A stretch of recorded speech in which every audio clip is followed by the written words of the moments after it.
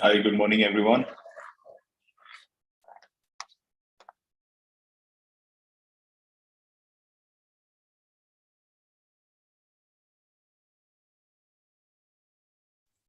Good morning, sir. Good morning.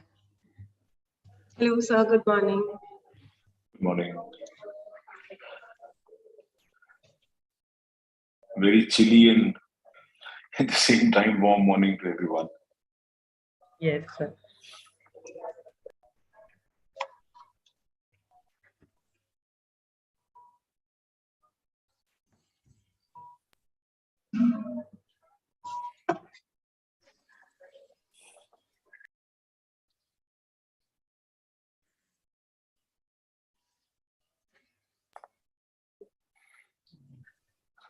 Ma'am, were we able to? Good morning, ma'am. Were we able to take any thoughts, any questions from participants, from the students? Yeah. Anything that are their takeaways? Anything at all? Yeah, Yes. Go ahead. Go ahead, please. We would be having the question answer session after each participant finishes off with his presentation, sir, so that the students again can immediately ask and put forth their queries. That's how we have put in this entire event, so that we don't have any confusion for the students also. So I think we can get started, Pratiksha and Anjali. Yeah, sure. A very good morning to each one of you present. On behalf of Delhi Institute of Advanced Studies, I, Anjali Tatata, extend a very warm welcome to all the dignitaries and participants in this HR conclave on role of HR in COVID era. We are pleased to have you all with us this morning. At the outset, I would take the privilege of introducing our institute to the audience. Delhi Institute of Advanced Studies is a dynamic, growth-oriented institution affiliated to Guru Gobind Singh Indraprastha University, established by Sri Lakshman Das Sachdeva Memorial Education Society in 1999. The institute offers MBA, MBA Financial Management, BBA, and BCom Honors Program, and is providing dynamic learning environment that is changing in response to the changing needs of society. The institute seeks professional excellence through ethics, passion, and perseverance. The guiding philosophy behind all academic activities of the institute is to inculcate professionalism and to enhance the effectiveness of the organization. The institute has a commendable academic track record, with the students securing 26 university gold medals. The placement performance has been equally remarkable, with the students being placed in various companies of repute year on year. Some of the prominent companies visiting our campus regularly include S&P Global, Capital IQ, RockSearch, BlackRock, Zaru Education, Secure Now, WNS, Byju's, 99acres.com, Fruitivity, ICICI Bank, KPMG, Acuity Knowledge Partners, Indus Valley Partners, Magic Pen, etc. These companies place the students of DIAS even during the pandemic. We all are aware that the coronavirus has created the biggest global catastrophe in generations, sending shockwaves in form of unprecedented challenges for organizations. Until the pandemic caught us unaware, many of us had not thought of achieving our goals while sitting behind our screen, thereby considering it as a being of distant future. But the reality hit us by diving into this unknown crisis, not being sure about coping with it. We all learned innumerable lessons and have been able to manage efficiently. In the past months, all the organizations encountered a situation in which relying on experience was pointless. But there was an expectation from the HR leaders to help employees quickly adjust to the equity. Throughout, HR proceeded as front runners, keeping the workplace motivated, involved, productive, and resilient all at the same time. The main aim of this conclave is to discuss and provide insights to the evolving role of HR, coping with the challenges on one hand and accommodated the changes on the other. The conclave also aimed to understand the organization's expectation in this new normal era for the future workforce. On this occasion of HR Conclave, we have among us revered dignitaries at DIAS. We welcome all our guests of the day. I would now like to call upon Dr. N. Malti, Director DIAS, to deliver the inaugural address. Over to you, ma'am. Thank you, Anjali. It has been aptly stated that coronavirus pandemic not only expanded HR's corporate influence, solidified their place permanently, and led to a renewed focus on employees. A very good morning to all the dignitaries present here and all the other participants who have joined us for this HR conclave on the role of HR in the post-COVID era organized by Delhi Institute of Advanced Studies. We all know that the COVID-19 pandemic disrupted the global economies and businesses, and the human resource was at the heart of it. It threw employers and employees into a chaos and uncertainty with no clear end in sight. The questions were endless when it came to envisioning the future impact and the role of HR in the post-COVID-19. One thing was for certain, the pandemic and its inherent effect on businesses highlighted the need for adaptability and resilience in today's workforce.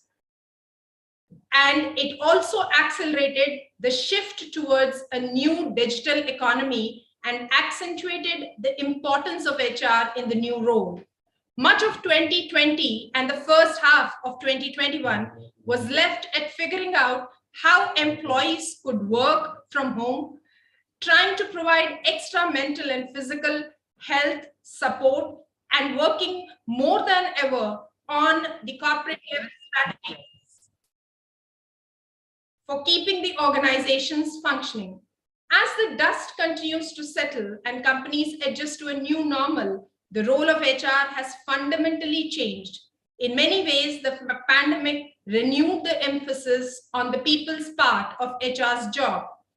The organizations have been constantly redefining. Although the HR department is still responsible for the performance, productivity, and efficiency of the workforce, as it stated that their bigger jobs of understanding the challenge that the employees face and the struggles both inside and outside of the work are becoming more and more important, and organizations are supporting the well-being of the employees on a constant basis. Apart from this, HR has been a key participant in figuring out how people can function best in their new post-pandemic environment, be it on-site, hybrid, or 100% remote. That requires flexibility, adaptability, and creativity for the HR professionals, as well as the employees. With flexible work and this new world of opportunities and challenges opening, the HR needs to find and develop employees with new skills and new processes to optimize what is expected from them. The impact of the COVID-19 has left many businesses with considerable debt levels, surging costs, little or no revenue, and weakened the balance sheets. As such, they have been forced to take measures to cut costs by temporarily deferring or reducing employee compensation and benefits. While this may dictate many organizations' short-term strategies, the pandemic has also opened the discussion around rethinking employee rewards and benefits in the long term. Many organizations are looking to attract and compete for the top talent to help steer the ship towards a shift and successful post-COVID recovery. Since many employers may not be able to offer higher salaries, they may be looking at reducing fixed pay while increasing the variable pay that is directly linked to employee performance and productivity. This helps incentivize the employees to perform at a higher level while maintaining a healthy and competitive environment.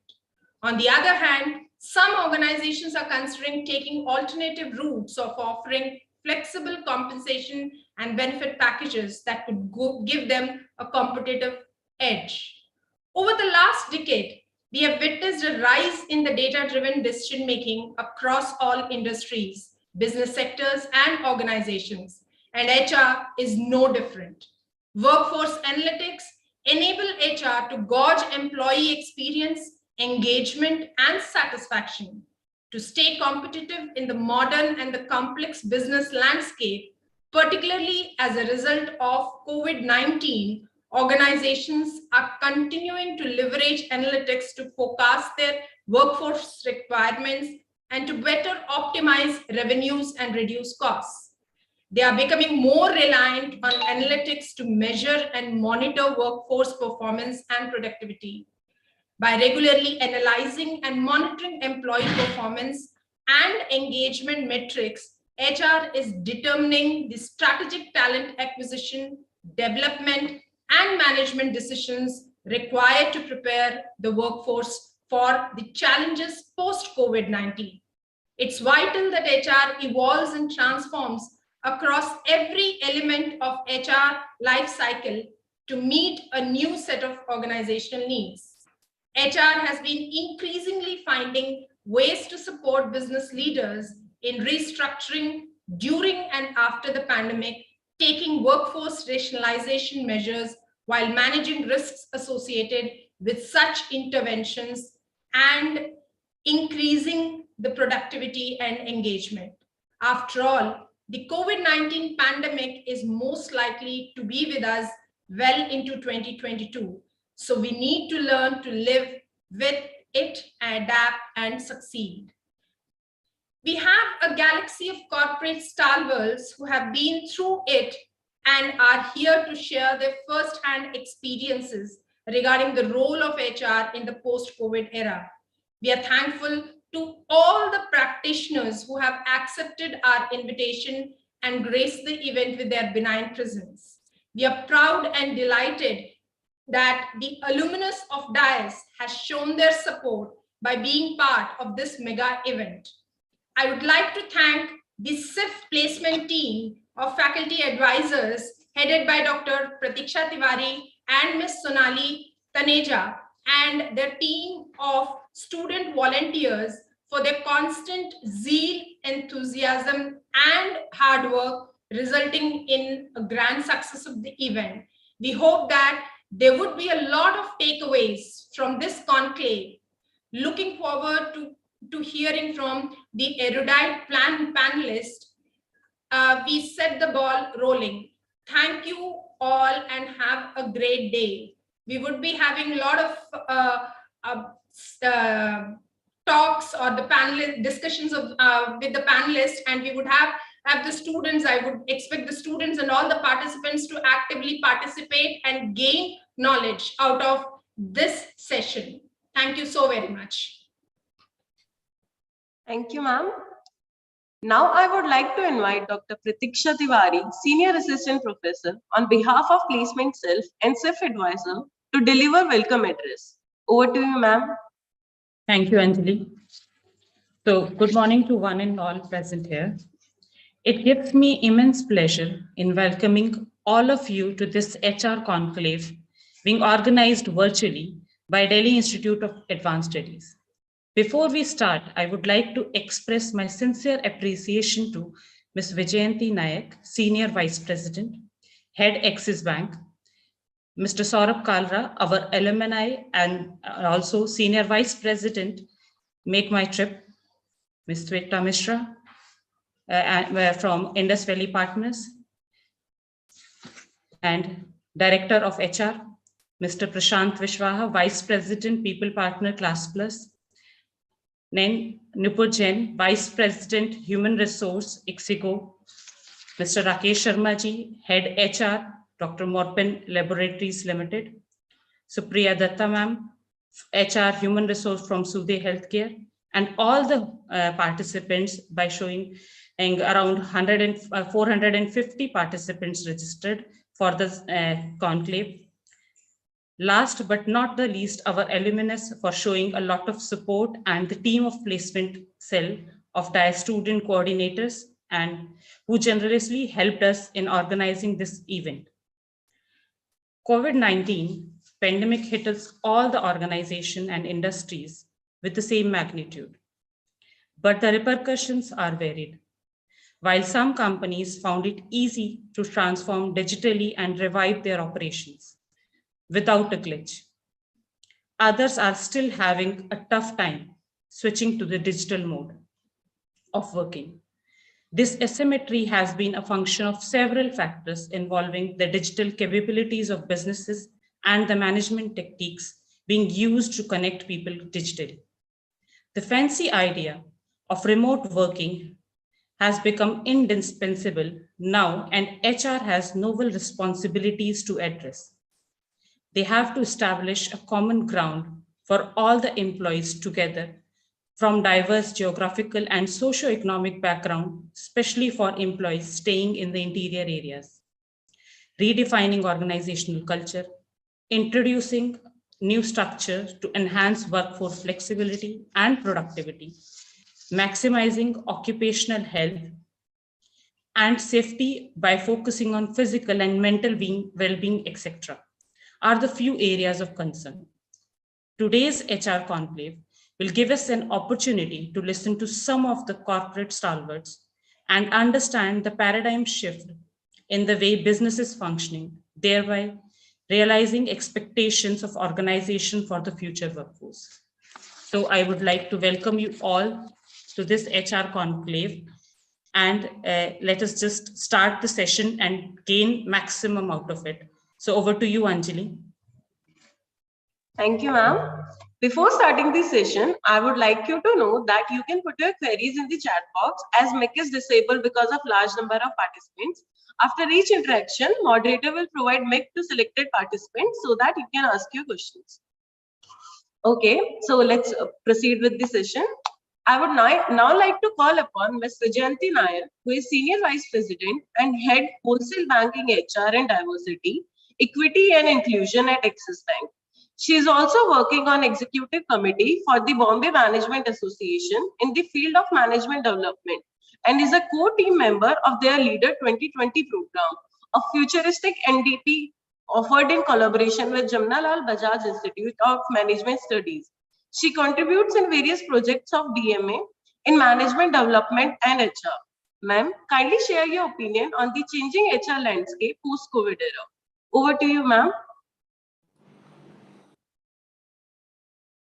Good morning, everybody. Thank you very much for that introduction. I hope I'm audible. In case I'm not, do just point that out to me.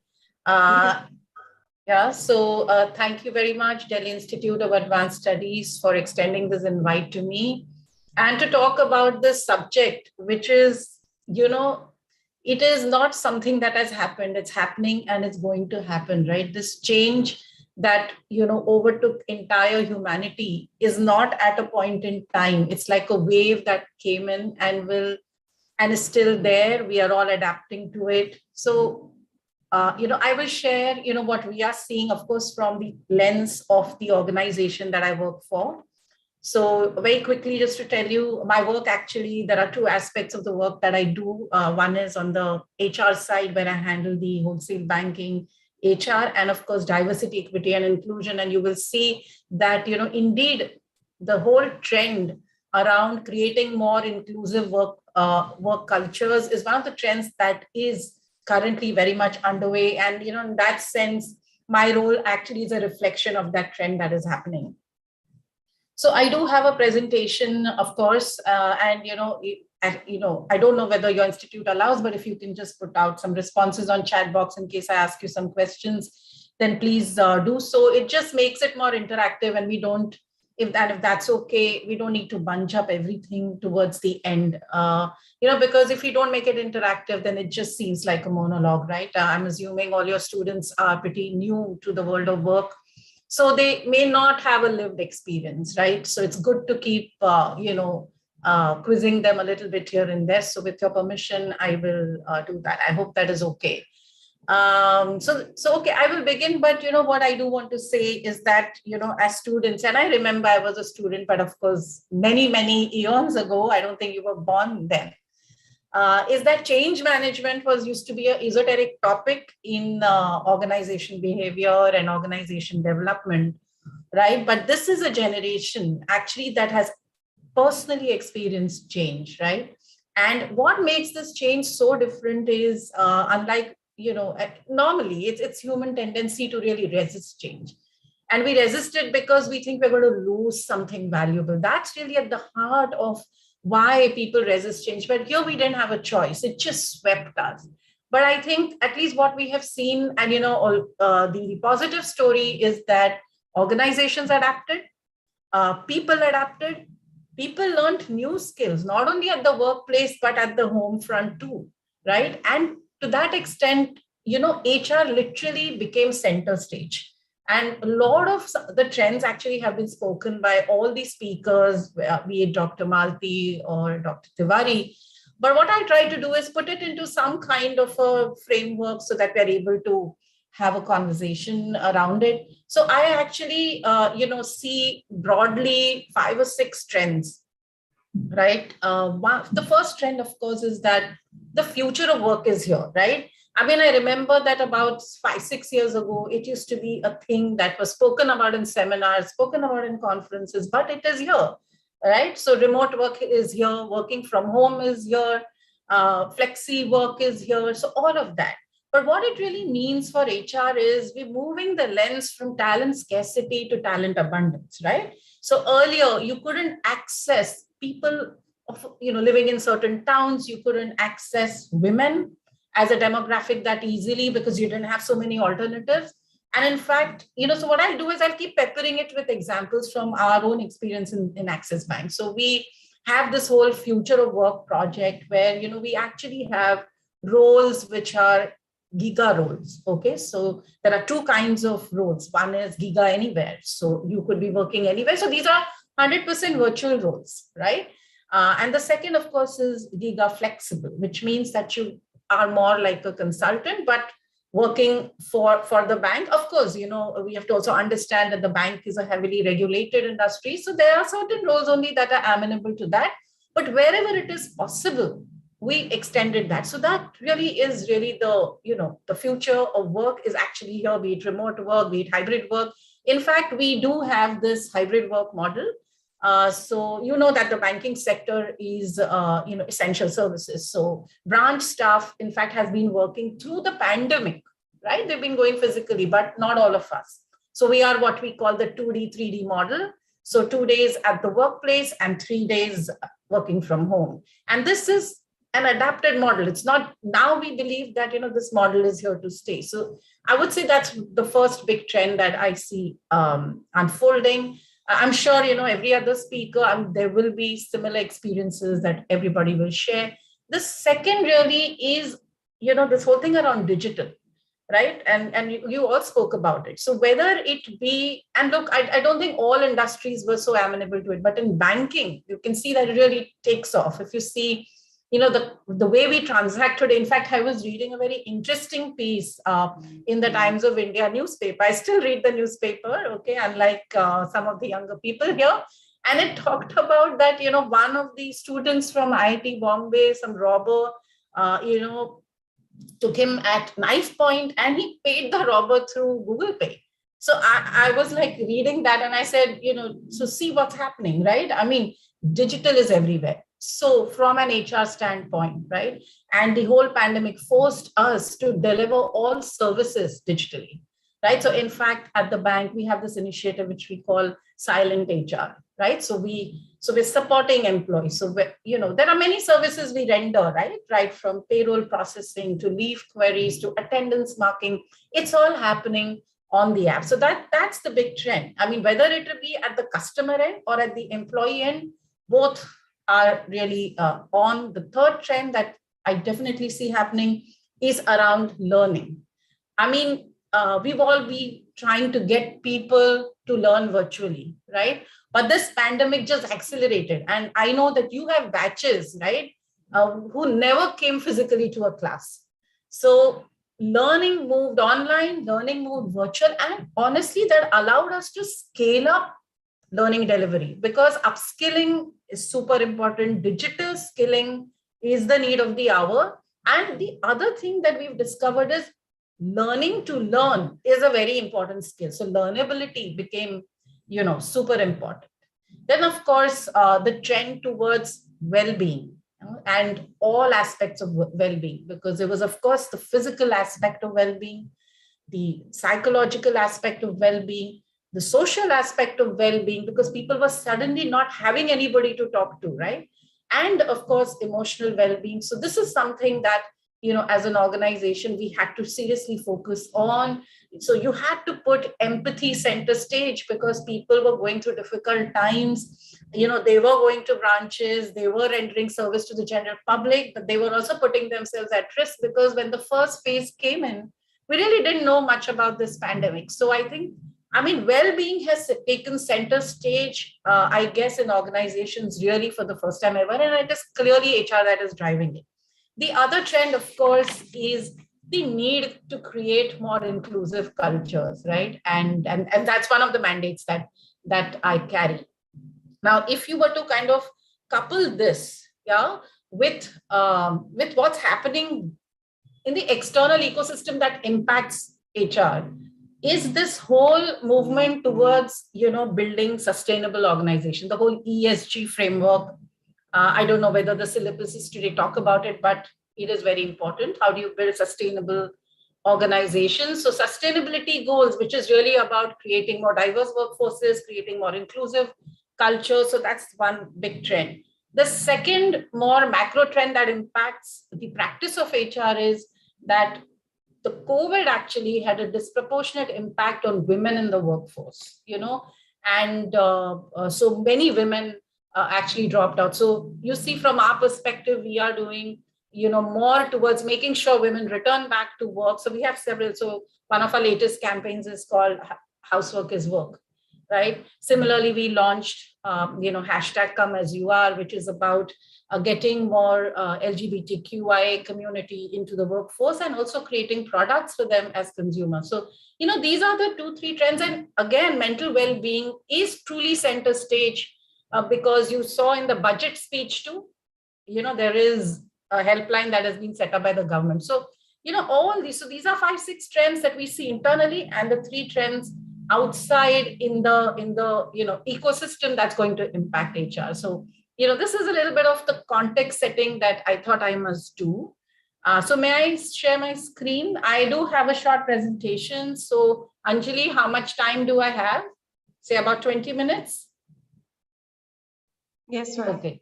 All right. So I'll share my screen. We'll try to make it interactive.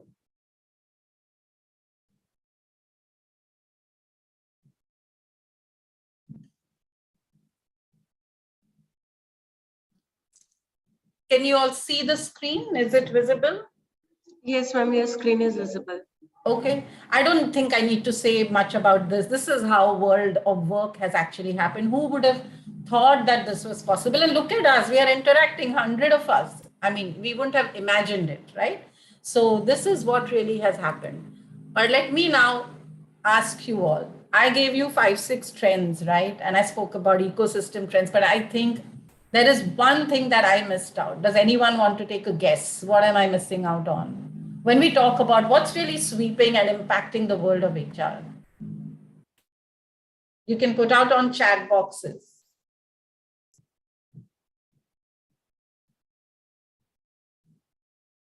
Okay, let me give you a cue then.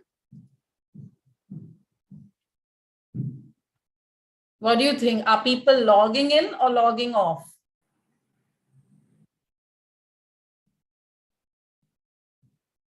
So if you've heard of the term, the Great Resignation, I think everyone is today talking about it, right? And indeed, something really did change in the way people look at work, the way they evaluate what they want out of work, the kind of environment that they want at the workplace. So in fact, I think it was Dr. Malti who spoke about HR's role in performance and productivity. But I think that what the pandemic has done is we have to move not to the 2 P's, performance and productivity, but there are some 3 E's that I'll talk about. Because unless you do those E's well, the P's on performance and productivity is not going to happen, right? So that's something that we got to keep in mind. So the great resignation, I mean, you look at across industries, look at what's happening in IT and BFSI sector. These are the two industries that I do track as a part of my work. People are leaving jobs. It could be pent up demand, but there is something else also going on there, which means the whole employment contract, from the perspective of the employee, they want to renegotiate, because what people want is very different, the style of leadership. In fact, that's the other big trend. What kind of leadership style we need to develop, or we need to help our leaders develop as we go into the post-COVID world. Okay, so, this is, of course, I giving you a timeline story of the HR function. Okay, but what I do believe is that HR is not just about the HR function. It's really about people.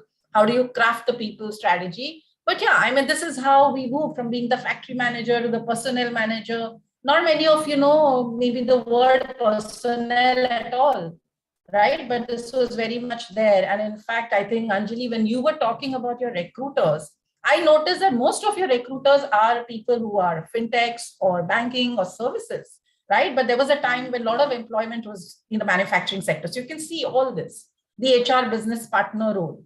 Now you will see that there is a change. So from HRBP, it's really about this, right? It's about well-being. Well-being, today, if you see, these are the three big R's. How do you are a critical stakeholder, not only in the employee well-being, but the business well-being, right? And which is where the productivity part comes in. But unless you take care of employee well-being, the business well-being is not going to be possible. Second is, how do you build sustainable cultures, which means you've got to be able to, create a sense of belongingness, inclusion within your larger organization, right? You can't drive it using only one template, because there are so many different kinds of people that are there in any organization. And of course, the whole inclusion agenda. So this is how at least we see it happening. So partnering is one part that will never go away. But I think we are now becoming a stakeholder, right? So that's the one big change. But you got to look at both employee and business well-being. I think that's the point I'm really trying to make here. So if you see, this is the same thing. I'm just telling the story in terms of pictures, because I think this is how work was, right? Right from, the famous Ford Model T. Today you have hybrid, you have virtual, and you have gig. And we have all these models that are working. And of course, you have the regular full-time employment also, not full-time, I'm sorry, on-site. Like branch people are there every day, right? So nothing changed for them. But the future of your work is actually here. That's what I said about, the first trend. Now, what really drives the HR change agenda? Okay, the COVID may have just simply accelerated this, right? But always, change is driven by three forces, at least in HR. And this is not coming from any perspective. This is what we see happening today. It's the work, like I said, the nature of the work, the people, their expectations are changing, and businesses are remodeling themselves. Businesses are want to get more agile. They want to go more digital. So this is what really is happening. These are the three forces that are impacting the ask from HR. So if you see at the workplace, and I did touch upon this very briefly, yeah. So, earlier for businesses, it was really about profit, right? I don't know how many of you track the history of businesses. It was more about profit, then it became people. That was a whole HR movement. Today, everyone is talking planet. And that's what I meant when I said the sustainability goals, that organizations have to do, particularly, in fact, now there is investor pressure on the ESG agenda, right? So that, puts a different agenda for that HR now needs to look at. So it's not just the 3 Ps, you spoke about performance, productivity, yes, but these are some of the other Ps also, which become super critical. So it's profit, of course, we need to generate, returns, but it's also about the people, and it's also about the planet. Shall I take a short break and say if there is any comment anybody wants to make, including from the panel or, Dr. Malti, Dr. Tiwari, anyone? Otherwise, of course, I will continue. I just want to make sure that I'm not doing a monologue and, having people bunch up their questions towards the end. Absolutely not, ma'am.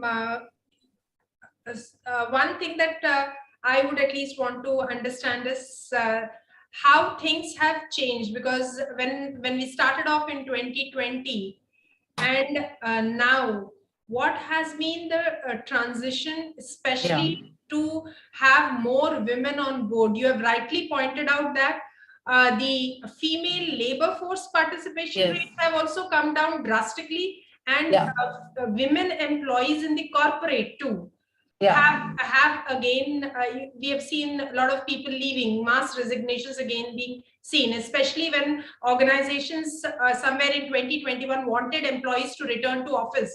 We had a lot of employees again. So how, as an organization, you have tried to manage those situations, and how or what kind of initiatives have been taken in? Because in the process, you might have lost people who have a lot of experience behind them. So we are, in fact, the organization is also at a loss.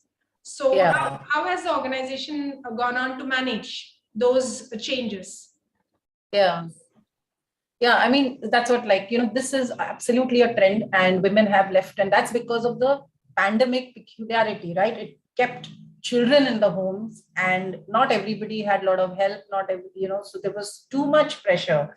And, there is this whole sandwich generation, which is not only taking care of young children, aging parents, and, so we've had several stories. So we try to support wherever it's possible. We give women sabbaticals, so you take time off, go take care of the family, and then you can come back. And we make, so that's the reason, because we have these formats of employment, which is what we offer to women who say that I'm finding it hard to manage. And do you want to transition to a giga role? Okay, because then it'll, do you want to do a flexi role? So those are the conversations. Secondly, we've become very intentional about hiring more women, right? So we make sure that, for every position that we are hiring, we have a mix slate of candidates. And that is an ask all of us who are recruiting, including the talent acquisition team, has to do. In fact, I would like to say that I think in the world of academia, this has been, I think the gender balance has steadily, definitely become better. I mean, I remember in MBA institutes, when I did my MBA, I'm the 86-88 JBIMS batch, so sounds like donkeys years ago, we had very few women, like we were just 10% women. Today, it's reaching 40%, right? Yeah. So that same trend. So in fact, we have an industry academia, initiative called Access Women in Motion, where we, reach out to campuses and talk to students in general about the importance of women staying engaged. Because you see, unless we go at the ecosystem level, these changes will not happen so easily. So these are some of the things. And of course, giving mentorship to our, women, and making sure that in any talent process that we do, keeping an eye, actually it's focusing, keeping an eye on, are we seeing, gender balance there, right? So those are the things we are doing very, very consciously, because, that's definitely on the radar. Because if you don't have, I mean, why should we always in HR talk about talent scarcity? We should just get more creative about generating talent abundance, right? And some of these formats actually help us. Thank you. Yeah. Okay, so just segging again at a little bit of a macro level, of course, I think earlier, the pressure on HR was really around this whole shareholder perspective. Then it became stakeholders. And today it is really about the entire ecosystem, right? So shareholder was a single perspective, stakeholder at least got multiple perspectives. So you got to do stuff for your suppliers, for your customers, and so on and so forth. But this is really looking at the entire ecosystem, right? Which is why you see different kinds of initiatives that one needs to do, go beyond the immediate, right? And that's also the role, I think, increasingly HR will be playing. Of course, it depends on the industry, the level of maturity, also the ask. I mean, it is true that regulations also drive some of these things. So I guess it will be contextual, but these are the things that are, really coming up and are going to, dominate our thinking around HR. So we spoke about that. I mean, VUCA, used to be a word in conferences, and then suddenly VUCA really happened, right? And, the good part is actually everybody adapted in whichever way that was possible. I mean, look at learning itself, right? Look at academia. All teachers moved online. If you look inside companies, we would have never thought in banking we'll be not going to office every day, but we are not, and we are working. Okay, so but there are challenges there, and I will talk about it. And so, if remote work is here to stay, if the future of work is what it is, then we do need to focus a little bit on some of the other aspects that generate engagement. So I'll come to the 3 E's. But before I get there, Anjali, how much time do I have? Ma'am, 5 minutes. Oh, okay. Okay, Anjali is not giving me much time. This is a subject I'm passionate about, so I can keep talking. But let me just then straight away come to, I think I will not go in here. Let's talk about this a little bit more, right? The demand from leadership. See, leadership and culture, right? Inclusion agenda can't be driven if the leadership teams are not aligned to it. And increasingly driving people only on the basic basis of KRAs and KPIs is not going to happen, because a lot of times, and particularly with the, the millennials or the Gen Z, always want to know, why do you want to do it? What is the reason? You can't just say, oh, I'm telling you to do it and hence you should do it. So the why is very important. The need to articulate the why, communicate that, and be a bit humane, right? So work around people's everyday challenges, deal with people with empathy, and be more inclusive. So, that whole employment contract that I spoke to you about, that needs to be managed through a different leadership style, right? Because people, thanks to the pandemic, I think family came center stage for a lot of people. People really rethought careers. So if you're not empathetic to that, then we are not going to be able to expand our talent base. I think we should recognize that the way people look at careers, right, has become very different. So if remote work is here to stay, then we have to create forums, formats for people to build social capital, because that goes missing in remote work, right? If I'm working from home, because work, especially if you look at large organizations, say like an Axis Bank, a lot of work, of course, there is a process and there is a system which we need to learn, but you need relationships to drive work on an everyday basis, so in fact, a lot of, with young people, we work with them. And if you look at the learning journeys our L&D team creates, is also centered a lot around building social capital, creating those networks, because it's easy in the physical world. I can just go across and talk to somebody. But in a WFH format, I have to make an effort. Then engagement. I think before we go to productivity and performance, we got to start thinking engagement. And, engagement, not just, of course, in terms of having birthday celebrations, which are also important, believe me, but also in terms of, am I fundamentally connected with my employees, right? Or they just disengaged, they're not there fully. So engagement is something we've got to look at. And of course, agility and flexibility, right? Because you have to respond quickly. So when the first wave came in, how you quickly move people, and these are thousands of people you have to move into a work from home format.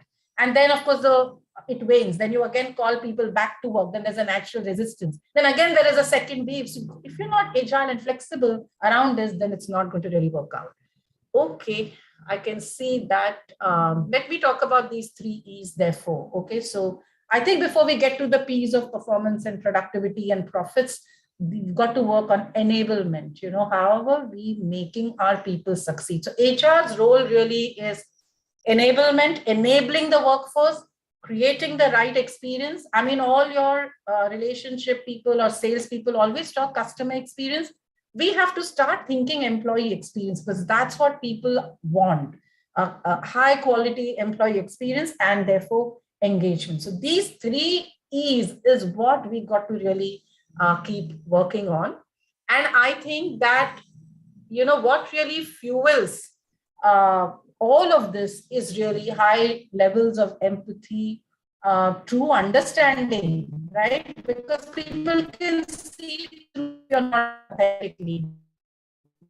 Just want to, before I go to the quotes that I really like, and let me show you. This is the other thing. If you're going to be in HR, these are the paradoxes you will have to navigate. If you're very agile, then there is also a risk to high agility. So you've got to balance it out, particularly in businesses like banking, which are also regulated. There is a risk in everything that you do. You've got to be conservative and yet agile at the same time. So that whole, how do you do that?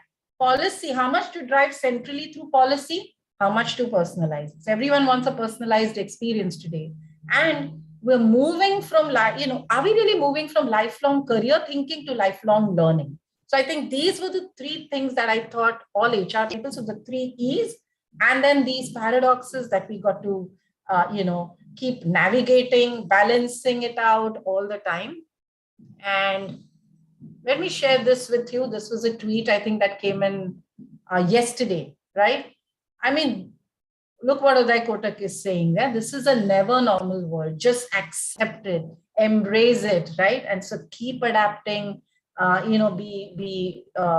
shall I say? Be resilient, So how do you build resilience into your HR systems, processes is also what is important. But this really stayed with me. Look what can happen in an overnight, right? To a gigantic company like Facebook, what happens? So that's what it is all about. How do you manage that? Well, my mantra is really these 3 E's, and those 6 trends, they're here to stay. So how best we can maximize that for us, for our institutions, and for the ecosystem at large. I think that really is what it's all about.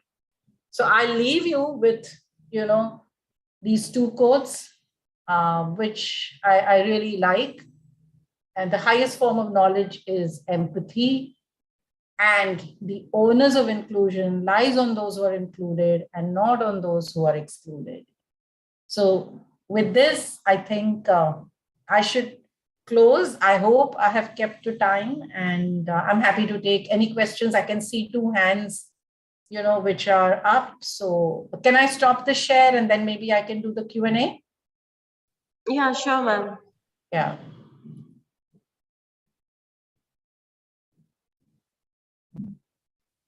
Yes.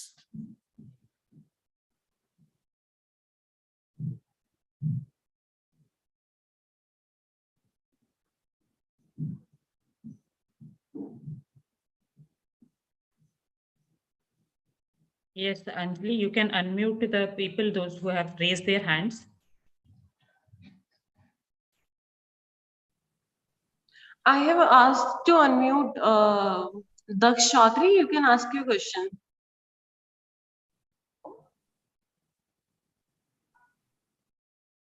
Sir, are you there?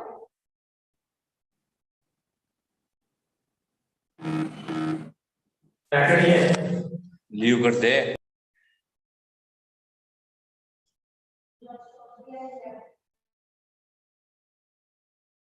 I request Mahima to take up the queries.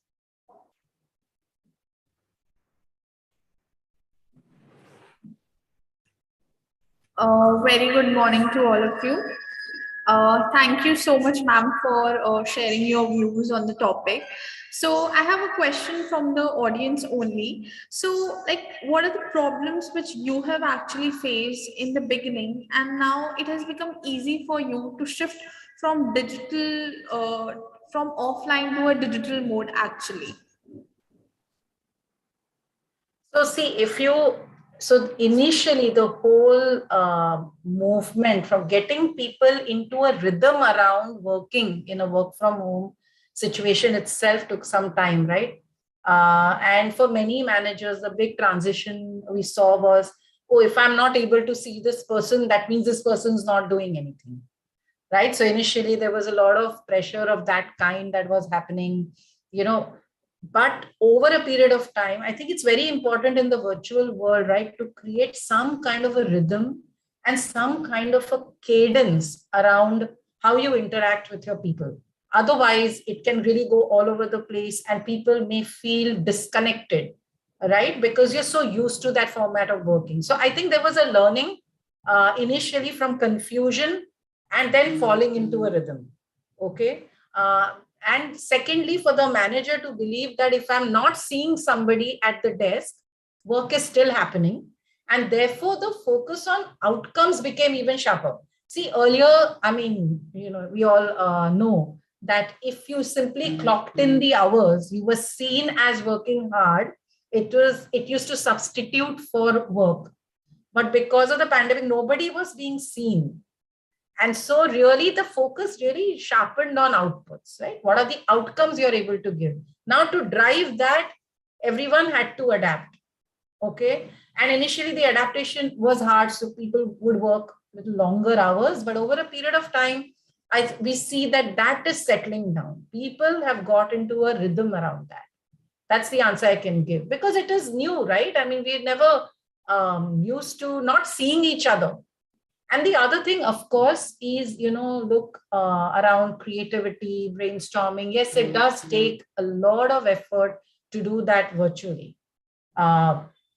It's much easier to do BAU stuff with greater efficiency once you get the rhythm right. I don't know if I answered that question, but it's really about adapting your own mindset and knowing what to measure as far as your employees are concerned. And for the employees to adapt, to the rhythm, rigor of virtual working.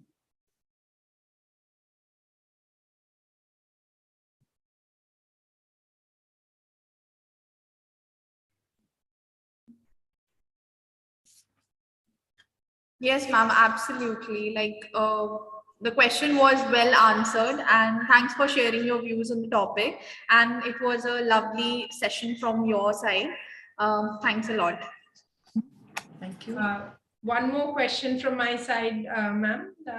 I just wanted to know that how have the performance appraisal systems again changed over a period of time?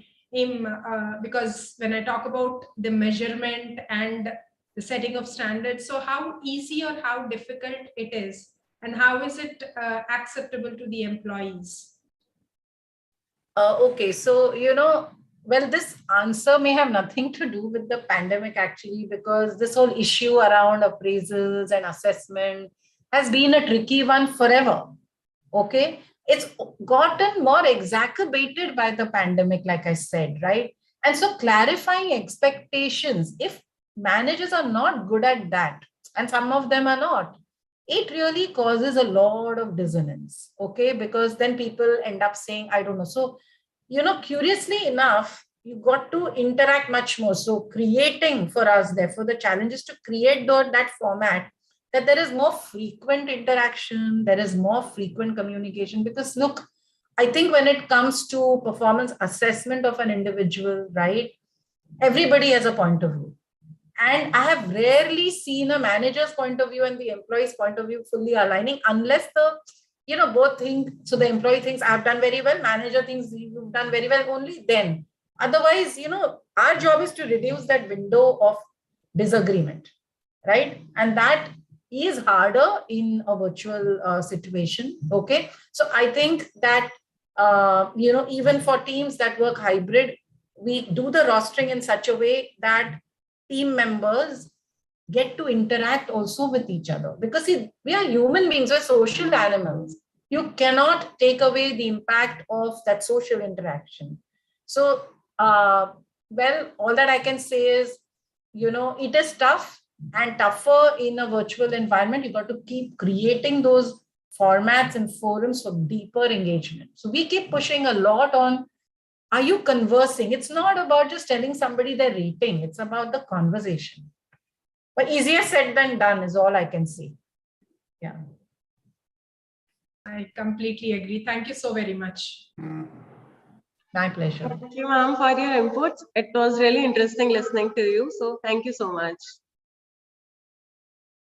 I would now like to call upon Mr. Saurabh Kalra, who is Senior Vice President, Human Resources at Make My Trip.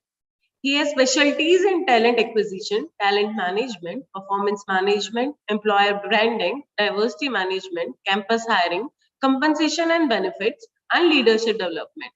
Sir, kindly give your inputs on developing a post-pandemic compensation strategy. Over to you, sir.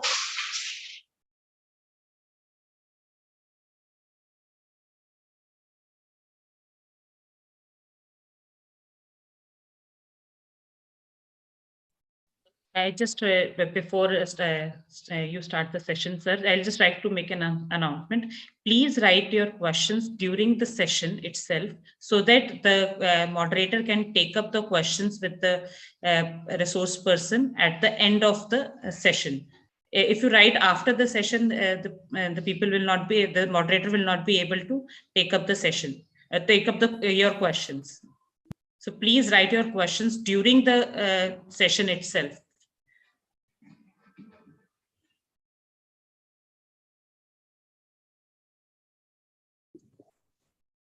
Saurabh, sir, I have requested you to unmute. Okay. Hi, morning. Good morning, folks. Quick introduction. So, I've been a proud alumni of DIAS. I passed out in 2003. I was part of the first batch of BBAs. And somebody asked the question, I think, on the chat window, what are the infrastructure requirements? I think the first requirement is internet, because I am feeling a lot of challenge right now, facing a lot of challenge. Okay. So, in terms of what I do, I've been with Make My Trip since last 13 years now. And in terms of what I do, I lead HR for a technology function, plus I also take care of compensation benefits, right? I think thanks Vijayanti for setting the context, and I'll talk more about the subject. So when I'm talking about the subject, I'll also give you a few examples with respect to Make My Trip, because we faced some few challenges during this pandemic, and travel and pandemic are both married to each other, right? So folks, I think to start with, I think to set the context, the topic is developing total reward philosophy post pandemic. I think fundamentally compensation or total rewards is king, right? I think for people to join or stay with the organization, I think total reward is very important. Fundamentally, total rewards has 4 components, right? The first component being the base pay, the second being bonuses, benefits, and equity plans, right? And the fourth one, I think, which is very, very important, how do you leverage equity plans post-pandemic, I think is very, very important, keeping in mind the great resignation era, what we are facing right now. Now, fundamental question is there a one size which will fit all? So the answer is no, one size will not fit all. So my discussion will be more in context with the digital companies and keeping in mind the startups. So one size will not fit all. And I think the stage at which the business is fundamentally, right? Keeping in mind a startup, which is a small startup of 10 people, 50, 100, a unicorn, or a multi-billion-dollar company, right? You can talk about. I think it will depend on what life stage are you at, right? In terms of, are you only tracking the transactions, or you are on the path of profitability, right? I think there has been shift in terms of benefits, and as I think a lot of folks touched upon that, in terms of flexibility, in terms of insurances, equity plans. I think how organizations will play a very, very key role in terms of retaining the key talent, right? Now, keeping this mind in context, let me share some perspective around our business, Make My Trip. So we're primarily an online company. What do? We sell online tickets to the consumers. Every 1 out of 4 customers on any flight is a Make My Trip or a GoIBibo customer. And in terms of online hotel booking, we have around 80% market share. And the company was doing very, very well, right? And suddenly the pandemic hits, right? And fundamentally, nobody is traveling, right? Nobody is traveling, and there is no travel which is happening. What will you really do, right, as an organization? Now, keeping this context in mind, I'll share my presentation and I'll talk a little bit. Can you just give me rights to share the presentation? Yeah, sure, sir. Just a second.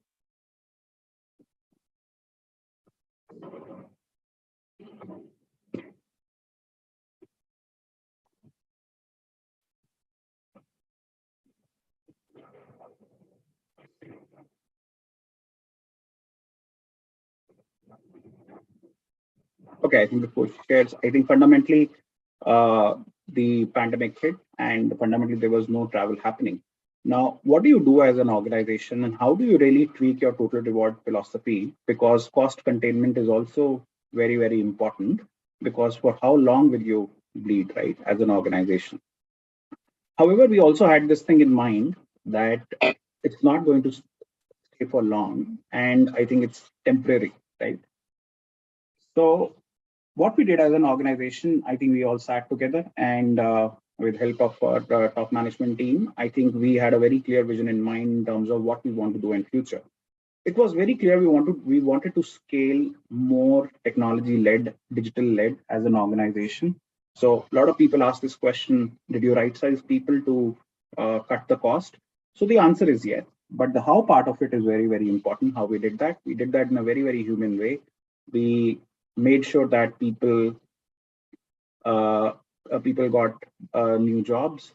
I think we gave them extended insurances, we gave them laptops, we gave them extended salaries, and so on and so forth.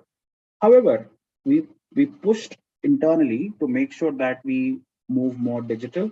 And these were fundamentally employees who were handling our offline business, and we wanted to move more online, right? Sorry, I think some glitch on sharing of screen, but I'll continue. So fundamentally, I think, as I mentioned, I think we were very clear that we wanted to move more digital, right? And digital, when I say digital, we developed our corporate tool for employers to book the travel online rather than relying on the offline agents. We also designed the B2B tool, which fundamentally helped the small B2B players to book tickets through Make My Trip, right? So these were... you can share your screen, Chad. Okay. So these were fundamentally few changes what we did, I think, essentially. Now, let me just share contextually and I'll talk a little theory also and relate it with in terms of what we did, right? We are a combination of three powerful brands: Make My Trip, Go, IBBO, and Red Bus, and all dominating and number one in whatever line of business we operate as an organization. I think this slide is very important, things what I mentioned.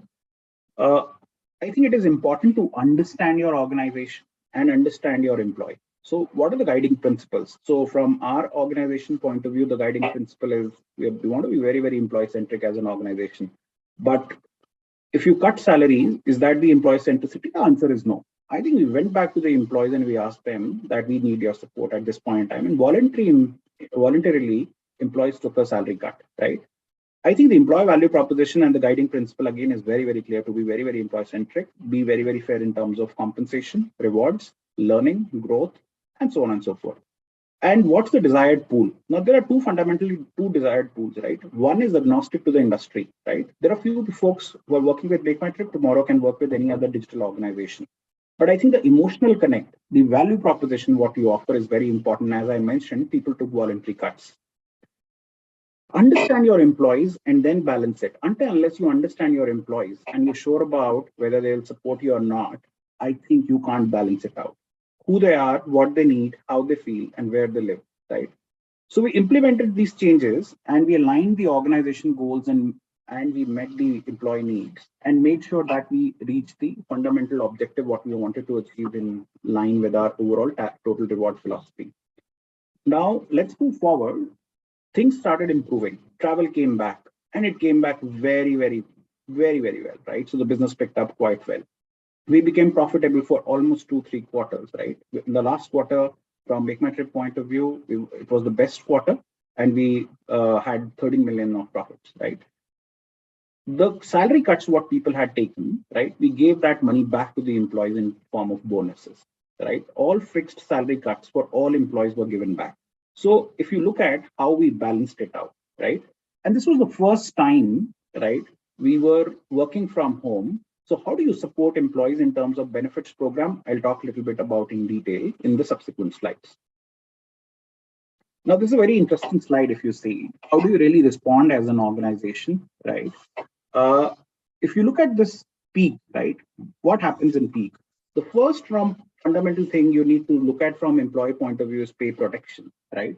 A lot of organizations had cut salaries and a lot of organizations in some impacted industries were unable to give salaries on regular basis.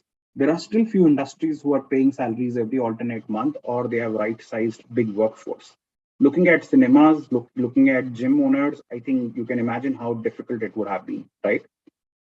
So this is the growth phase where you see my cursor, and it reached peak and then it started coming down, right?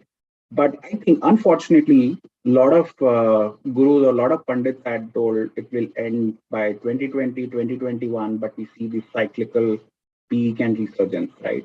Now, how do you fundamentally manage these peaks, right?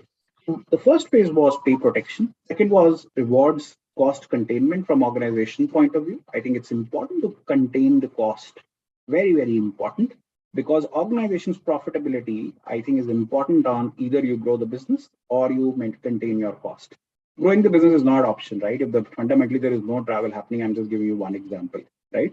However, you started growing your business after the pandemic had ended, and we saw huge pent-up demand coming up, right? Everyone wanted to go to Shimla, everyone wanted to go for their holiday, right? The third is workforce composition changes. I think you need to differentiate by being inclusive. Now, what do I fundamentally mean by that? There is a tech workforce and there is an online workforce where there is a huge demand and supply. All digital companies are facing a huge challenge in terms of meeting the demand for technology workforce or the online talent. Now, fundamentally, you need to be inclusive and make sure you use the right lever, right? Like I mentioned about the equity plans, right? Long-term equity plans to make sure that those folks stay with you, right? And then your workforce, which is support function and offline functions, there you need to be fair and make sure their cash salaries are aligned with the market. And like we did, we gave them the salary cuts what they had taken, right? So I think, how do you respond? How do you return? I think these are very, very important phases. And how do you reinvent in terms of your total reward philosophy, which I'll talk a little bit about in detail. I'll we'll be talking more about the benefits, because benefits as part of the total rewards program got impacted the most, right? Now the reward strategy, I think fundamentally these are the 4 points: grade, resignation, and total rewards. Every organization is facing total rewards. As Vijayanti's slide, whether person was logging in or logging off, I think the new job is just click away, right? So you're on Zoom and you just log in and there's a new job, right? So the industry is opening, digital economy is booming, right? What do you really do? Impact on salary increase budgets. Fundamentally huge impact on salary increase budgets. Now you say, I'll not increase salaries because fundamentally it's pandemic, the business is down, but at the same time, the talent demand is huge in the market, especially on the digital side. What do you really do? LTIP stands for long-term incentive plan versus STIP stands for short-term incentive plan. How do you utilize LTIP to make sure that you ring fence your top talent? When I say top talent, people who are really bunker, who really create that impact, high potential folks. And the fourth one, benefits changing landscape. How has it changed over the period of time, right? I'll give you one example. Fundamentally, I never used to believe in working from home. Even my team members, and I'm being very honest, yes, in times of need, keeping in mind diversity, people come from different backgrounds. Of course, you would support them, right, in terms of managing work-life balance. But for me, somebody working from home was equal to somebody not working, right? So how do you look at that change was very, very important from at least my point of view, personally speaking. I think these are the 6 pillars, right, in terms of the changes. One is, adoption of technology, right? So from HR point of view, adoption of technology from employee point of view, I think very, very important. Just to give you a few examples, earlier you used to just walk in and ask somebody, why is my salary? Yes, low. Now you need to adopt technology, HR help desk. The onboarding was happening online, right, on the system. The documentation was started happening online. So adoption of technology is one very, very important aspect from HR point of view. So this is one competency which HR folks were really required to build, right? The second, mental health benefits, right? A lot of people went through a lot of difficult times, especially the second wave, right? How do you really fundamentally help? Just to give you an example, there are 3 fundamental policies which the organizations offer from total rewards point of view as part of the total rewards. The first one being Mediclaim. The Mediclaim policy started bleeding, right? 187% claim ratio. What does it really mean? You give 100 rupees to the insurer and you get 187 rupees from him, right? So 187% claim ratio.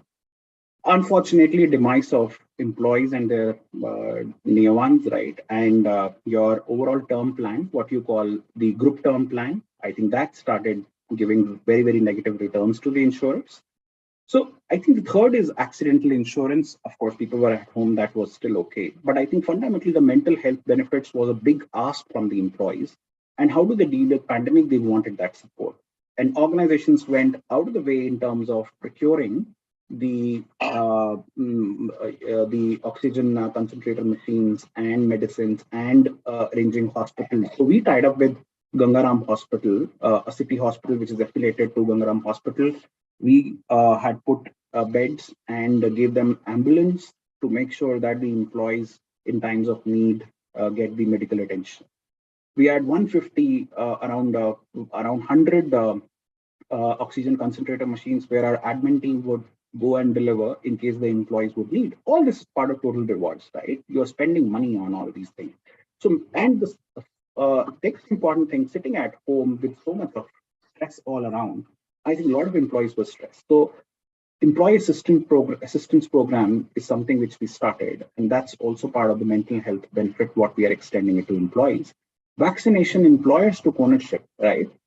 And they had set up camps and made sure that employees are vaccinated, right? Because we care for the employees' safety and overall wellness, right?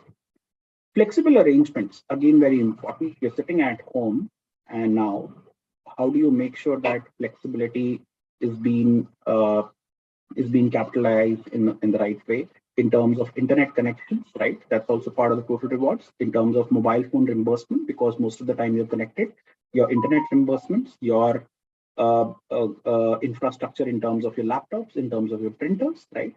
We extended discounted rate chairs and tables to employees, the good ones, because most of us never had this, right? Because there was no need for those, right? Define insurance coverage amounts. I think we utilized huge the corporate buffer we had in terms of helping and extending that support to employees when they exhausted their insurance limits. So most of the organizations did that, right? And they had a special COVID plan, a lot of organizations, but we utilized from a main insurance policy. Financial well-being, right? So of course, what it impacted pandemic, it impacted salaries of a lot of people, right? So how do you help with financial well-being in terms of making them aware, what should they do, how should they invest? I think organizations started doing sessions with the employees, helping them in terms of how they can grow their wealth over the period of time. So it's important, right? Last, family-friendly, some of the benefits, like now, especially from the diversity point of view, as I think mentioned in the past session, diversity is getting impacted. Why? So my wife left the job because she wanted to take care of the kid. And sitting at home, either I can work or she can work, right? So it's nuclear family. How do you really support? So organizations are extending the benefit of nanny, right, at home. Organizations are extending benefits in terms of crashes near the home, right? So organizations are doing a lot of stuff in terms of making sure how do you extend family benefits, family care benefits, also in terms of covering parents as part of the insurance package. If your elderly go and ask for the insurance from the insurer right now, they will deny it, right? However, organizations as part of the group policies can extend the parents. It's very expensive, but I think it's worth it. And these are few benefits which the organizations had moved to. Now, I think I have just 2-3 minutes left. So Anjali, don't worry, I'll just wrap it up. At an employee level, there has been change in terms of perception, in terms of the kind of benefits employees really look for. There has been shift, if you see, health and well-being insurance, new childcare, elderly support, digital adoption touchpoints, and work flexibility and time off. These are few benefits which are gaining priority. Now, diminishing priority, if you look at the on-site childcare, nobody wants to now even go office every day, right? So the future is more hybrid, at least for digital companies. And I understand companies like Axis Bank, these are essential services. Employees will have to go to office. Commuter benefits is, in our context, is again on diminishing priority, meal benefits and travel and purposes. So these are few benefits where there is a diminishing priority, and the top ones which you see are gaining the priority, right? Now, flexibility from home, emergence of leave, sick time, caregiving time, vacation time, this is flexibility from work, right? Now, flexibility at work is when, where, what, how, and by whom work gets done. So this is the fundamental difference. Flexibility in mind of employees have always been there, whether they're working from home or they're not working from home. But I think the definition of flexibility fundamentally has changed, right?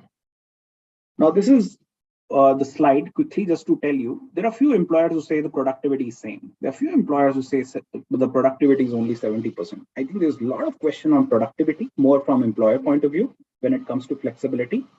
And from employee point of view, if you look at now at this stage, he's stressed, anxious, wants to come back to office and have that social currency back, right? Because it's getting too long now.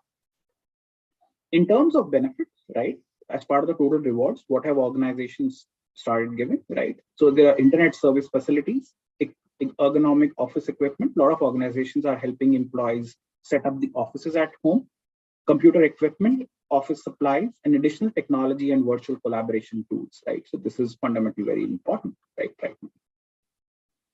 Leaves is also part of the overall benefits. What organizations have been doing, they've been offering special leaves for COVID-19, leave for stress, bonuses for taking your time off. Companies are pushing employees to take time off and be at peace right now and spend more time with family, right? And increased bereavement leaves and so on and so forth. So organizations are just going all the way in terms of making sure they focus more on benefits, because total rewards right now, at least on the digital side, have become, the base pay has become hygiene. If you don't pay, the person is not going to join, right? But benefits is something which there is an employee ask, and there's a huge shift.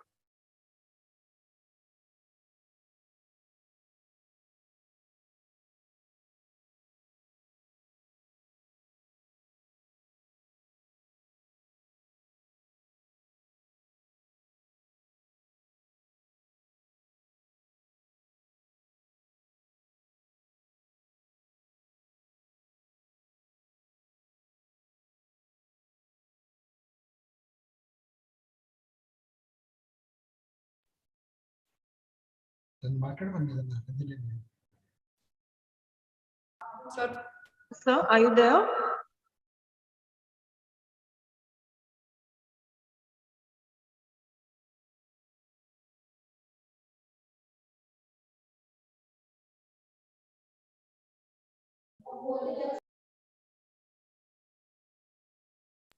Let's wait for a minute to join back.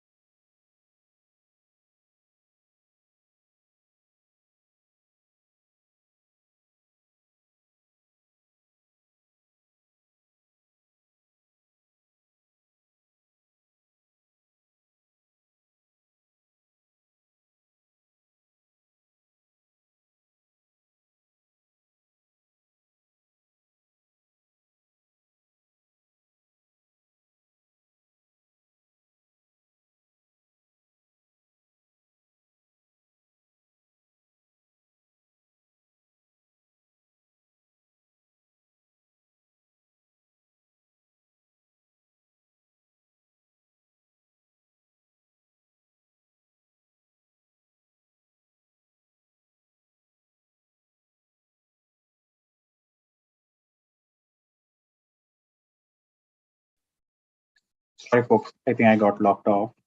I was facing some technical challenge. Guys, any questions which I can answer? Okay. Good morning, sir. Thank you for this session. I want to ask one thing. You briefly mentioned that there were employees who took voluntary cuts also, and there have been employees who are focusing more on the benefits because there has been a common understanding that has been reached to.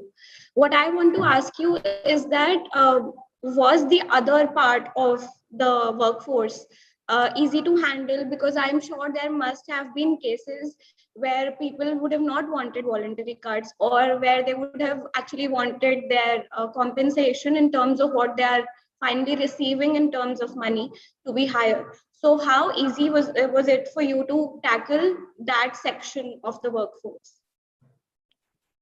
Good question, Bhavna. So the first one, I think we led by example. I think the CEO and the group CEO of the company took 100% cut, right? And then the next level, my level, we took almost 50% cut, right? So I think employees were cognizant of the fact that these were very unprecedented times, and we had no resistance from employees in terms of taking voluntary cuts. However, right, as I mentioned briefly in my presentation, as soon as things started looking better, we paid that money back to all the employees, right? Whatever fixed salary cuts they had taken, we have paid that. So I think that brought some culture of fairness and transparency across the organization, and that's how our culture has been built, right, over these years. So I think that has helped us in getting support from the employees in terms of taking the voluntary cuts. What was your second question? Sorry, I missed the second question which you asked. I also wanted to know what was the difference in the ratio. So were there enough employees who were convinced with the idea of coming to a common understanding, or was the gap a bigger one that you had? No, there was no gap. I think there was no gap. I think fundamentally all of us were aligned, and leaders did this job in terms of helping employees understand the need for doing it, need for taking it. I think we got quite a bit of support from all the employees. Okay, thanks a lot, sir. That was a very nice answer that we got from your side. I would like the other participants in the meeting to either write their question in the chat box. We'll take some time, you can probably take a few seconds to write your questions down in the chat box. Or if you want to ask it by unmuting yourself, we can give you the rights. So please just mention it in the chat box. We'll do that.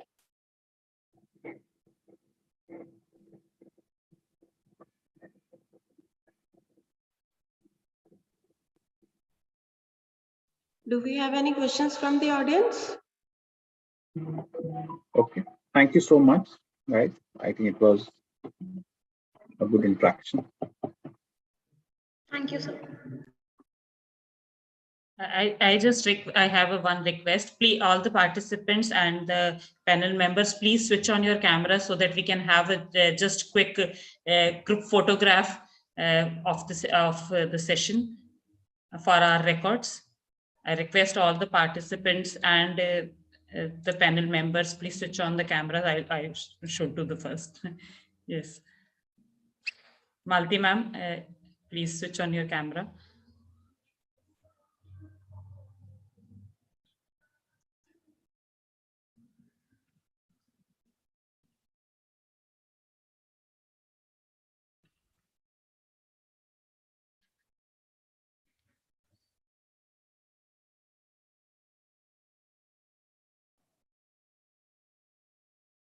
Ma'am, can we proceed now?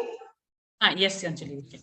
Okay, and thank you, sir, for your valuable words. It was really informative.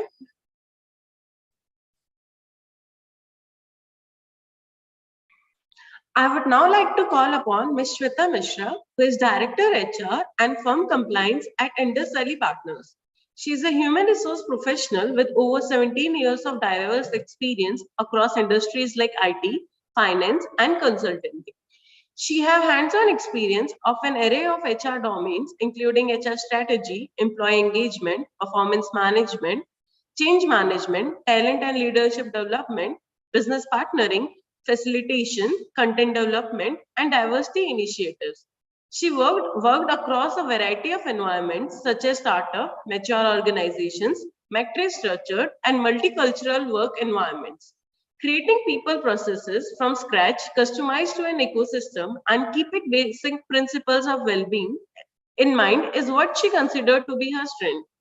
A strong sense of intention, ability to listen, clarity in what she do enables her to solve problems effectively. In her current role, she head HR and compliance globally for a 600 plus strong fintech firm. Ma'am, kindly express your views on mental health and sentiments at work. Over to you, ma'am. Mute myself. Am I audible to you guys? Yes, ma'am, you are audible. Okay, great. Anjali, thank you for that introduction. Good afternoon, good morning, everybody. I hope all of you are doing well and so are your near and dear ones.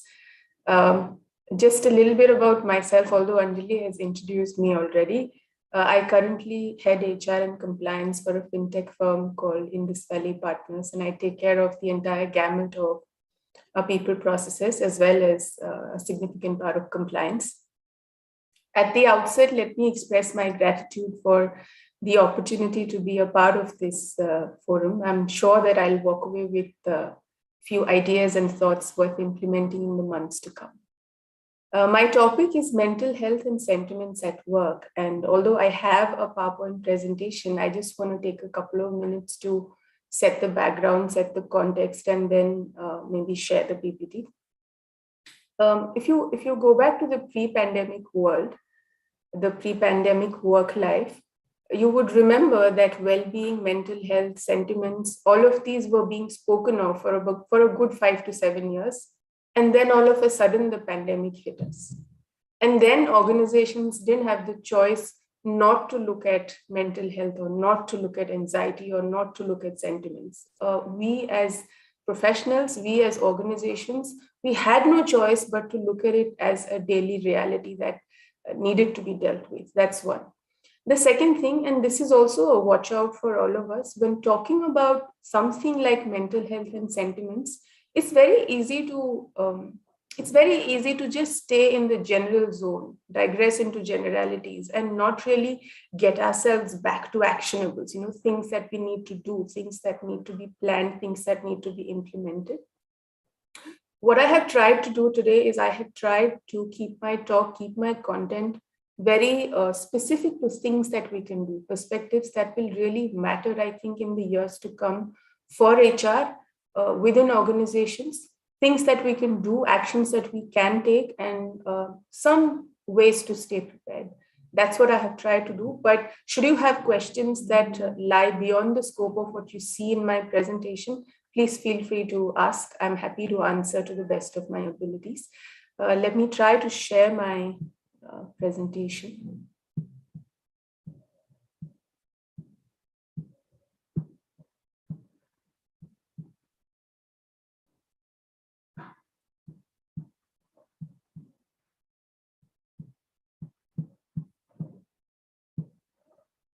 Are you guys able to see my presentation?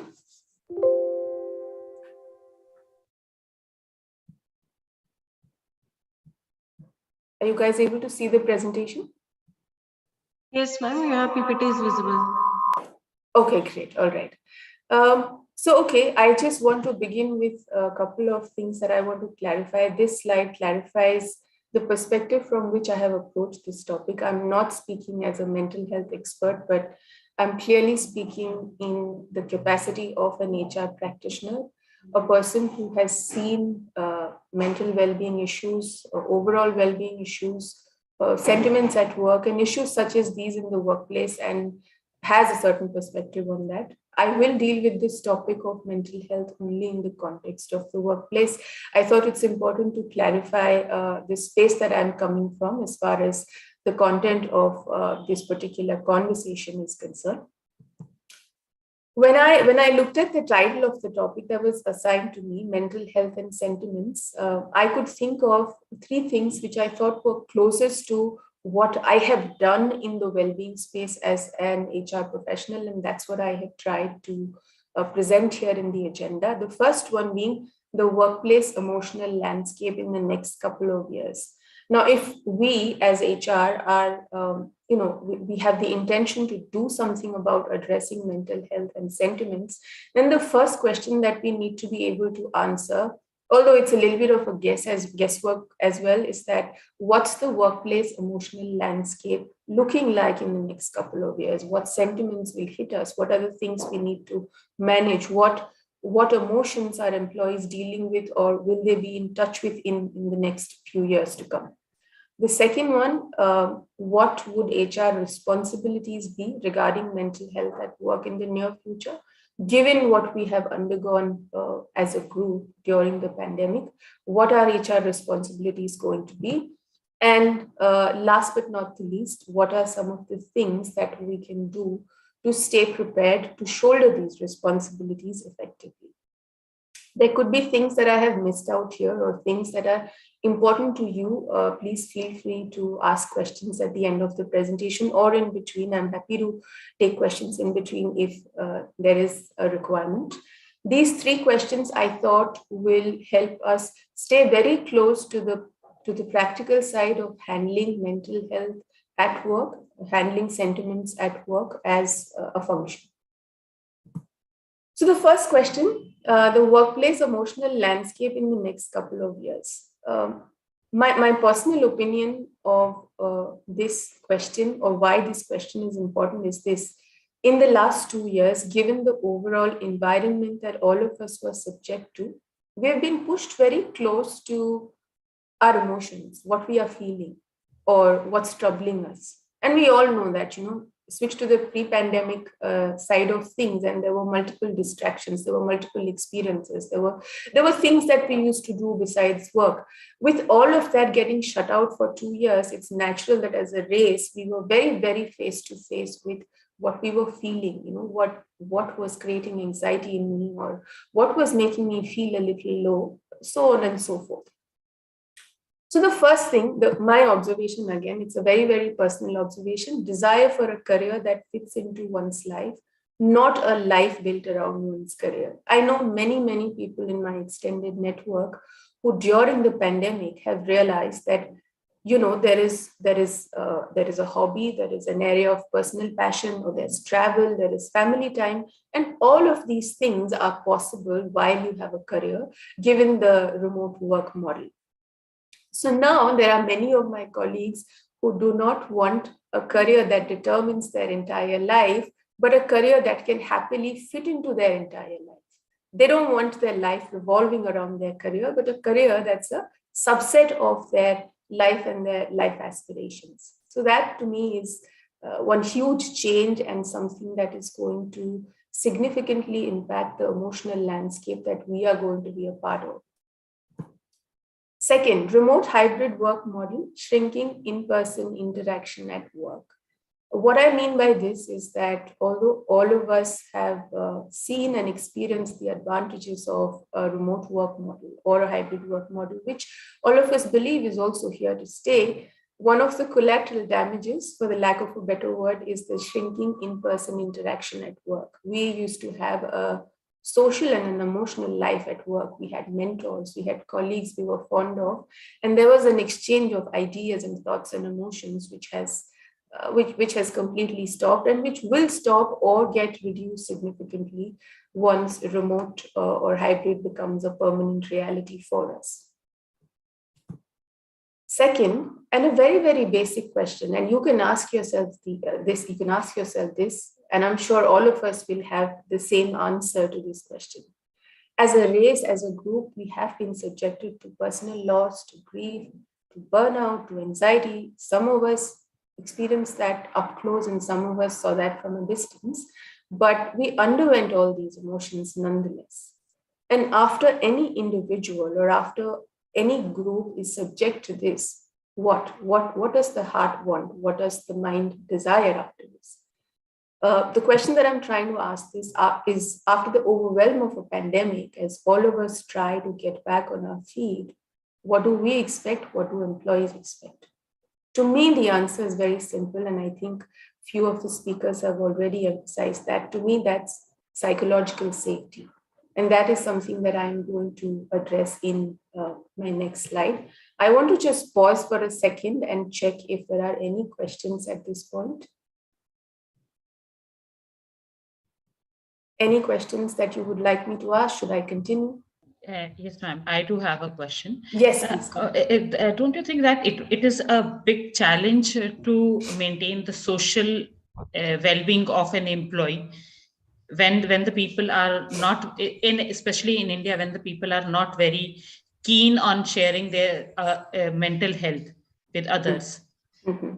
Yes, it is difficult. And I think this point was also touched upon. So my my direct answer to your question, is it difficult to establish social well-being? Yes, much more difficult right now because we don't see our colleagues every day. Much more difficult right now because I don't have access to a person's body language like I used to have when I used to go to the office and have a cup of tea or coffee with my colleagues.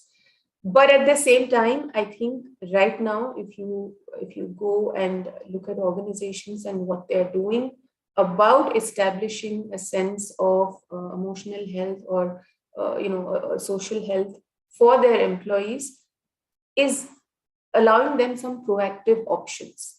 So I'll give you two different examples. When I was going to office and I saw a team member at lunch and I saw that she looked a little off or she looked a little down and out, I would definitely take her aside and have a chat and ask what's happening and offer help and try to do my best as a colleague to provide her with a sense of support or advise her on options. Today, what organizations are doing, for example, is many organizations have invested in sponsoring mental health counseling. They are educating their employees about the fact that if you are having a bad day for a week, or if you think that you are feeling a sense of anxiety which you are unable to handle and you need someone to speak with, then here's a mental health counselor. This person is an expert. Go and speak.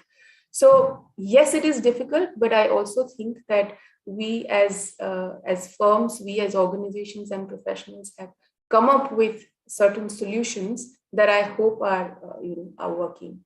Does that answer your question? Yes, thank you. Thank you. Okay, all right, sure. So we have dealt with one question. What does the emotional landscape look like? And I think I paused at the point of psychological safety in my previous slide. Now, from that, I want to move on to the second question. Having understood or having had a certain sense of acknowledgement that yes, we are all looking at psychological safety, what will HR responsibilities be regarding mental health at work in the near future? And again, we are trying to predict, but I would like to think that what I have put here is in parts is being addressed anyways. So I wouldn't be that off tangent when it comes to what you see here. So picking up from where we left, establishing psychological safety, I have a very layperson understanding of psychological safety. To me, it's the ability to feel looked after at the workplace, the ability to speak my mind without fear of repercussions, just this feeling that I am who I am and I'm allowed to be who I am, and this organization will take care of me. My leaders are there to help me for any kind of requirement. So that to me is psychological safety, and I've just given one example here. And I want to clarify that this is just one example. The way I have structured this slide is I have put one strategic goal, and then I have put one action item or one example, which is an instance of implementation. How do you implement this strategic goal? But there could be many more. Because of time and space, I have just put one corresponding example or action item. To me, one of the biggest litmus tests of if you are trying to establish psychological safety as an organization is, do you have a clearly articulated well-being strategy? A well-being strategy is not a set of isolated events like webinars or access to a fitness app or access to counseling. Yes, those are subsets of it, but a clearly articulated well-being strategy actually tries to answer the question, how are you looking after your employees throughout the employee life cycle, starting from onboarding till exit, performance management, daily operations, training, everything included. So I think organizations that have a very clearly articulated well-being strategy are definitely on their way to establishing psychological safety at the workplace. The second point, enabling an emotionally intelligent leadership. I'm not going to speak a lot about emotional intelligence here because that lies a little bit out of scope with regard to my topic. But I am personally of the opinion it is only emotionally intelligent leaders who can enable a well-being based workplace. Leaders who are capable of basic human sensitivities, who are empathetic, who know that life situations impact individuals and who come to the workplace with the basic intention of building a happy workplace. And I can say from experience that it is very risky to assume that a leader is by default emotionally intelligent simply because of their years of experience. So a process to sensitize and educate leaders and monitor employee feedback, I think is a very, very key action item for any HR team. You should have an ongoing process to sensitize and educate, particularly in the last 2 years. I think it has become an imperative to ensure that we are constantly watching out for burnout, for anxiety, or for any sort of toxic emotion at the workplace. The third one, a robust multi-directional internal communication process. I can tell you this from my own career. I have never ever seen a time in my career when communication was more important than it is today. By multi-directional communication, I'm talking about employee to HR, HR to employee, HR to leadership, leadership to HR, so on and so forth. It is very important that multi-directional communication and information exchange happens to ensure that there is adequate transparency about decision making. Because today, the first and I think the most popular question amongst employees is why? Why this policy? Why this process? And today it's even more important to probably have a successful multi-directional internal communication process. And one simple idea I could think of is an objective-driven communication calendar. Many times, when I see complexities that trouble me at work, or I see that there is information is not being exchanged in the right way, I sit down and make a simple list of what is the content and objective, who do I communicate this to, what frequency should I do this with, and it helps me clarify my own thinking. So I believe that HR should work very closely with internal communication teams to ensure that there is an objective-driven communication calendar that caters to the realities of today's employee demands. The last one, constantly in touch with the organizational moodometer. I use the phrase moodometer in the context of the fact that HR has always been made the custodian of watching out for an organization's mood, watching out for what's the larger employee base feeling. We have our own tools, yes, of course, like surveys or feedback forums and HR Connect conversations, etc., etc. But I think what really matters here is a fully functional process around gathering, communicating, and implementing feedback. And this process could, or it may or may not be a part of your larger engagement strategy. It could be a part of the performance management process, but HR has to keep a very, very strong eye for a fully functional process around where's the input coming from, how's it being processed, and what are we doing about it. One thing I specifically want to emphasize in this context is it is important to inform employees about what you are doing with their feedback. And even more important to tell them if there is something that you can't change. Personally, I have never felt that it has hurt me if I have told someone, this is what I can change and this is what I can't change because of so and so reasons. So I think these are few things that I could think of when it comes to HR responsibilities with regard to mental health at work in the near future. Yes, there could be many other things that we could think of or things that will come into our kitty in the context of mental health at work. But from my personal experience, from what I know of my colleagues working in the HR space, I think these are 4 things which are becoming daily realities and are already work in progress in a significant way as far as mental health and sentiments at the workplace are concerned. The next one, how can HR stay prepared? If I take a cue from the last slide where I had listed down a few things that we need to do, the question then is how can we stay prepared? Because so far, a majority of HR skills were, of course, we were always people-facing individuals, but now like I said in the beginning, the overall emotional landscape has changed. We have been, as a race, we have been pushed up close with our emotions, with what we are feeling, with what troubles us. Now, what is it that we do as professionals? What is it that we need to do to stay prepared? I think the first thing I always say this is that you get your own house in order, which means that you build HR readiness first. More than any other time, I believe it's important to upskill HR on relevant topics such as listening and having present-centered conversations. I can personally tell you this: in the last 2 years of the pandemic, in my current role, if there is one thing that has been my most powerful diagnostic tool, it is conversations. Conversations have revealed so much. Conversations have given so much information, and conversations have given so much insight that I have come to believe that right now, for all people facing roles, the ability to listen intently and have a moment-centered or present-centered conversation is one of the most powerful tools that HR has and should be upskilled on.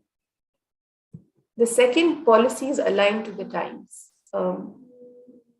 I would assume that right now most HR functions have taken up this exercise, reviewing all existing policies and procedures that you communicate to employees or that your employees have access to in the context of the post-pandemic environment. There could be processes which are either outdated, which don't look like easy processes and easy policies. Some may be completely outdated considering the scenario that we are a part of right now. It's very important to have policies and processes which are contextualized, which are relevant to what people want, what people live, and what people expect, what employees expect today. A perspective shift on well-being. This happens to be one of my favorites. And I think I mentioned this somewhere in the beginning of my presentation, that I think about 5 to 7 years before the pandemic hit us, well-being was a very, very, a very, very common and a very popular topic in all sorts of organizational forums. And then all of a sudden the pandemic hit us. At that time, if I look back, I feel that investment in well-being was more like a benefit. You look at this organization is giving this option, is giving that option. But right now, I feel that it is an inevitable part of an organization's people strategy. And considering the generation that's coming into the workplace right now, they expect that to be a fundamental part of their life at work. They don't look at it as an additional thing anymore. And I think we as organizations, we as HR should stop looking at well-being as an additional benefit. It should be simply a way of life. It should be an inevitable part of the culture. I have listed down a few existing best practices. This is not an exhaustive list, but I thought it will make sense to just quickly spend a minute on things that are already happening.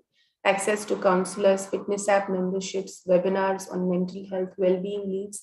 These are some of the most common things that are happening within organizations in the sphere of well-being. But I'd like to re-emphasize one point here. Let's not fool ourselves to think that, this is what constitutes well-being. This is a very, very small subset of what an organization does in the well-being sphere or does in the mental health sphere. If you want an organization that enables positive mental health, enables overall well-being, then all of your processes, starting from onboarding to performance management to exit, everything has to be aligned with the well-being way of operating, which essentially says that all stakeholders, all entities and parties involved have to be on board with one intent, that we will give the employee an easy and positive experience.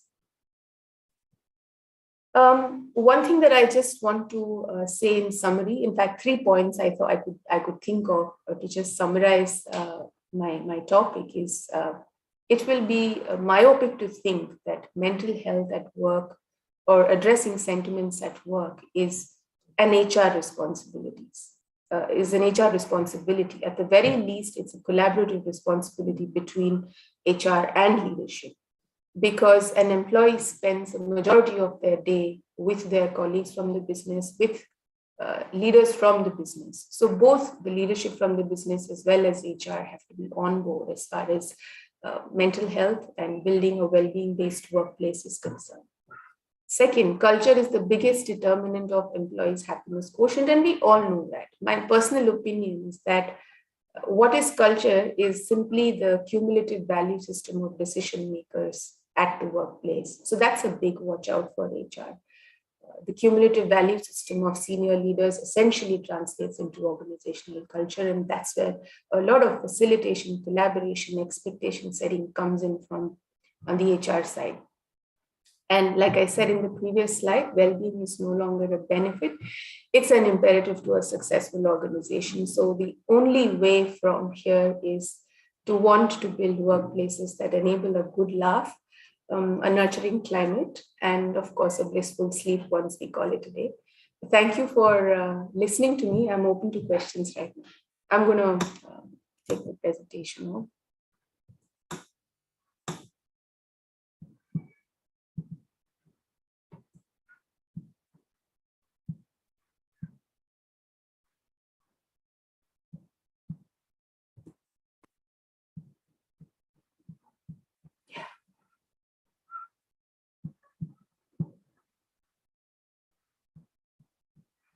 I see some questions on the chat. Should I pick those up or? I request Mahima to take up the queries. Sure.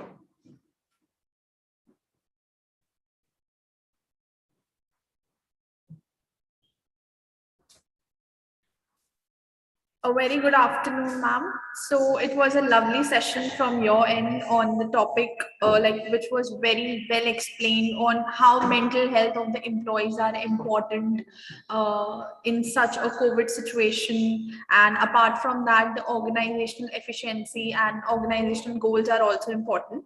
So now we would request our audience to put up some questions on the issue. And I can see one question from Yogender from MBA of our college, that how organizations are actually maintaining employee engagement activities while working remotely for the mental health and satisfaction of the employees. Okay, all right.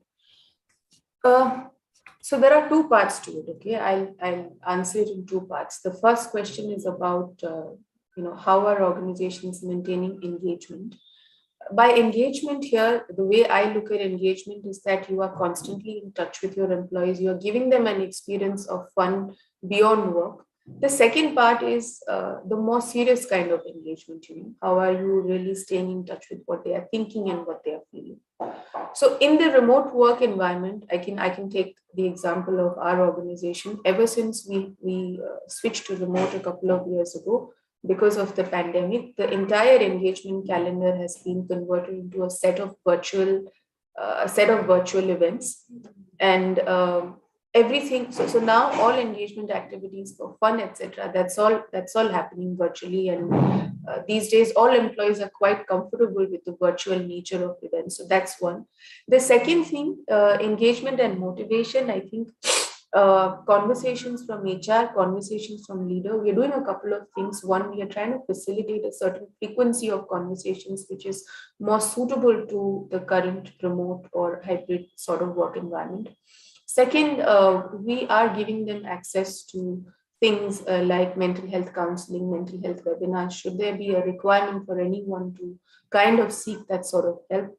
We're also working very closely with our leadership, having gotten the information from employees on any sort of potential issue that requires attention. It could be burnout, it could be low work-life balance issues, or it could be any sort of feedback that requires immediate addressing. That's where HR is playing the role of the facilitator. I hope that answers your question. Yes, ma'am, that was very well explained from your side. Now I would like to over to Anjali. Do we have any other queries? One query from my side. Shweta, thank you for the presentation. What is the kind of percentage change have you seen wherein we have people seeking some kind of mental assistance, not assistance from the organization, wherein they think that And is it again certain gender specific also, where you have seen that more of female employees require this assistance? And what is the outreach of organizations based on gender, or is it again one common thing? Any special extension activities or outreach activities? Got it. Okay, that's a very good question, but I want to just take a step back and explain to you how the counseling process works within organizations.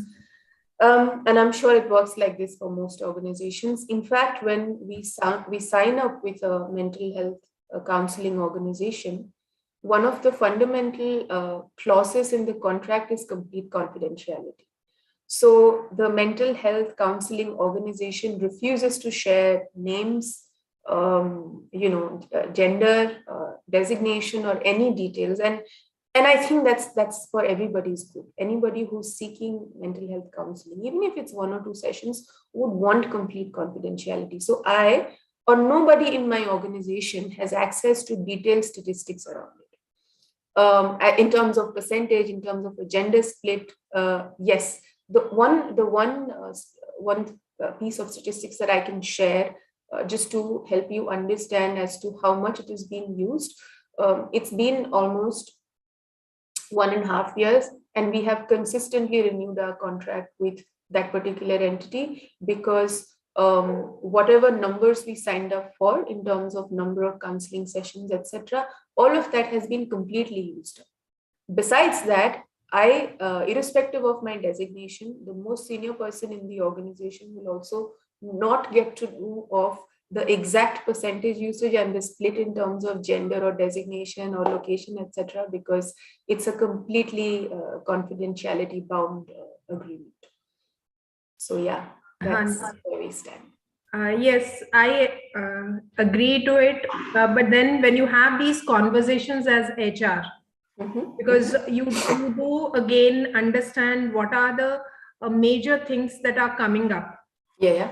And what things have to be addressed at the organizational level, because you say that signing up or extension with the counseling agency has been there because you've seen that most of them have most of the sessions which you had signed up for have been exhausted.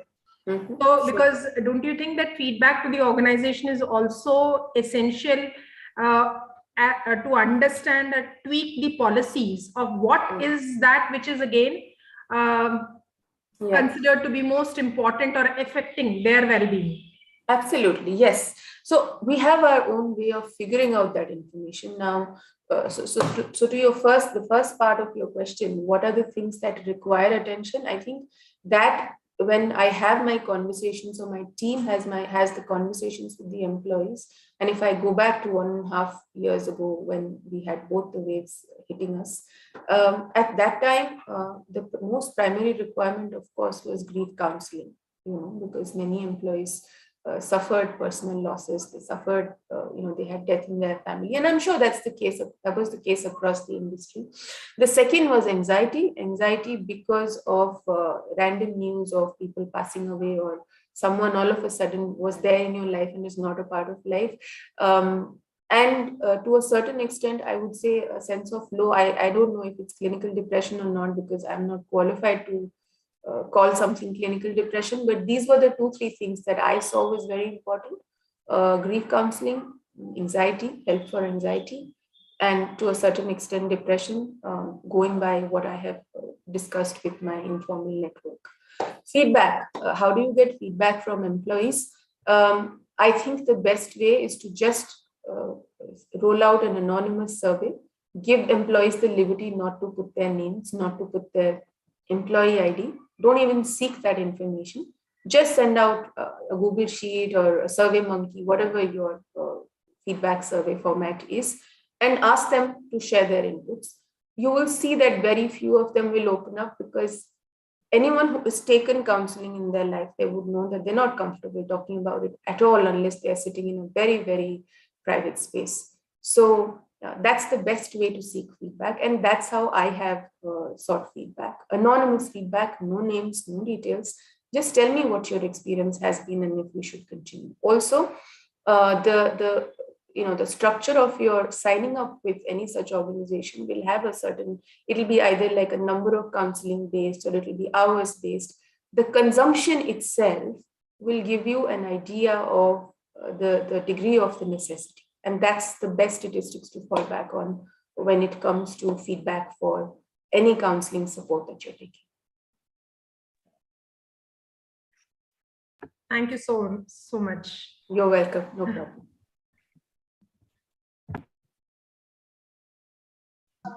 Thank you, ma'am. It was really insightful. And I request all the HR panel to remain on this session so that we can present key mementos at the end of session.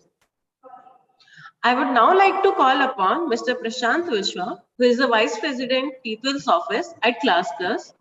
He has 15 years of experience in business partnering, talent acquisition, with equal time invested in technology and non-technology hiring across consumers, retail and technology sectors. He has worked with small organizations like Accord, Walkwater, as well as with large organizations and product companies like Microsoft, Snapdeal, and Landmark Web Team. Throughout his career, mid-level and leadership hiring has been a major strength area in which of these organizations. He has always had additional responsibility of backfiling any critical hires at these levels. In his last role at Landmark Group, he was the generic HR business partnering role, building COEs of engineering, analytics, content production, omni-channel operations, etc. Sir, kindly provide us insight on recruitment trends. Thank you very much, Anjali. Very, very excited and very happy to be here. I hope I'm audible, first of all. I thought this is going to be a chat kind of a session, and I like to do discussions like a conversation. I have a PPT, but honestly, kind of organizations that I work with, we never ran PPTs. Unfortunately, I've been nurtured in an ecosystem where we feel presentations don't make sense or they don't nurture conversations. Having said that, very, very wonderful sessions in the morning by all my colleagues. Thank you very much. Shweta, really enjoyed your presentation. Thank you very much. Dr. Malti, one of the things you asked a question to Shweta, I think I had this exposure of, setting up all of these counseling sessions, and all this information is very, very discreet. We never get to. Yes. But one of the reasons, only once or in one qualification did we ever get this kind of information. If an employee showcases self-harm behavior, that is the only time when HR gets to know about it. Otherwise, like Shweta said, we never get to know anything about it. Yes, we do get qualitative feedback, but I thought, ek mere dimag mein aaya tha, I thought I'll share this with you. Thank you. Talking about recruitment, I think students' सबसे favorite topic होना चाहिए. I keep switching into English and Hindi. Hindi is my first language. So I hope it is not a challenge for anybody. If there is an issue, please stop me and I will make an attempt of coming back to English. But hiring students के लिए सबसे important, सबसे intriguing topic होता है. Hiring also is one of those facets of HR, people's function. I like to call it people's function, where the entry barriers for people to express their thoughts, their opinion are very, very low. Everybody is extremely critical about this function, and this function plays a very critical role in answering the question of for an organization, whether should I be buying talent, which is essentially TA, or I should be building talent, which is essentially talent management inside an organization. So, but before we do that, I would like to emphasize a quick 30 seconds on what exposure I come with, because my point of view could be very disruptive for a lot of people. I come from mid-stage, early stage, late stage startup ecosystems. I've worked with organizations like Microsoft, but I've not enjoyed them. And this is probably the reason why I've not stayed at very large organizations. I'd always like to stay at organizations where I get to do something which is really out of the whack. which are typically the early stage or mid-stage investment ecosystems. Now, why am I talking about this investment ecosystem? Very important to understand. There's a behavior, and then I'll come to recruitment. But the next 5 minutes, I'd like all of you to understand what broadly, in very generic level 100 understanding of how does this invested ecosystem present itself? What does it look like from the outside? How many of us, just a quick show of hands on the group, just say an I or a nay, how many of you would like to work in a startup? And by a startup, I mean literally a startup where there is not even a commercially viable product or an idea that is existing. Just a quick show of hands on the chat. I or a nay, we can do a quick count. इससे ये भी समझ में आ जाए कितने लोग सो रहे हैं, कितने लोग जगे हुए हैं, कितने लोग चाय वाय पी रहे हैं. You can also raise your hands, guys. You can also raise your hands. Yeah.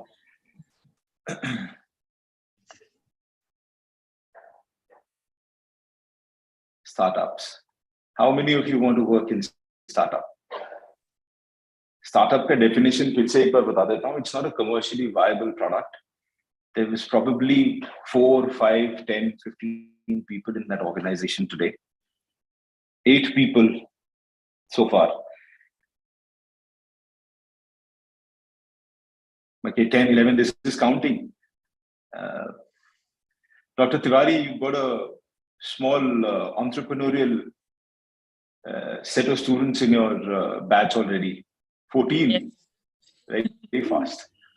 मैं बोलता हूँ recruitment बड़ा मजा आता है सबको. It's an important one. 15.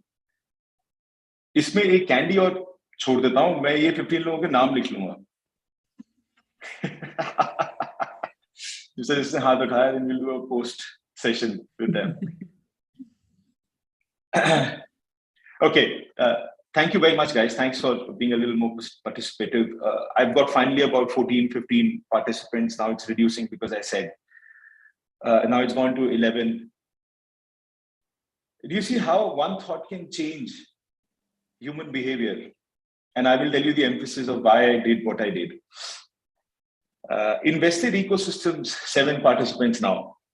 Invested ecosystems are essentially organizations that look for financial support or funding from the external world. When the idea or the concept is very, very small, you typically reach out to, and it's very, very early in the evolution of an organization, you reach out to some high net worth individuals. You reach out to individuals who can give you some capital where you can start moving towards what is subsequently be known as a commercially viable product. इधर कैसे लोग आते हैं? इधर आते हैं people like Rajan Anandan, people like Michael Dell. You reach out to them, you give them the idea, they think the idea can work, and they give you a little bit of funding for you to start working on it. This stage is called seed capital stage. Seed capital stage, you've got a team of about 3, 4, 5 people, maximum 10 or 12 people. You're trying to prove your product. Now you have a little bit of money that came through seed capital stage, and you are now starting to go to your target group, TG, target group, and prove your product. You're trying to create its USP. You're trying to understand what is working, what is not working. Once you've reached a certain scale and size, you get what is called as a Series A funding. Series A funding is where a VC comes into play. Series A fundings, nowadays in the last 2 years, the definition and quantum of Series A has changed significantly. But, pre-COVID, Series A used to be somewhere between 2 million, 3 million to about 5, 6, 7, 8 million, 10 million kind of investments. This is still the early stage, but the product has seen some kind of success. It has added the minimum bare threshold of customers that are required, and it has seen significant number of changes already, where some level of revenue contribution has started happening, or top line is coming through. Startups love to use the word gross merchandise value, commonly known as GMV. Once you do well and you secure your Series A, you've got a little bit of money. Now you start building your team. You start investing in getting slightly more skilled people. क्योंकि पहले आपके पास Jomans थे. Jomans पता है आप लोगों को क्या होते हैं? Jack of all, master of none. So जो मैंस थे बहुत सारे, वो बहुत सारा काम कर सके थे एक साथ. Deep skill, vertical depth कुछ लोगों में थी, and those are typically those founders and startup people who join hands early. Series A के बाद you start hiring a lot of people who come from specific skills like digital marketing skill हो गया, आपका performance marketing skill हो गया, आपका Android development, iOS development, DevOps, QA, and so on and so forth. If it's a product or an online ecosystem, you reach a certain scale and certain size, then comes Series B. Then subsequently comes Series C. The reason I spoke about C capital to Series C or Series D is because every VC, when invests money, expects return. Yeah. Now, this is not the return that you get in your savings bank account. This is a return that comes to you at disproportionate rates at in much shorter time, right? Why does that happen? So, थोड़ा सा इसकी science में जाते हैं. VCs एक fund raise करते हैं, right? वो बड़े-बड़े लोगों के पास जाते हैं, the Ratan Tatas of the world, the Azim Premjis of the world, some of the other investment LLPs that exist in the global ecosystem, and they gather everybody's money, telling them that we will give you X% return in X amount of time. So if I'm a senior guy who's got a high net worth individual kind of a cadre, I would commit $1 million, $500,000, and so on and so forth. And please stay with me. I'll come to you why I'm talking about all this. So VCs promise a return on an investment or indicative return on an investment. And then they float a fund. So you've collected a money, all of that money sits in a particular fund and it floats a fund. That fund then goes out and starts making investments in multitude sectors. Somebody would invest in EdTech, somebody would invest in e-tailing, on online e-commerce, somebody would invest a little bit of it in pharma, in healthcare, somebody would do it in food, in last mile delivery, and so on and so forth. So you create a portfolio of investments across multitude sectors with the intent that these investments are going to come back to us and they're going to give us return. Right? Now, VCs have already committed to their investors that return. What do VCs get out of it? थोड़ा सा fundamental question है, but they make, आप उसको commission बोलो in simple words, but वो 2%, 3%, 4% वो portfolio manage करने का एक fee होता है, and they make that fee for themselves. Now, when this fund has been created, let's assume that fund was created and Prashant received Series A investment. Okay. Now, when a VC commits to you extraordinary return, you don't put this money in mutual funds or bank account. You give it to the VC expecting a return. So when VC puts in money, they in turn expect a higher return. Now, if I'm the founder of a company and I have received money, while I have received money, what else is coming my way? Pressure. Pressure of performance, pressure of delivering the expected rate of return. That has been promised, that has been signed, right? I grow, I get another VC, Series B. I raise an additional fund. I get more money. But what do I get more? Pressure, right? Now, a lot of times, all of us have thought, ये founder बहुत paranoid है, ये founder बहुत radical decisions लेता है, बहुत disruptive decisions लेता है. Why? You know what differentiates you and me from a founder? ये किसी management book में नहीं लिखा हुआ है, ये मेरा philosophy है. ये class plus में भी हम लोग ये बात करते हैं बहुत. In fact, last evening ये बात हो रही थी. What differentiates us from a founder or a successful founder is that we look at output. Founders look at outcome. There are two very, very different words, and they mean very differently. X amount of effort leads to Y output. it does not guarantee you Z outcome. Think about it, ponder about it, talk to your professors, try and understand outcome, output. What is the difference in the two things? It's a very different conversation for a very different day. Happy to engage another one if you guys like to do that. So founders are under pressure to deliver outcome, right? Outcome. Now you and I can think outcome is company should grow, to more and more of revenue, more and more of customers, bigger margin, lesser growth, more growth, lesser burn. Burn means month on month paisa kharch hota hai, burn, churn bolte hain isko. Month on month, you burn on your employee salary, you burn on their benefits, you burn on what you pass on to them as long-term or short-term incentives and retention schemes, family welfare plans, life insurance, accident insurance. All of this is cost. All of it.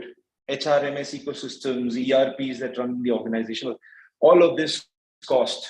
Employee CTC as well as non-CTC related reimbursements. All of this is cost. This is burn. जब आप इतना revenue नहीं बनाते या आपका revenue is lesser than your fixed cost or the overall cost of people and the ecosystem management, the differential is what your churn is. It's burn. Pressure समझ में आ रहा है founder के ऊपर? उसके पास VC का pressure है, उसके पास market का pressure है, उसके पास churn का pressure है. अब ऐसे pressure में उसके पास outcome का pressure है. One of the biggest difference in my mind between you, me, and if there are any potential founders, the different attribute or philosophy will be how they manage all these three and yet come out with outcome. Now coming to the topic of recruitment, and I want to marry this with, when we work in startup ecosystems, Landmark was a startup, though you would have heard of brands like Lifestyle Home Center Max, Splash, Easy Buy, Krispy Kreme Donuts. What I did was a dev center, and we created assets, lifestylestores.com, maxfashion.in, homecenter.com. I got money from Dubai, from the parent company. Pressure.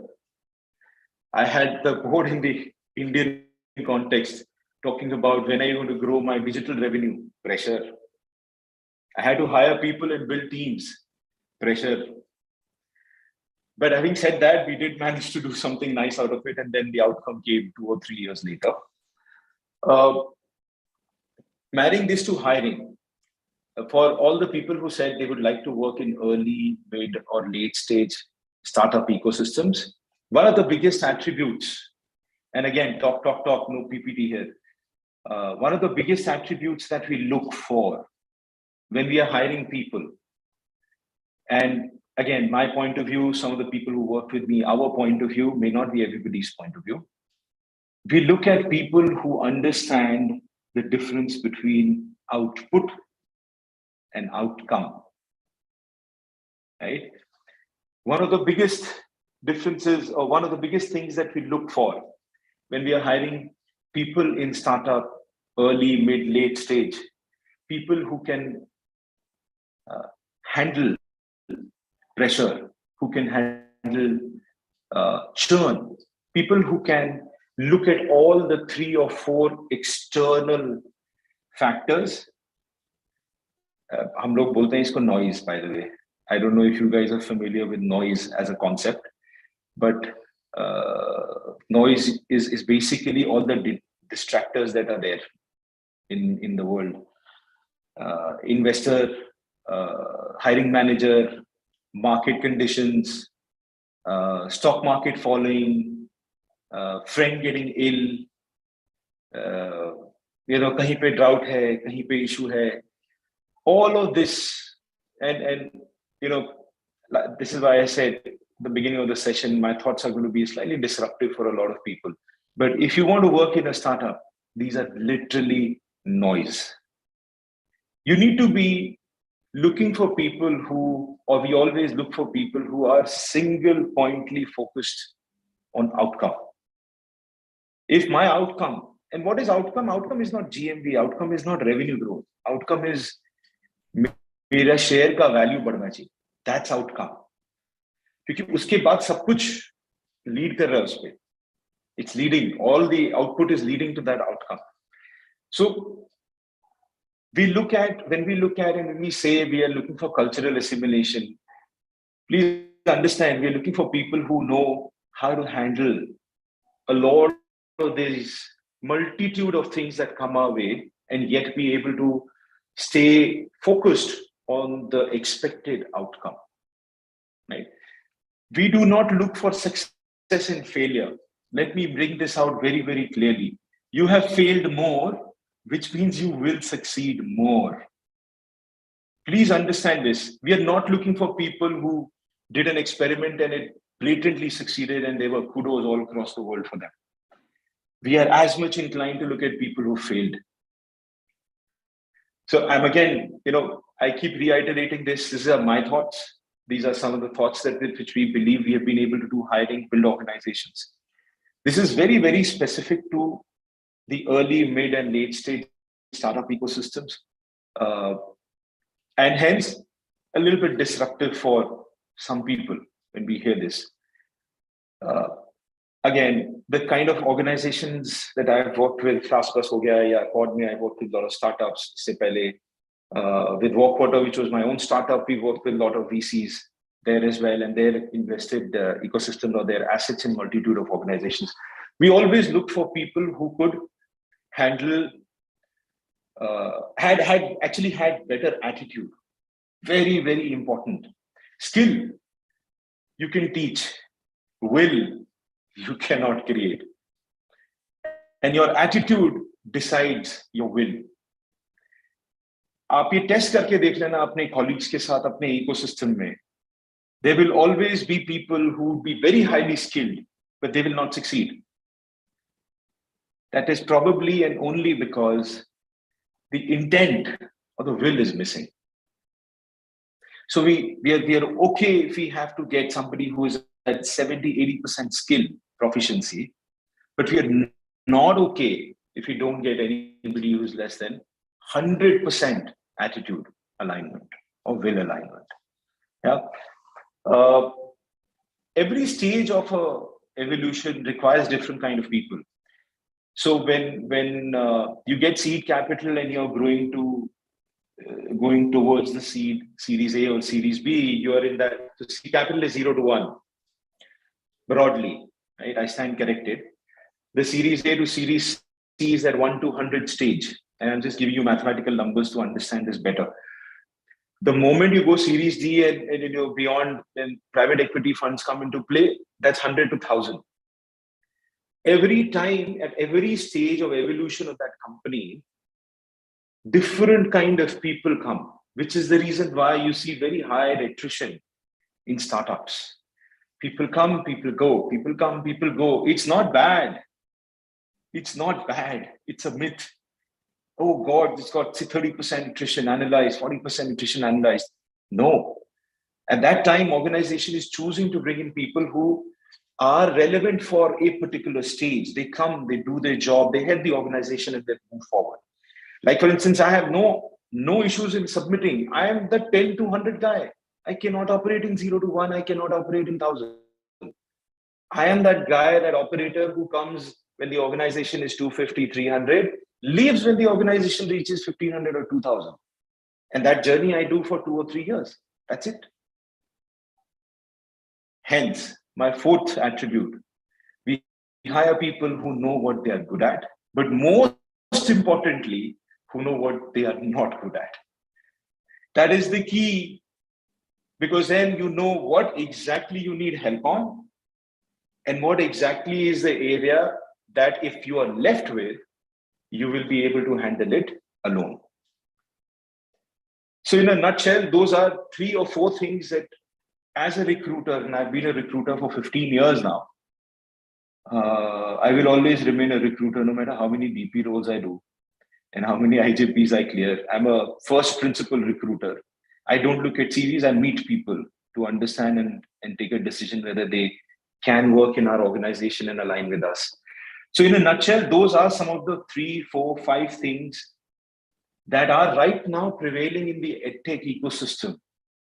You go to a Teachment, you go to a Topper, you go to a Class Plus, you come to a Byju's, you go to an Unacademy, you go to a Vedantu.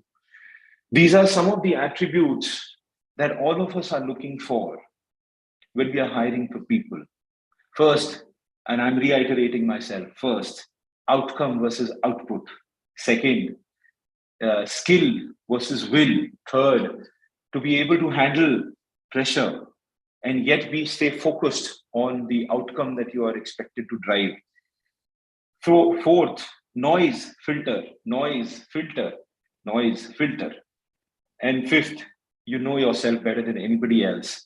But more importantly, you know what you're not good at and what you can do better. Thank you very much. A lot of talk, but I'd like to open the forum. I think I did exactly 28 minutes. If there's anybody who would like to, please unmute yourself, or you can put the question, or you can talk to Dr. Tiwari and we can set up another discussion. But that is all that I had to share.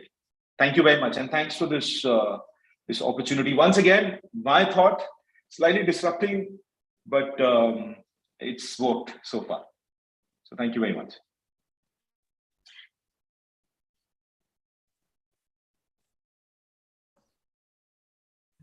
I request Bhavna to take up the queries. Hello, sir. Thank you so much. We have a question from Palak. She writes that while you spoke from startups to big companies, like you spoke about them, we are still students who aspire to be in managerial positions in a few years. We cannot lead teams right now, but we can develop attitude which helps in team management in the future. So what are some of the leadership tips or qualities you have for us when we are just starting with our careers? So what is something that we can start inculcating right now in ourselves? What are certain things that we can do to actually, stay focused and have that quality in us that we can, in the future, we can lead some teams? I'm not a qualified HR professional, by the way. I'm a sales and marketing postgraduate from NMIMS. But one thing I've learned, find a mentor. Find a mentor. The one person that will constantly keep you on track is that mentor. And your mentors need to evolve, by the way. I mean, I have a mentor from school, but that's not the mentor I will consult with if I have a problem today. No offense, a lot of teachers here, no offense. Both my parents are teachers. But find a mentor. You need to have a mentor at every stage of your life, a professional mentor, a personal mentor. Secondly, know your strengths. Very, very critical. Like for instance, in the first job that I did, and I'm just giving example from my life, the first job I did part-time. I was preparing for CAT, and my team leader in that job told me, "You're not cut out for this." It was a back office role. And he said, "You're so good with people, you can articulate yourself well, you can engage an audience. You need to be in HR or you need to be in training." Without having done a DISC or MBTI profiling, she was able to just look at me operating in office for 4-5 hours. I used to work only for 4-5 hours part-time. And she was able to tell me, and then she went all out. She's my mentor, by the way, even today. She went all out to find me a job interview. She said, "You're wasting your time. This is the job you need. Go there and interview, please." So you need to know what you're good at. You need to know what areas and attributes you want to do those invest in, what you hone more, and what you need to develop. If you know that, you will automatically be able to align any leadership attribute. Yeah, Bhavna, and to the person who created this question, leadership attributes. Technically, basically, leadership attributes hote kya hai? You're as good as your team. And the team is not bound to or obligated to work for you. Treat them right. Treat them with respect. I think that's the biggest attribute that I've at least followed. Treat them as equal. And they will bring the moolah for you. They will go to all ends of the earth. So get a mentor, know your strengths, and create a set of people, not necessarily a team, but a set of people in and around you. This could be lateral, this could be under you, this could be above you. But create a set of people that respect you and you respect them. So when you're in need, they will come to your help, they will come to your rescue. And that can only be created when you treat them right. Leadership attributes, there are lots and lots of them. I think your MBA books are full of those attributes. I'm giving you the practical version of reality that all of us face today. This is where we are at. We have forgotten how to get work done from our colleagues, because it's all about CC isko kar do, uske line manager ko dal do. Go build a rapport. Interpersonal synergies is one module I used to facilitate as a L&D operator many moons ago. And it always spoke of what faith, what trust you can imbibe in others. So I think those are some of the, according to me, those are some of the attributes that you need to focus on.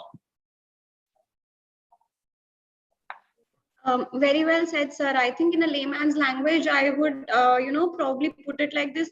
We often hear this from our seniors, our, elder brothers and sisters, that we did not have anybody when we were starting with our careers. You have us, and those kind of things. So I think that is also something that relates to mentorship in that way. It does. Yeah. Let me tell you, I am a 15, 16-year-old practicing HR person. My brother doesn't take my advice. वो घर में थोड़ा सा वो घर की मुर्गी दाल बराबर वाला हिसाब दिया है. Anyways, sorry. Can't have a straight face too long. Sorry. Thank you so much, sir. You're most welcome. Thank you very much. Thank you. Thank you, sir, for your wise words. One question, Prashant. Sure. I just wanted to know how easy or how difficult has been through the pandemic for hiring for the startups. Oh, it's been very tough, ma'am. It's been very tough. Okay. Startups do not have the infra to extend, right? We cannot benefits. So like yes. So we cannot be. So I, when I was at JFL, brands like Domino's and Dunkin', we gave an allowance, a one-time allowance to all of our employees during March and April of 2020. But when I looked at and consulted some of my colleagues who were operating in smaller organizations at Series A and Series B, they could not afford that luxury. So it was a tough call. But then, you know what? At startups, man, people, honestly, at least this is how I feel. I don't think people join startups for the challenges that they have. I think people join startups or mid-stage or late-stage ecosystems for realizing some of the other dream that aligns with the objective of that organization. और जब आपको किसी चीज का सपना होता है ना मैम, तो फिर कोविड और नो कोविड का कोई फर्क नहीं होता है. It does not matter. My founder at Class Plus was not stuck by choice. He was in office. He lived in office throughout the COVID. There was nobody. This is an office that houses 200 people. There was nobody for 4 months. He was here. So जब आपको वो dream होता है ना, वो dream आपको कुछ और सोचने का मौका ही नहीं देता है. So I think while yes, we did try in little capacity, we did. So we get the benefit of our investors, right? So our investor had invested in a well-being company. There's an organization called Plum. It is invested by Bloom Ventures, and they were a startup themselves. And we connected with them, and they gave us a lot of help during that period. The sort of help that Shweta was talking about, the well-being sessions, being able to speak to, somebody who can give you advice, somebody who's qualified, clinical psychologists who are qualified. But we were a little constrained. But like I said, dream hai wo, usse COVID or no COVID se koi farak nahi padta. Sorry, I may sound a little emotional, but this is the kind of people that come here. No, you have to be passionate. That's for sure. Wherever you are, till the time you are not passionate, obviously you can't think of success coming your way. but to instill the same amount of passion in all your employees, that is what the organization cultures, and it depends strongly on the organization culture and the leader who leads from up. Yes, ma'am. Yeah. Absolutely. Absolutely. What is culture? Yeah. And I want all of you to think about it. It's the behavior you exhibit at office, at workplace, at home. It's the behavior you're treating with which somebody who is economically at a lower strata than you, right? Rickshawala, right? Auto guy, right? The cleaner at the Domino's or any of the stores that you visit, right? That's the culture.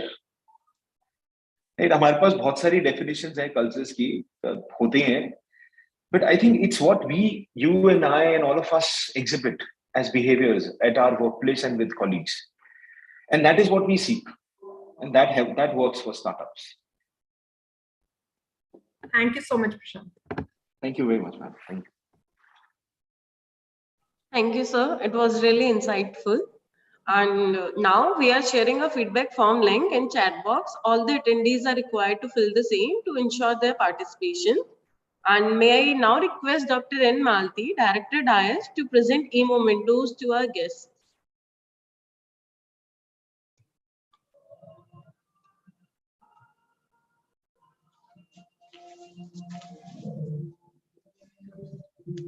It was a great opportunity for all of us to hear to the practitioners, because we've been academicians and on the other side. So do know only half of the story, but then to hear directly from them has been a great learning opportunity. I think all of us, all the participants would agree with me on that front. So as a token of appreciation, we would be presenting e-mementos to all the speakers who have joined us for this session. Yes, Anjali. To Vijayanti Nayak, ma'am.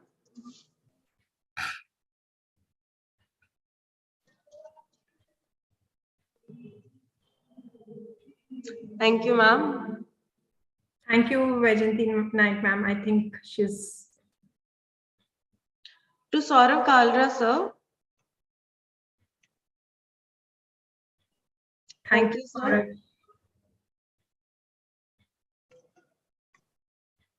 To Shweta, ma'am.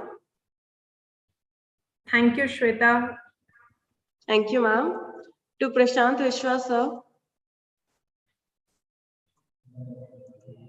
Thank you, Mr. Prashant. Thank you. Thank you very much. Thank you. Thank you, sir. Now we will take a break for 30 minutes and we will resume afterwards. As we are running out of time, so yeah, we will resume at 1:30. Thank you. Thank you. Thank you very much. Thank you all. Thank you all. And thank you all. Thank you, sir. We can have the participants staying, because we do have the speakers also, and we start off at 1:30 sharp. Yes, for sure. You can be in the meeting. Just mute, switch off your cameras, and let's meet after 20 minutes, 15 minutes, or you can say.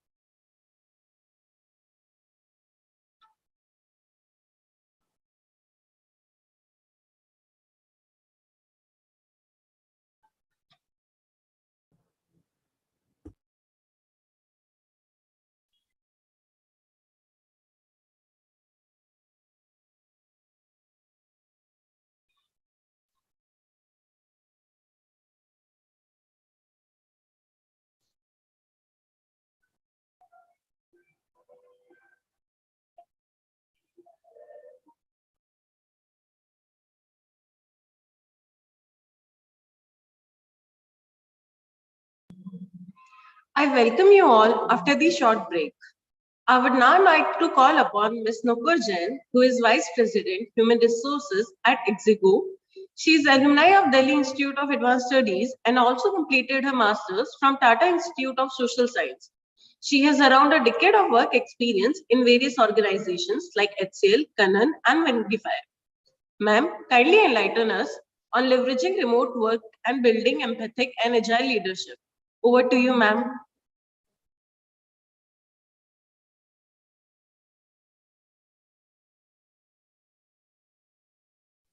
Ma'am, you're on mute. Kindly unmute yourself. I'm sorry. Okay, can you hear me now? Yeah, you're audible now. All right. So thank you so much for the warm welcome. And I was just saying that coming back to the college just makes me so nostalgic. Seeing the teachers who have taught us. Like I think 10 years back. In fact, more than that. It's 11 years, I guess, and I see that they're running the show with the same passion, and so much has changed since the last years. We've adopted technology like we should have. So great. I think I would start with this brief introduction about myself. I head HR at Ixigo. Now Ixigo is an AI based online travel booking app. Now when I say AI, we're using AI and use a lot of our own algorithms to optimize the experience of travelers who book their tickets via Ixigo. So just to give you an example, you'd be wondering how we are using AI, because I feel that AI is one term that is, being overused, right? These days, and a lot of people don't understand the real applications, that companies are, making or developing. So we're using AI to say, in fair predictions. So when you book a ticket today on most of these OTAs, the online travel agencies like a Make My Trip or an Ixigo or a Clear Trip, you're able to see the fares for the next few months, right? How does that happen? So it happens because you study the data in the past, and you're able to use machine learning algorithms to find out how the price will move in the future. So similarly, like a train running status, right? So if you got to find out where your train is flying or running, you use a lot of data, historical data. And when I say data, it's tons and tons of data. Like the big data technology. So you're using tons and tons of data, which humanly you cannot interpret, right? And you're using algorithms to study that data and come up with predictions for the future. So that's how Ixigo is also leveraging technology to optimize, enhance the experience of people who book with us. And otherwise also there are some non-transactional applications and features that a lot of people, in fact the next billion users, people in tier 2 cities, tier 3 cities are using, because we're largely a platform where people book their train tickets. So we are going to the rural markets, we are going to the places where technology adoption is happening now. So that's about Ixigo, and that's about me. So without wasting a lot of your time, we'll quickly move over to the topic that I wanted to cover today, and I'll just open my presentation. So we wanted to understand how we can leverage remote work for agile. Just 1 second. I think I'm actually on the web interface, and I think I'm using a MacBook, so it's my presentation is not getting connected. Is there a different way I could connect that?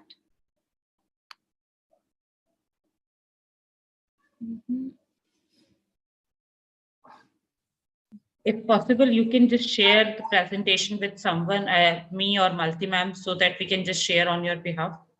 Okay, sure. It would be possible. I'll do that. I'll just do that. Just give me one moment. I'm sorry.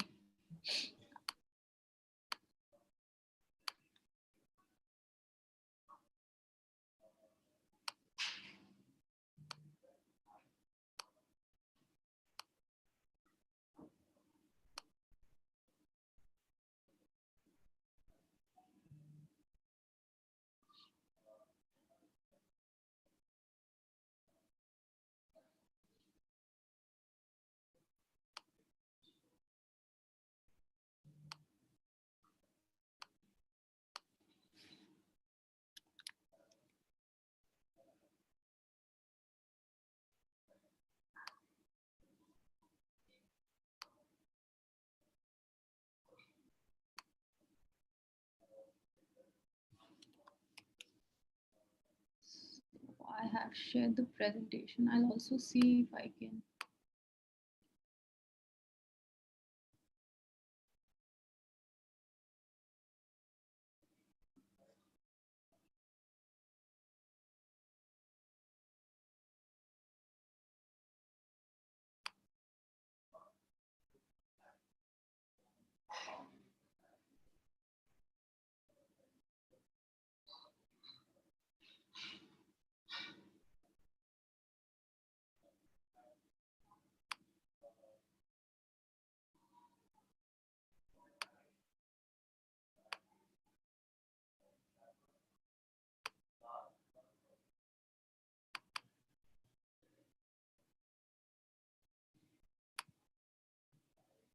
I think you should be able to see the presentation now.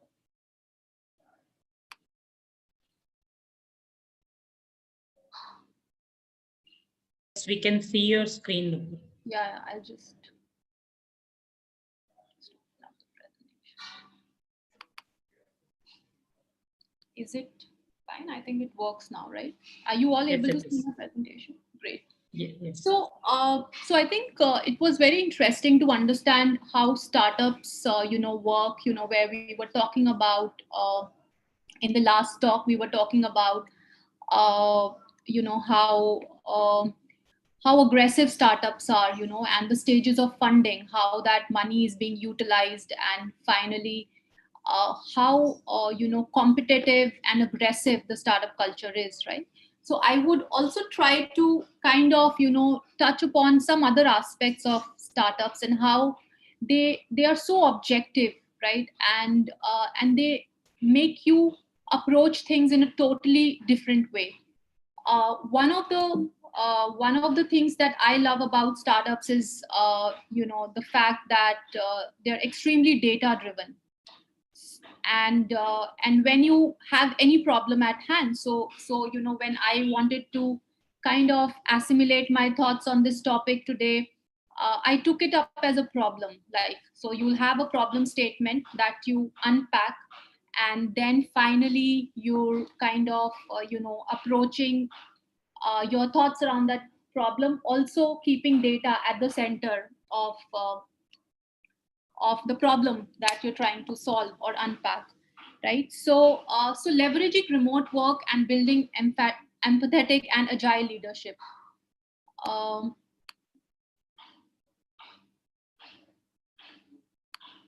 Okay, so we move over to the next slide.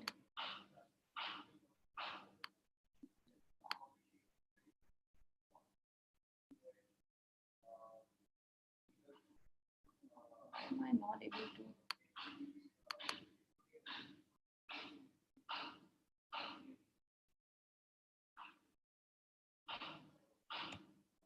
Yeah, so here's the problem statement.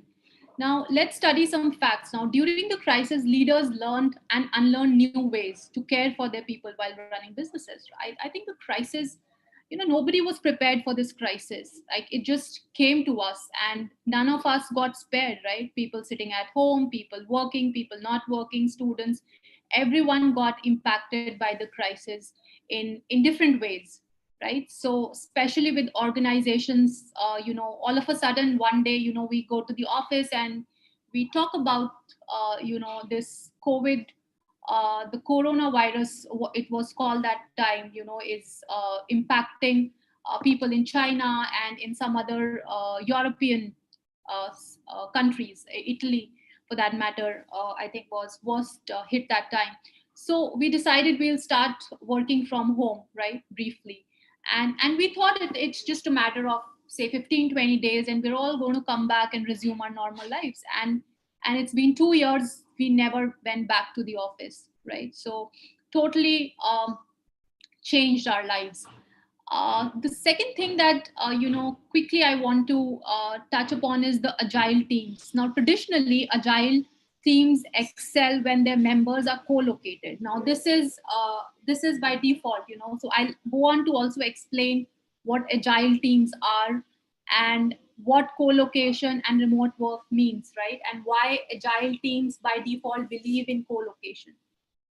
So let's see how our leaders are ensuring they're effective and empathetic while working remotely. So let's look at some data, okay? Now, what research is said about remote working? So there was a Harvard Business Review study that was done in March 2020, right after the pandemic broke and people started working from home.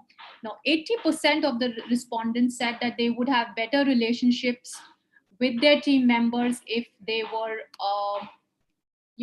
if there were more frequent team communications, because the world was still adopting to remote way of working, and communication was at the same level at which wasn't at the same level at which it was pre-pandemic. Now 43% said that more face time would help them develop deeper relationships with team members. And I guess you all must have experienced this, right? Like not seeing your team member, your friends and your colleagues, or say the students who study with you. So there's so much less face time, which impacts the trust, camaraderie that you share, right? So a lot of people felt that if they were talking to each other face to face, they would have developed better relationships. Now, 52% said that they felt that as though they were not treated equally. Now, why did that happen, right? Because in organizations now, what typically happened was that there were some people who were old timers, while some others were who just joined the organization, right? So the people who were old, they had friends in the organization, they knew the culture, they knew the founders, they knew their HR colleagues, and they already felt a certain degree of connection with their colleagues. But a lot of people who joined in the last, say, 3, 4, 5 months, they felt disconnected, right, to the organization. Now, 84% said workplace challenges dragged on for a few days or more. Now, what happened is that with remote work, there was a blurring difference in your office and your home life.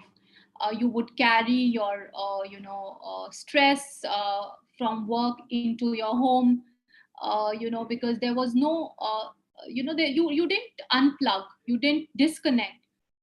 It was all the same all the time. So that led to workplace challenges being dragged for days into the house, into your lives. And 41% believe that colleagues said bad things behind their backs.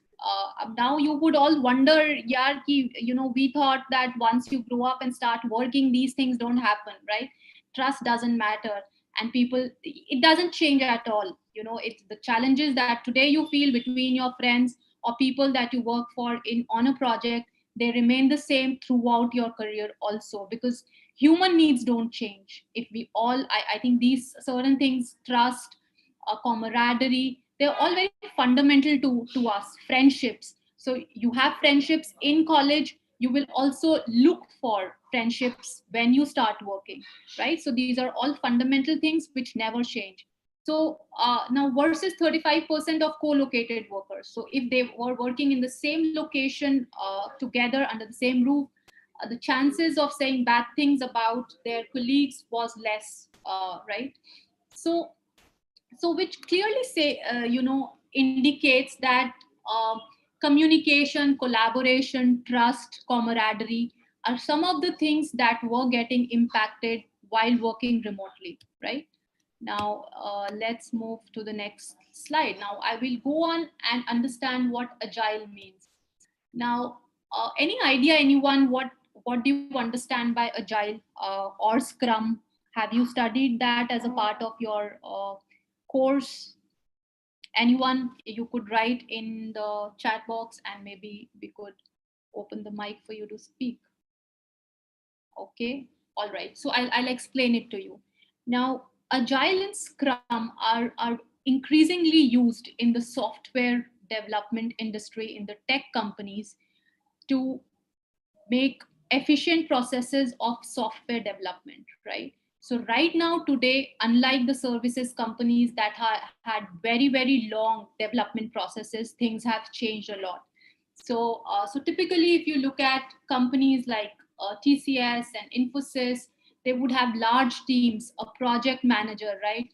Each member, so all the Java developers would work together on a project. All the testers would then work together on a project.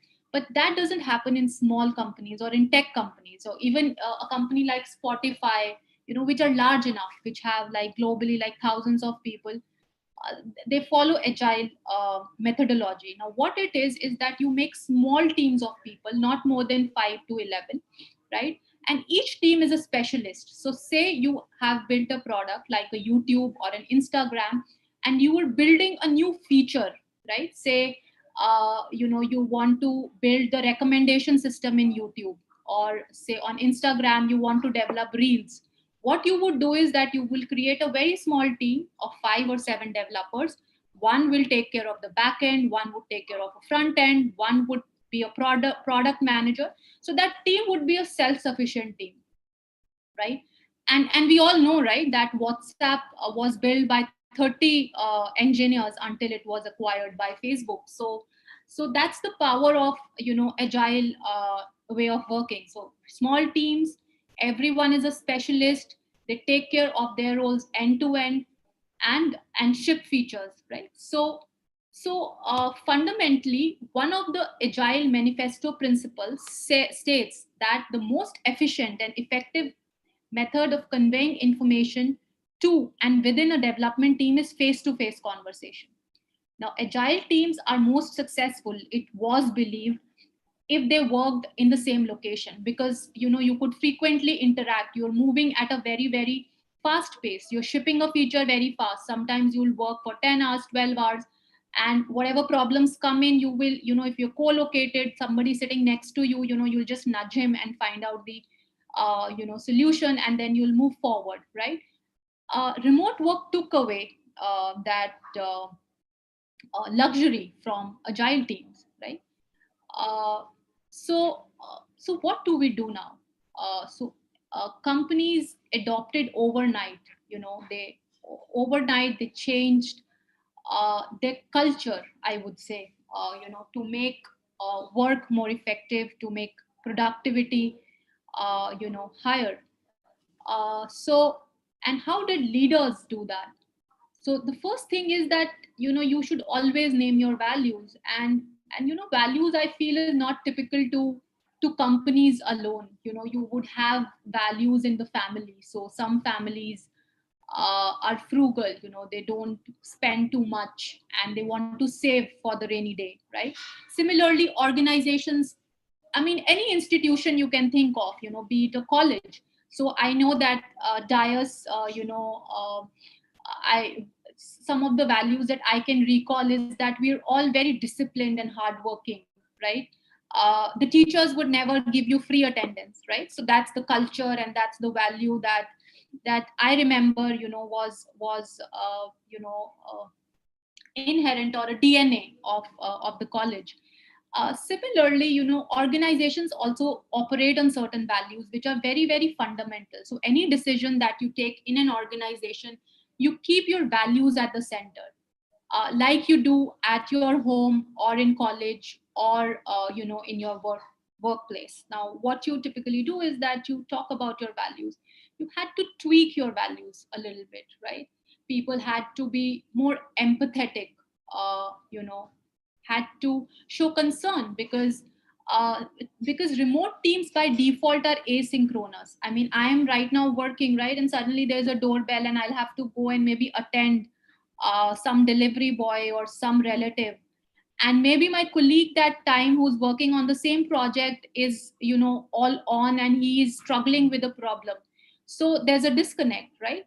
So so how do you bring in asynchronous? So, you talked about your values, that we should be empathetic, that we should assume positive intent. If our colleague was not available, we should assume that he must be busy with something that was unavoidable, right? So these were some of the values you revisited and reinforced in your managers, in your team leaders, to ensure that there was trust, collaboration, and communication. There were a lot of tools also that helped companies. One of them is Slack. I don't know if you're using it. There's a tool called Discord now, which has been bought by Microsoft. So these are all, communication and collaboration tools which companies are using today. WhatsApp for that matter, right? So in case your colleague is not available online, what do? You send them a WhatsApp, right? So you were naming your values, you were reiterating your values, and you were also using technology to, enhance communication. Then meet with the team daily. So when you run, when you follow the agile methodology, you have Scrum meetings, and each project is divided into sprints. So say today I have to, and Scrum and agile, you can follow in any aspect of your life, not say tech alone. Say, you're getting married and you have to plan your wedding trousseau. So what you will do is you will break, your task in smaller tasks and assign timelines for each task, right? That like from 1st to 5th of this month, I'm going to plan my travel. Okay, so you will research and plan your travel, and similarly, you'll break down all the activities or work that you do into smaller sprints and assign timelines to those sprints, right? And then once you're done with one task, you will kind of look at the timeline. If you have finished it before time, you're going to kind of change the sprint planning. So similarly in software development also, any feature that you ship, you kind of break that into multiple sprints and set timelines. So to take an update on those sprints, daily Scrum meeting. Now what typically started happening is that managers or Scrum masters would meet the team, everybody's cameras were off and there was no connect, right? Especially the new joiners were suffering as a result of this. So they started with meet and greet in the morning, meeting everybody, opening the camera, saying hi to your colleagues. So those were some changes that teams brought. Look out for communication gaps and conflicts. Documentation, right? One of the core things is that companies did not have enough documentation around their processes and systems because a lot of things were running on understanding, right? So this is a real change that companies had to do. Like they had to focus on documentation. I don't know if you guys follow tech companies, but if you get a chance, sometime, look at the way GitLab has documented every aspect of their business. So if you want to learn how HR works, just open GitLab and look at their HR policies. They've put everything, they've made everything public. So end to end, you would know how a company functions, how the HR of GitLab functions, how the marketing of GitLab functions. So that's one company that I admire, and they are a fully remote company, right?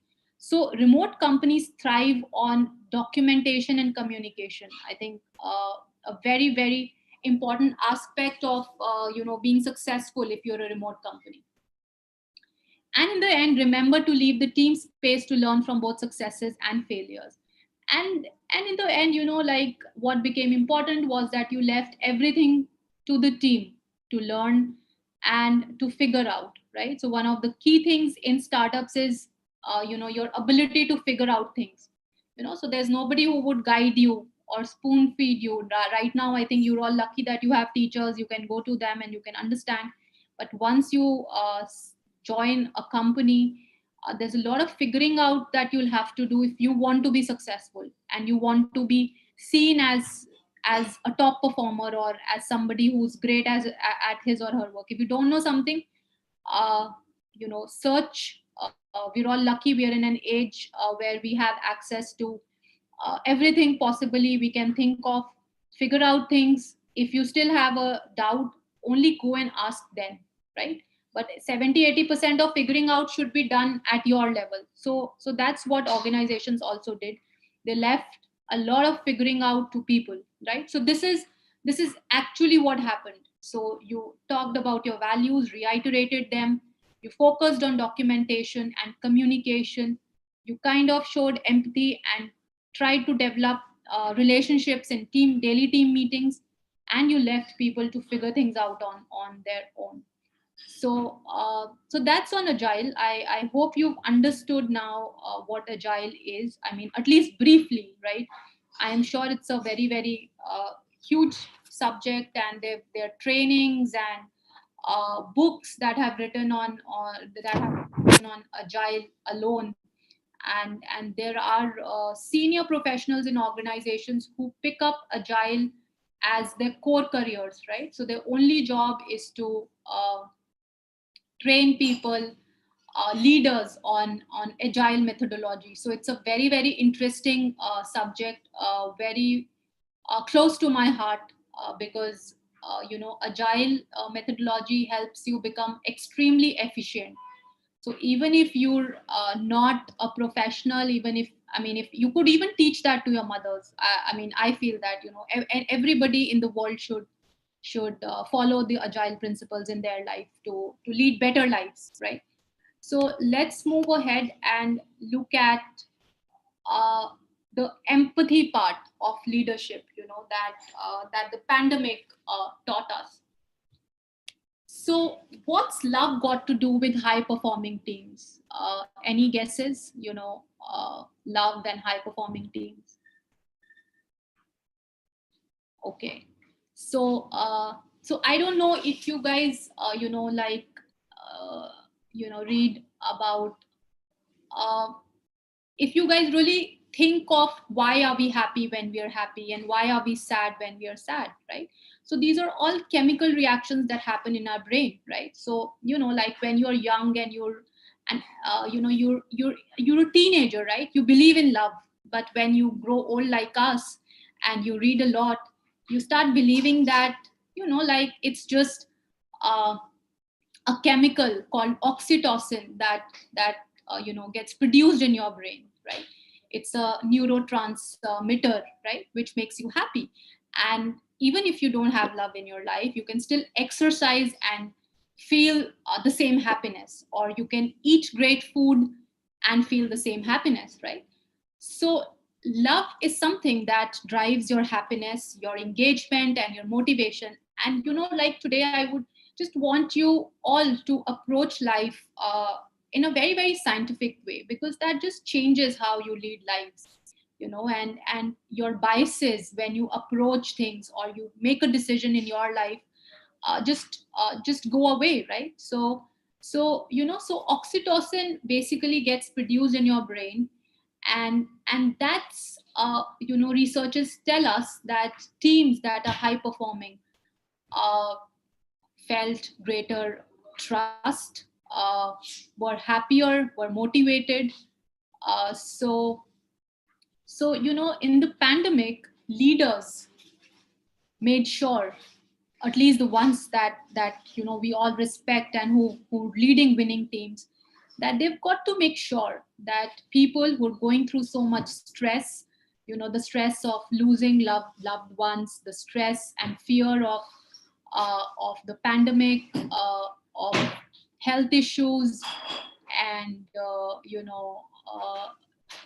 negligible social life, we've got to do something about that, right?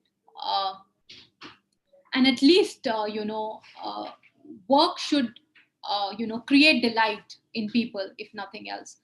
So they started, behaving, they started ensuring that teams became families, right? And that camaraderie and love and social, and the need for, social bonding that people looked for outside was built within your work groups, right? So facing challenges, right, jointly as a group, extremely important. So when you feel that you are a group and on a mission to make a difference, your output will always change. I mean, you can just try it out, right? Like, then as a family, you together as a family, right, you can weather the worst of storms. COVID has been one example. As an institute, I'm sure, I've been talking to a lot of placement officers, and I've been talking to a lot of, even my own cousins who are in college, who haven't been to the college for a single day. I mean, I talked to them and I realized, right, that they are concerned about their future, about their placements, about so many things. But say, just imagine that if you knew that all of you at DIAS are working as a team to to kind of achieve your goals, your outputs would be different. It's easier. Like, I think I remember as when I was in college, we would also kind of say ki yaar kya hai ye pareshani hai, wo pareshani hai. But then, when there's this whole feeling of a cohesive unit working for a goal, results change, right? So that's what organizations expected their leaders to do. Sharing information broadly. Now, there were good news and bad news. Like I said, that the pandemic spared no one, right? Businesses were impacted badly. We've all seen. I come from a travel company. For a long time, there was, during lockdowns, there were no bookings. But the bad news and the good news were communicated down to every level with the same transparency, right? Which help you build trust, right? Just imagine a situation where your father comes and tells you, okay, the business is not doing well, right? And I think you would be the first one to cut down on all your expenses, right? So that's how companies also work. So the leaders would come and tell in a big meeting with all, say, 500, 400 employees that, like, there's no business right now and there's a huge financial crunch. So what do we do? People would come on their own and tell you that we don't want salaries, or we just want 20K to run our, to pay our bills. So sharing information became extremely important. It is important, but I think remote work and the pandemic kind of, enhanced the need for transparency a lot more. And the generous recognition of excellence in others. So whenever we looked at somebody, we looked at that person with a lot more empathy, and I'd say that we look for the good things in somebody rather than the bad things, right? So our perspective became different, right? Like, we looked less in terms of skills and competence, and more in terms of what the other person is going through. So that was a fundamental shift, right? And which made leaders in organizations extremely empathetic. And empathy was at the center of everything, businesses, managing teams, homes, countries. We all know, right? Like in India, how the whole country was navigating through the pandemic. There were a certain, I think, rituals that we started doing, from, banging the thali to so many other things. But like, we all would feel that, okay, this is so stupid, right? Like, smart people would generally find it stupid, but just imagine the amount of community, the sense of community that it brings in people, and the release of oxytocin. I'm sure all of you who did that exercise, at least in that moment, was high, going out in your balconies, looking at your neighbors. So I think those are the fundamentals. So whenever you're, questioning anyone, right, from your prime minister to your mother at home, just think of, the reasons why somebody does something, right? I think that's extremely important to build empathy. And one of the things that I have learned is that you're not born with empathy. It's a muscle that you develop, and we all should strive to develop that muscle, right? So that's all for today. And my last slide, I know that you've all had a very, very long day, and it's very hard to retain what so many people said in so little time. So if there's one thing I want you to take away from today's session, it's that just try to build your ability to find structure in chaos, whether it's the placement hardship, or it's any problem in your personal life, or at your workplace in the future. Just try finding structure in chaos, because that's the only opportunity that we have to make a difference. And at the end of the day, nothing matters. It's if you're leading meaningful lives, I think right now you may be concerned about your packages, about the company that you choose, brand names, but finding meaning in your work is the only thing that matters. So that's all from my side today. If there are any questions, I'd love to answer them. I request Mahima to take up the queries.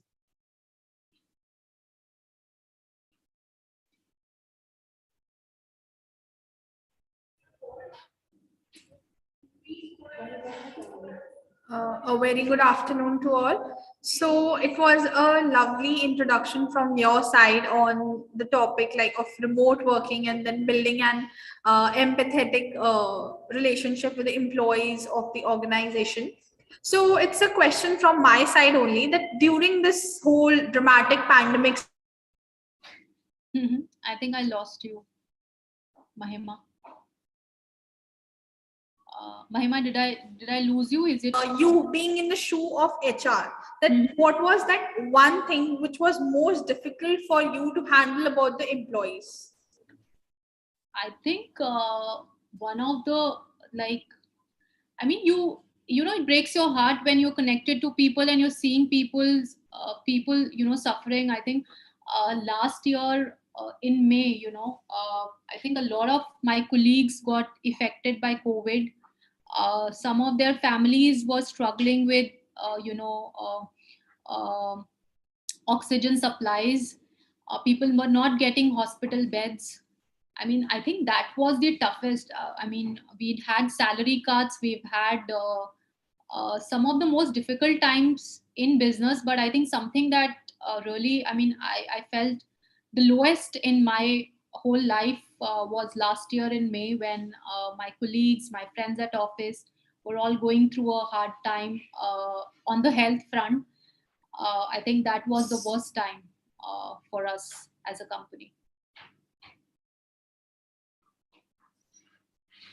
Mahima, I would like to ask one question to ma'am. Am I audible clearly? Yeah, absolutely. Yes, ma'am. Good afternoon, ma'am. So my question is that, I always think that students need to develop certain qualities, when they are entering into this corporate world.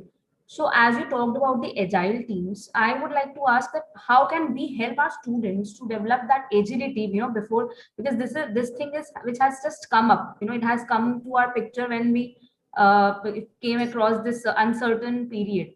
So what are those qualities which we can focus on so that we can develop that agility in our students? Right. So I think one of the things, Sonali, that I feel is that students should, I think it's important that we should first instill ownership in people. It's very convenient to feel that we are only responsible for studying and placements. So placement department ka kaam hai. Matlab, I am telling you this, maybe when I was on the other side, I might have felt the same way. But today, I think everyone has to play a part, right, in anything that impacts their lives and the institute's future also. And I feel that right from day one, it's important that we should ask people to read a lot, because just writing your exams and passing marks is not enough. It's not enough today. You won't believe that so much has changed in since we graduated, and now people in the first year, they are kind of looking for internships on their own. keep writing applications to, they find connections on LinkedIn and write directly to the VP of HR, and they're not afraid. They get internships, they do multiple internships in the first year, right? And that onus has to be with the students also. So I feel that one thing which is extremely important is that anybody who comes and complains, you should first ask them what was the last book they read, right? I mean, beyond their course books. So which we also do with our team members, that whenever they're complaining that we're not learning enough, we always ask them, okay, so what are you doing, right, to learn? And if you read about coaching also, I think that comes at the center, that people should own their development and learning, and also their placements, right? Like obviously they can keep like kind of blaming others for such things, but the world outside has changed. People are thriving. Knowledge everyone has access to. I mean, in our times things were different. Access to knowledge, like knowledge today, it's totally democratized, right? Like if you look at it, if I want to find anything out, I am free. If I have to learn graphic design, I know how to do it. If I have to learn how to make a pitch for my business, for my startup, I will have 30-40 resources, right, available for me. So one is the sense of ownership, the other is reading. I think you have to imbibe that one element in students. As far as agility is concerned, I think it's about, these are all very simple problems if we look at it, just making a list of say 20 companies, 30 companies, right, and reaching them every month. At least, even at the worst of conversion rates, you will get to hear back from 2-3 companies every month, right? And with edtech companies, like I know for a fact, right, now that we are talking, that edtech companies hire people like anything in the sales and consulting roles, right? So have the students reached out to all the edtech companies out there, and if they are not replying to you on LinkedIn, have you gone and tried to reach out to them or speak to them? So that is the level of agility that is required to make a difference. I mean, if you want to be okay with status quo and be comfortable, then obviously you can be, right? Like but in case you want to be agile, if you want to make a difference, I think ownership, trying out simple things, reading a lot is what matters. And we could do small courses also. I think Plural Site and a lot of other platforms have courses. And ideally, what we could do is that we could, in order to build knowledge around certain subjects, people in the institute can take chances and pick up one topic every month or every week to educate and enlighten students. And I think those groups should be run within the student community, rather than coming from the top. So we should always tell them what are they doing to change their lives. And so I think that's fundamental, and that they'll keep hearing all their careers also. Throughout their careers, that is the things the managers will tell them, the founders will tell them. Whenever you're coming, you're going to your leaders with a problem, then you're not seen in a very, very positive light. But when you solve problems, you grow, and you're more valued. True, ma'am. True. I think you have inspired a lot of students over here who are listening over here. So thank you so much for your insights, ma'am. Sure. Thank you so much. Gautam wants to ask something. So Gautam, you can unmute and ask.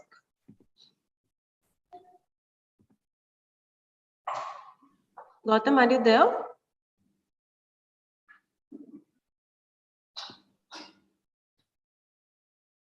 Hello. Yeah. Hello. Yeah. Good afternoon, ma'am. Yeah. Hi, Gautam. Hello, ma'am. What are the helpful benefit agile for people's employee? तो agile के लिए गौतम आप यही समझिए कि अगर कोई भी एक आपको प्रोग्राम मैनेज करना है, राइट? सो बेसिकली ये प्रोग्राम मैनेजमेंट का एक तरीका है. तो जैसे कि आपको एक कोई बड़ा प्रोग्राम है जो से 3 महीने तक कोई चीज है जो करनी है, ठीक है? जैसे छोटी सी प्रॉब्लम हम लेते हैं, जैसे आपको घर खरीदना है, ठीक है? तो आप उसके लिए क्या क्या करना है आपको, तो आप वो सारी चीजें ब्रेक डाउन करोगे कि पहले मेरे को लिस्ट करनी है कि कौन सी कॉलोनीज में मेरे को घर खरीदना है, फिर मुझे उनका रेट देखना है कि वहां पे पर स्क्वायर मीटर का रेट क्या है, सर्कल रेट क्या है, ठीक है, तो उसकी लिस्ट बनानी है, फिर मुझे उस एरियाज के प्रॉपर्टी डीलर्स की लिस्ट बनानी है, राइट। सो आप क्या करते हो, एक पूरे प्रोजेक्ट को आप ब्रेक डाउन कर लेते हो into smaller parts, right, and you assign timelines कि मेरे को पहला जो काम है वो इतने दिन में खत्म करना है, सेकंड काम मेरे को अगले हफ्ते करना है। तो उससे क्या है कि you will have more visibility around the task, you will be able to follow up better, right. So आपका फॉलो थ्रू बेटर हो जाएगा, क्योंकि अगर आपने एक हफ्ता नहीं किया काम, अगले हफ्ते जब आप अपना चार्ट देखोगे तो आपको डर लगेगा कि यार अभी तो इतना सारा काम पड़ा, मैंने पहले हफ्ते काम नहीं किया, so that you will try to cover up. Yes, ma'am. Yes, thank you, ma'am, for your valuable time. Thank you, ma'am. Gautam, yeah. Thank you, ma'am, for the information. I would now like to call upon Mr. Rakesh Kumar Sharma, who is Head HR at Mofun Laboratories Limited. He is heading the Human Resource Department with pride of nurturing talent for creating future leadership role. He is an HR professional with more than 2 decade experience of transforming HR practices with strategic mindset and sustainable growth.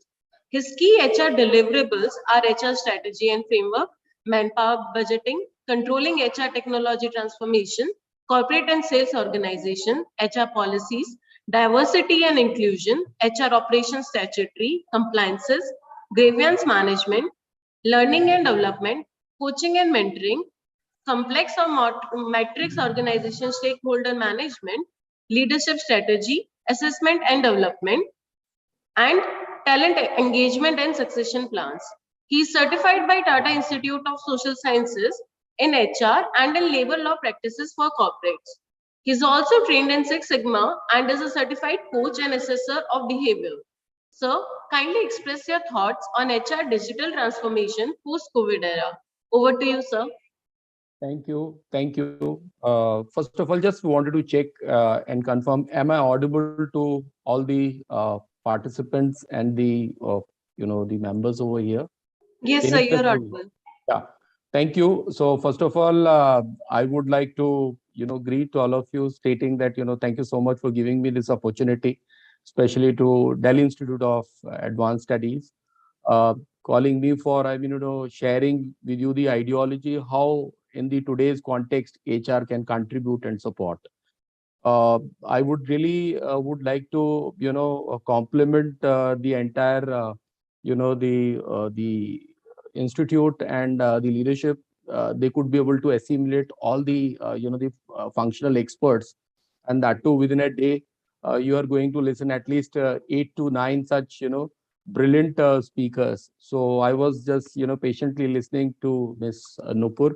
She has definitely, put it across a lot of, the ideology pertaining to agility. So first of all, students, it's really a great opportunity to have a direct interface with all of you.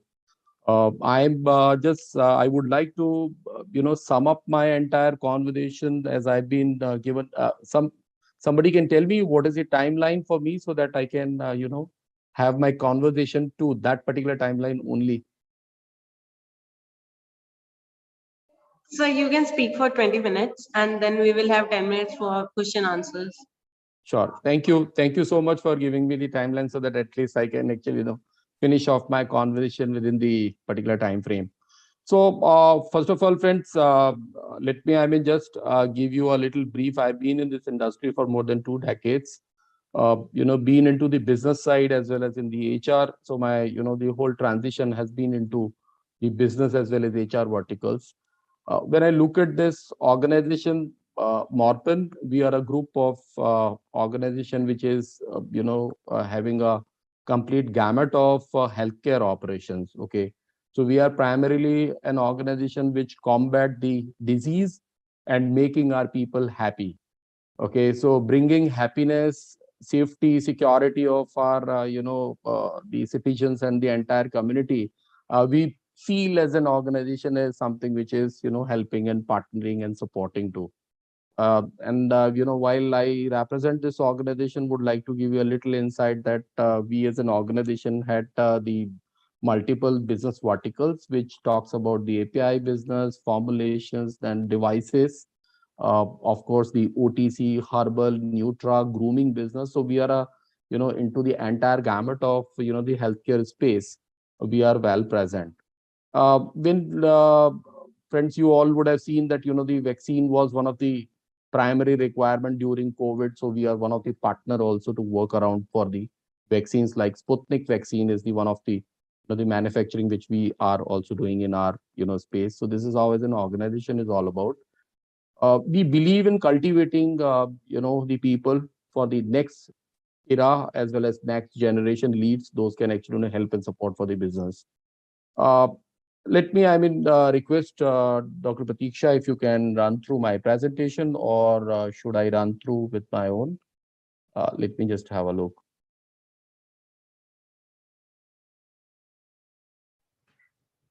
So you can, yeah. Let me see. So could you be able to see my screen, please? Can somebody confirm?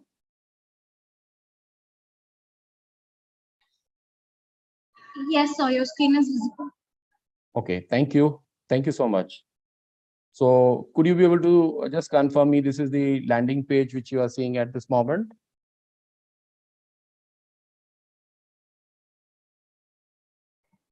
Yes, sir, I can see the first slide.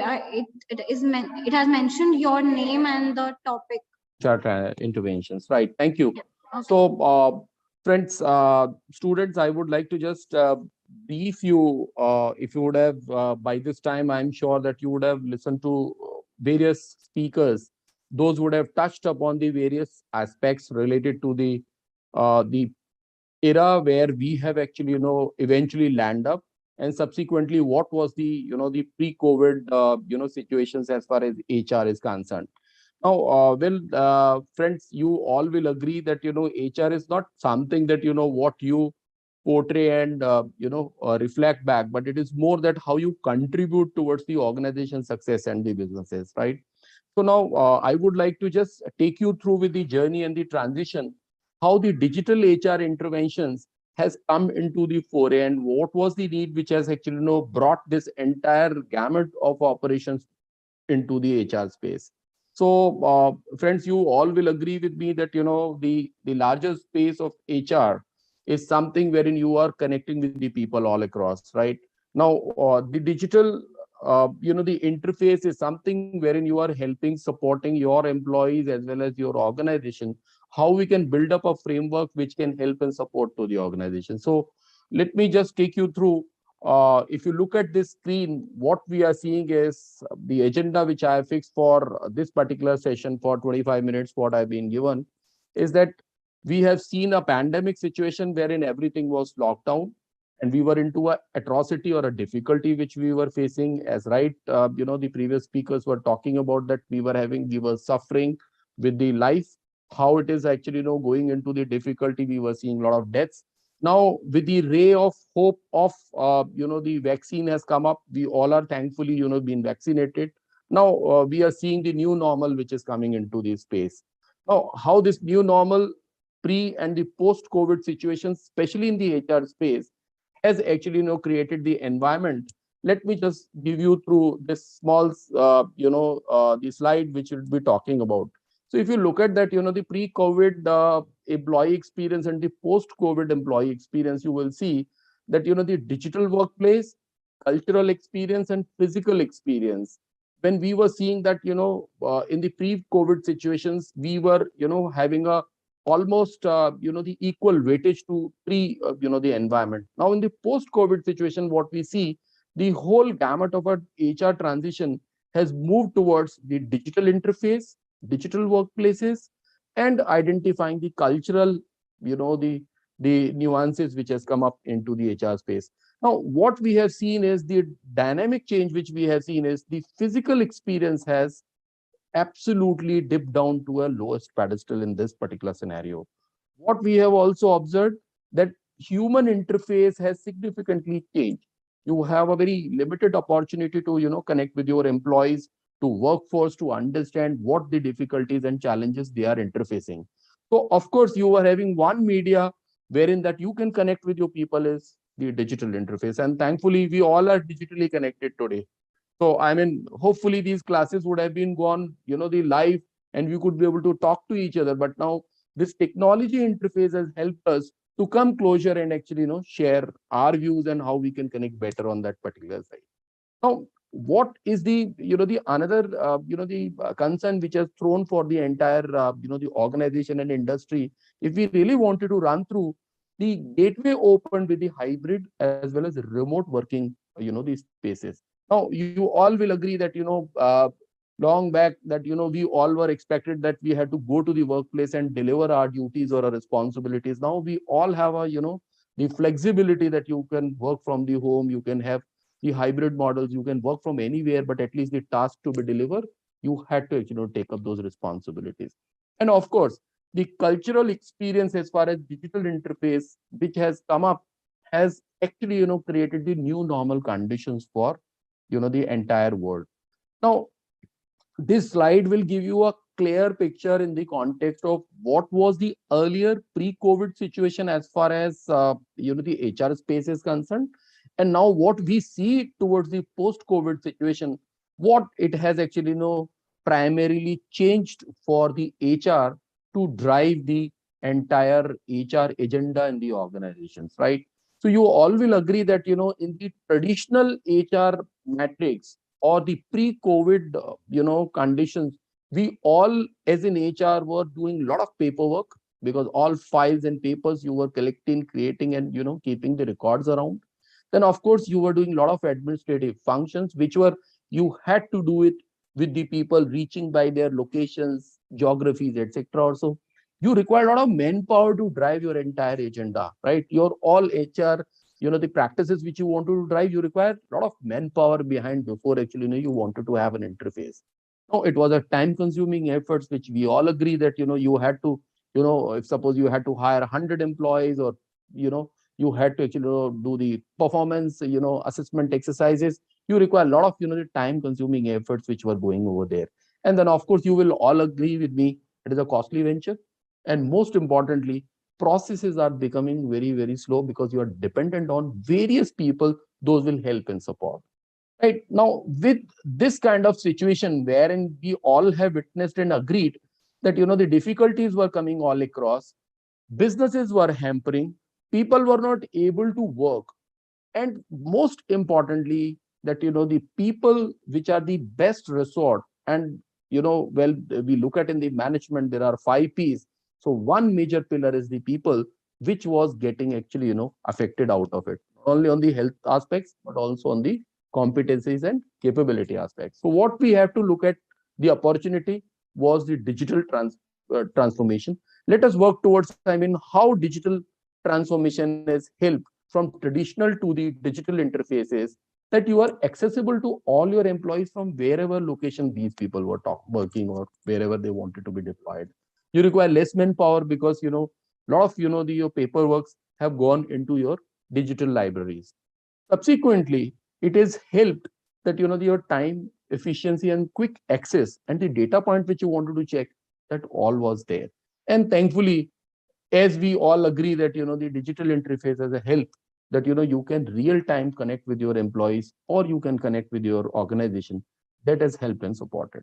Now, what exactly the sphere of HR has got changed in the post-COVID era? So what we see here, I'm sure that, earlier speakers would have thrown some bit of a light that, especially from the HR operation standpoint, HR administration standpoint, the entire gamut has changed the model to move towards the virtual HR business practices, which talks about either in some of the organization human resource management systems, or human resource information system, HR software, whatever you name it, or you talk about it. But entire gamut of digitalized HR interface has actually been summarized in these, the 6-7 quadrants wherein I tried to connect with this, that, HR foundation, HR system, e-recruitment models which has come into the pictures, ELMS, EPMS, and now, of course, employee engagement. So if you look at the entire, the HR, space, the entire landscape has actually changed, that you have to keep the complete traction and a record on the HR space itself. So when you look at this, HR Foundation, just a brief about it, it is nothing but in the one portal itself, you create the complete employee database. So earlier the records were, piling up in the files, and you had to scratch files before actually, getting the data, or you had to, store in the Excels. Now the HR, software helps and supports to you that you can scratch out the complete detail of an employee who is working in the organization, whether it is a director in the company or maybe the peon in the company. You can get the complete info about the employee on a one click of the button through the having a solid HR foundation model, wherein that employee complete details are captured. Now, when we look at it from the employee lifecycle standpoint, you move towards the systems and policies. I'm sure that your professors would have actually talked to you about that. We have to have a HR complete systems, policies, and processes which are well defined, which helps HR to be driven into that process.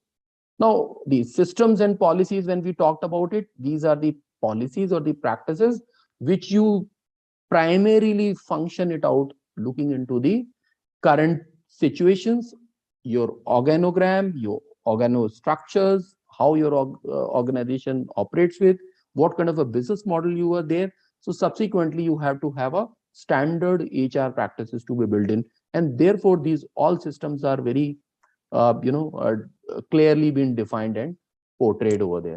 You all will agree that, nowadays, the entire recruitment process has gone to the digital windows. Therefore, the e-recruitment process, which is nowadays being called as application tracking systems or online recruitment models, have been created by most of the organization to facilitate the candidate, employee, HR, or organization to find out the best suitable, people across. So there are a lot of medias, a lot of mediums by which actually, the recruitment processes can be initiated and concluded. Now, when we move towards this, digitalization process, or maybe the, the post-COVID era, we all have learned that ELMS model, learning management systems, or the training management systems have gone into the digital libraries of, the ELMS portal. You can run, your training programs. You can define your DNAs. You can actually, identify the, training developmental needs within, the entire sphere of your organization, and then you work it across. You all will agree that, PMS is one of the portal wherein that you had to actually, gauge, assess how your people are performing, what is the productivity they are actually, providing to your organization, which you are concerned about it. And of course, what are the measures you wanted to improvise their performances. So HR has a significant role into that. You all will agree with me. Last but not the least, employee engagement initiatives via digital HR platforms. HR now functionally can drive them. You can, conduct a lot of, social, initiatives via the employment engagement initiatives through the digital platforms. These all have come into the picture, which has opened the gateways to all, the HR community colleagues. Now, let me, portray what exactly in the today's context, what are the key HR element which as an HR professional one should have. You all are aspiring to drive your careers ahead. I'm sure that, you will agree that, earlier speakers would have also talked about it. Remember, HR in any organizations are known for their knowledge. How and well you craft, deliver, and you execute your knowledge, that makes a huge difference about it. Most of the organization do believe in their, organization. HR colleagues are the best, brilliant guys in their organizations. So remember, if you speak to the managing directors, chairman of the organizations, CEOs of the different fraternity, students, HR is being always considered as best of the resorts which have been actually hired by the organization. So remember, knowledge makes the huge difference. Nupur was also talking about that you are having plethora of information details in today's context. On the click of the button and you can gather those details. But remember, you can gather knowledge, but skills are something which you'll have to practice. The way you practice, the way you actually put up your the hard hitting efforts, that makes whole skill set gamut being changed in your horizons. Remember, skills, when you talk about it, there are various skills which you can develop, and that differentiates one person to the another. So skill set, competency levels, your knowledge helps building these skills. And last but not the least, I always talk about attitude. HR, when you talk about this, fundamentals of attitudes are something that you are driving 100 people, 500 people, 1,000 people under your team in one organization. So what kind of a attitude you reflect back to the community, that matters a lot. So there are two ways of reflecting back to your attitude. One is your personal attitude, and of course your professional attitude. I will just would like to draw here the attentions. If as an HR, I myself is feeling I'm in a bit of hesitant, I'm not comfortable, I could not be able to speak to the people with the confidence. Remember, you cannot lead an organization. People are looking at HR, the smart guys, the guys those are smiling all the time, even in the atrocity or even in the difficulty of your time, right? How well you hold your emotions in the heart and how well you deliver. See, as in HR, you all will agree, at one side, we give employment to the employees. We give, the recruitment to the people. But remember, one day you have to take a disciplinary action and you have to remove certain set of what language you use, how you communicate. This all makes a huge difference for your transition in your career. So I would say this is nothing, but it is more comes with your experience, the kind of a connect you build within your community, how well you are being groomed to understand these three elements of your life, not only in the personal notion, but in the professional notion. If you understand the, this gamut, and you could be able to mix and match when you need to actually put up your knowledge across, when you need to actually put it up across, you need to build up your skills ahead, and what kind of an attitude required in that particular situation or a given conditions, let somebody to actually work it across. So as in HR, these are the three key elements I always feel that we need to understand and we need to practice day in and day out so that we can actually exhibit better behaviors in the community. Now, that's it from my side. I know I have only 20 minutes. I can't actually lead to ahead what exactly so I would like to summarize to the whole pre COVID situation and post COVID, that the digital interface has increased. We all are supposed to be imbibed with the digital transformations. What is exactly expected from the new age HRAs? What time the other friend of mine, Nupur, was talking about that agility. I'm more concerned about that, how you connect with the people, how well you behave, and how well you actually take your people's vibe, and how this can be actually translated towards the organization success. Remember, we are business partners. If we contribute towards the success of the organization growth, of course organization will also progress and grow ahead. Now, I would like to give you all one clue. This will help. You may note as a mantra. So I always believe, for as an HR, there are 3D. Okay. So hopefully you would have all seen the 3D movies, but I would like to share with you 3Ds, which I'm talking about for HR is define, design, and deliver. Define, design, and deliver. These 3Ds are, other than the KSA, what we have talked about, are the core mantra for any HR to be successful in whichever role you are, whether you are a talent acquisition guy, whether you are a HR journalist, whether you are HR, compensation and benefit, role, or you are into operation or the administration.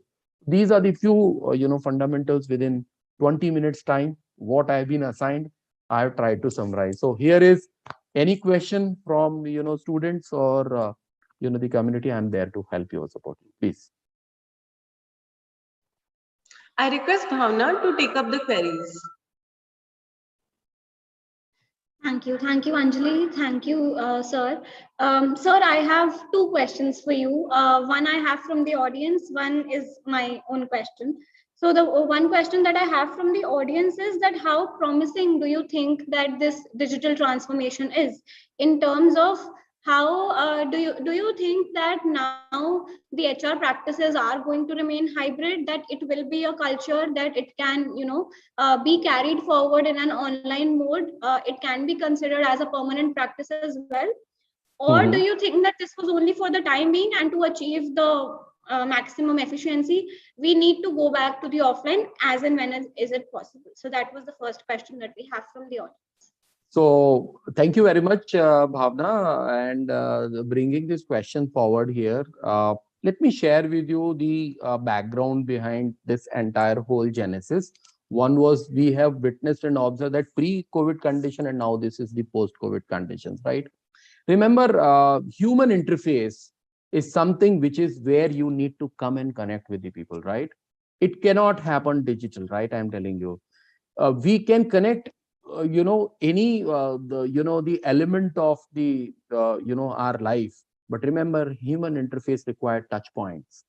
Therefore, I am sure of that, yes, to make it fundamentally strong, that our HR processes are well defined, crafted, and creating impact to the community. This new normal model of hybrid model as a working culture will continue, especially for two or three set of industries. One is those are dealing in the IT space. Two, the organizations, those are having the services which are more of the software in kind, or maybe the knowledge sharing, or maybe KPOs or BPOs, etc. also.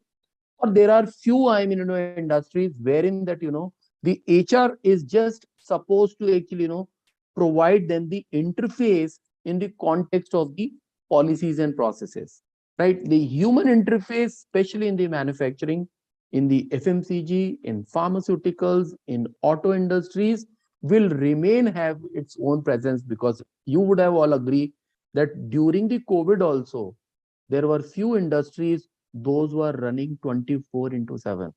And I also comes from the similar industry, right? So whether it is pharma, whether it is banking, whether you go to FMCG or the healthcare organizations, remember, we all have witnessed all hospitals were continuously working. So yes, I would like to summarize here. This new way of functioning will continue, but with certain set of industry only. Yes, it will come to a working conditions. It would be in the work location only. This is what I would like to predict. Yeah. Right. Sir, we just got one more question. So Akshay is asking that how can we overcome those challenges which are faced by every HR in e-recruitment? In e-recruitment. Okay. So see, understand, the one basic philosophy while we are actually, hiring talent for the, any organization or any, role for that particular matter. There are two aspects. One is the best of the talent to hire for the organization.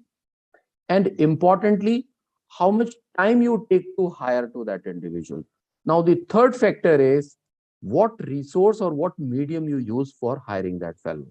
Now, the third element which comes into that in the digital interface, as in HR, you have two or three major difficulties. One is how to assess the individual in the context of their real performance, which you wanted to gauge through certain set of behavioral interviews which you wanted to conduct, right? You all will agree, while we hire any candidate, as in HR, you have to map their competencies, right?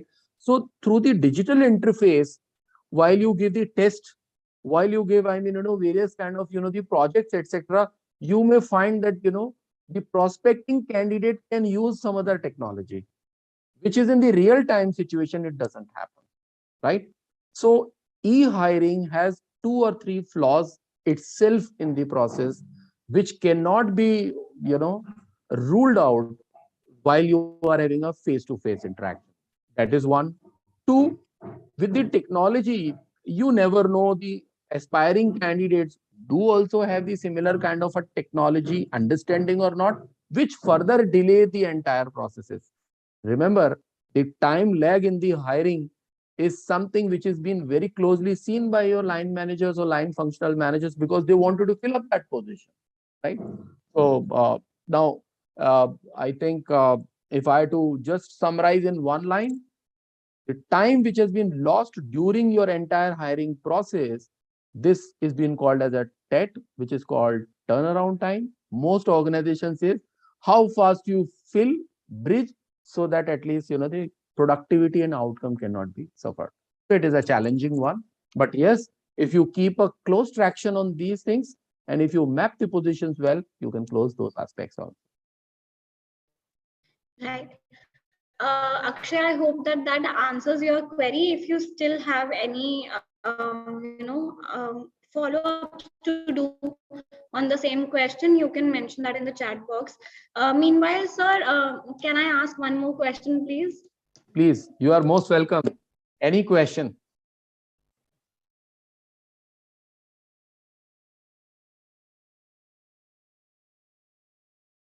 Yeah, Bhavna, you can ask your question. I lost you in between. Sir, you're not audible. Am I not? Am I audible now? Am I audible, please? Yes, now you're audible. Okay. Please ask me the question, whatever it is. I'm here to help you. Yes.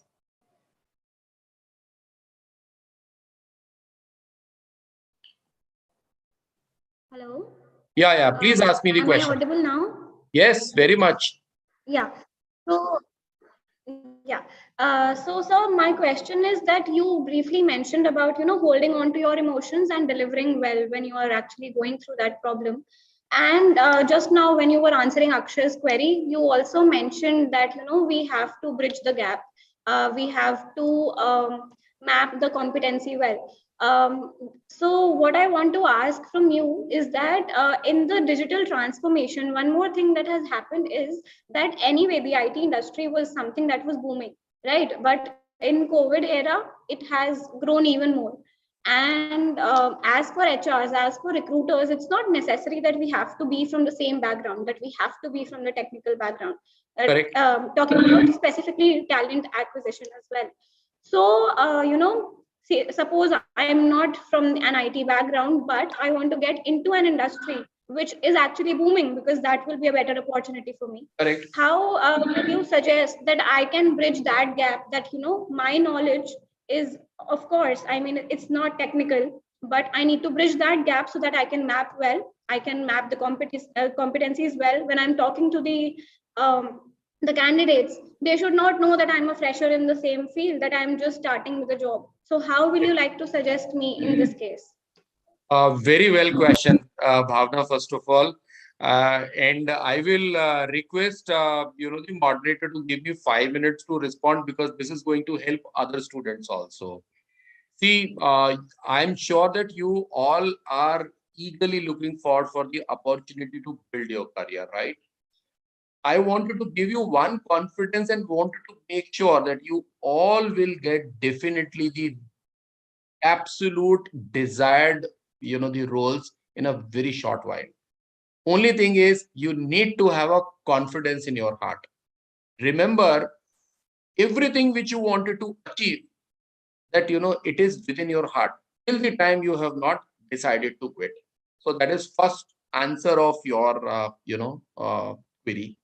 Now, let me share with you what you wanted to target first. So we will have to understand two perspectives here.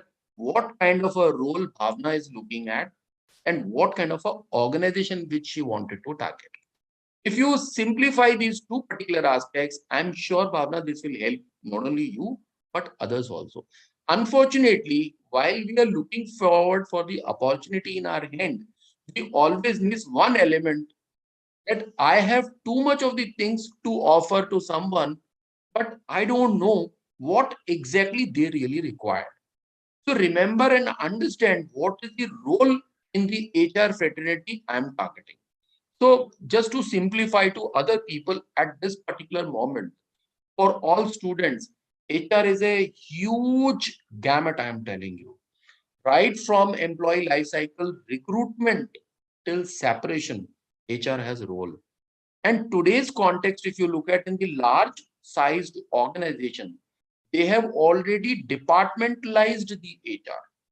First, you understand in any organization, there are multiple departments in HR itself. So take as an example, you can name any organization, maybe a big size organization, Microsoft, Google, or whichever the organization you talk about it. So they have a talent acquisition team, they have operations team, they have compensation benefit team, they have HR LMS team, they have HR IS team which designs the systems, and they have the team which works on employee engagement, performance management. So now within this particular HR space, now you have seen multiple verticals.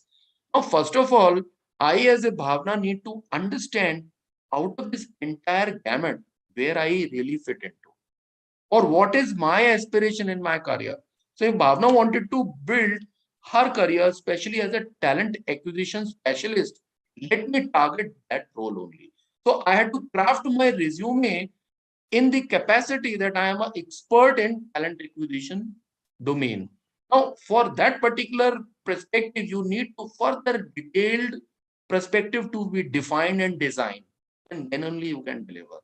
So you should know what all the, perspectives, what all the practices in today's context are being used for hiring, what are the mediums which are being hired, what kind of a challenges people do face, what all the organizations are looking at, and how I can leverage and improvise on those things. So I would say role mapping is the most important aspect while you look forward for the role. One thing which I would like to give everybody a note: do not go and plead for the job. You all are experts. You are being trained by DIAS. Understand that DIAS, or I don't know how you want to spell your institute. Delhi Institute of Advanced Studies is known for bringing the best of the industry talents, right? So remember, if you have that kind of a the feeling in the heart, I am sure you will be able to crack any position which you look forward. This is how I would like to summarize over here. Right, absolutely. Sir, also what you commented on Akshay's question, Palak has a follow-up on that. Please. So she's asking that, so do we have a plan for closing a digital skill gap? As you have mentioned that timing is the issue. So Yes. how can we have a plan to close that gap? Very valid question. In today's context, if you look at, the industry benchmark is 30 days of that from one position open to close. Okay. Now, this is having the element of succession planning. So succession planning is something that you have two sort of, the recruitment comes up. One is there is a follow-up hiring.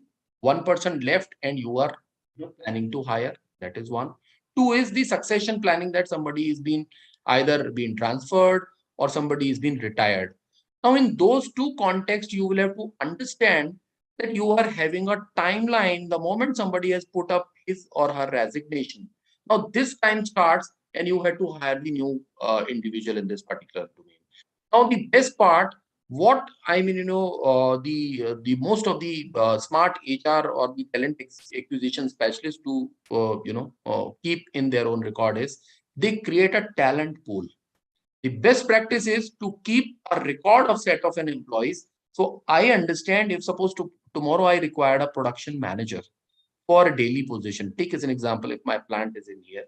Now, what will happen that I had to actually figure out at least 5 or 6 such plant production managers. So in case of any position will come up, I'll immediately target those people. That is one way. Now then I have a channels which I can use. So like you all guys are operating LinkedIn. You are all are operating through Naukri.com or different website or your own social networks. You can definitely flash. And then of course, remember that how fast you screen, shortlist, select, and onboard the candidate. This is the HR practice. You can very smartly do that. Remember, you had to just plug this gap.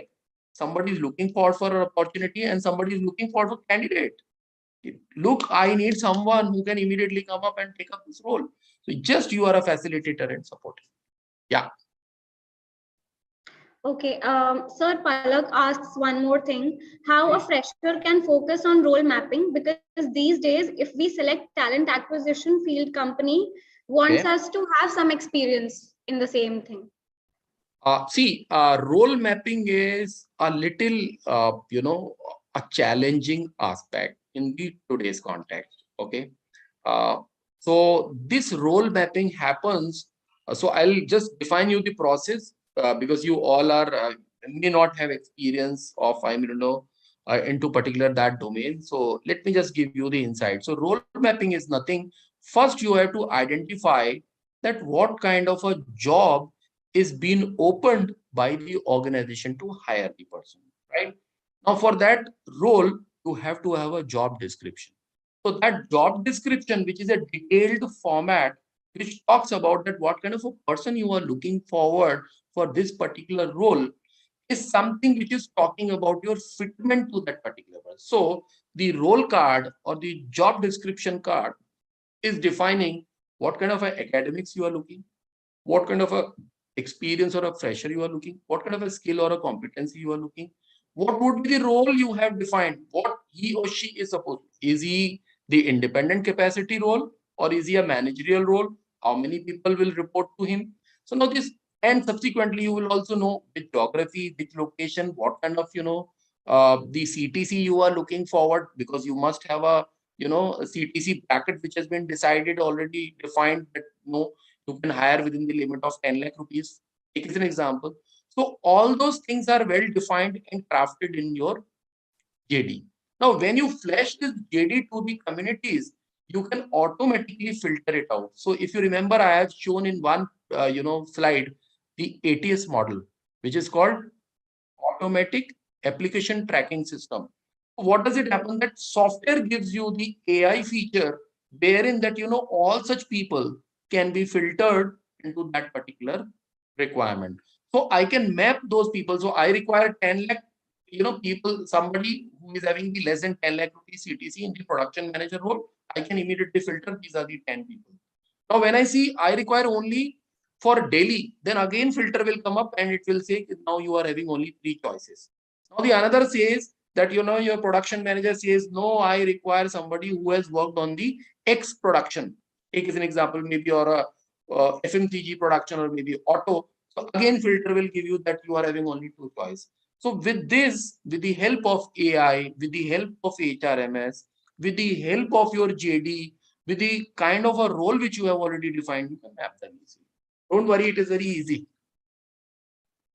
Thank you so much, sir. Thank you for answering all the questions and yet making it very comprehensive for us to understand whatever are the dynamics of the HR. Anjali, I would like to take you up from here. Thank you. Yeah. Thank you so much, sir, for the insights. It was really informative. Thank you. My pleasure also. I would now like to call upon Ms. Supriya Datta, who is Manager, Human Resources at Sood Healthcare. She is a seasoned human resource leader with 12 years of experience. She leads the human resource vertical for Sood Healthcare, which is FMCG company focused on building brands in women's health and hygiene. Sood manufactures, markets, and distributes consumer healthcare products under the brand name Pari. Ma'am, kindly share your opinion on work-life balance and employee well-being. Over to you, ma'am.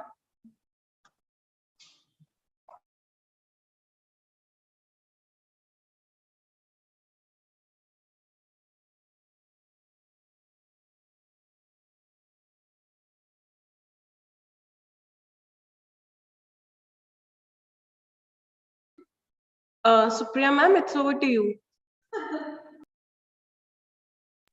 Ma'am, you are not audible. You are muted.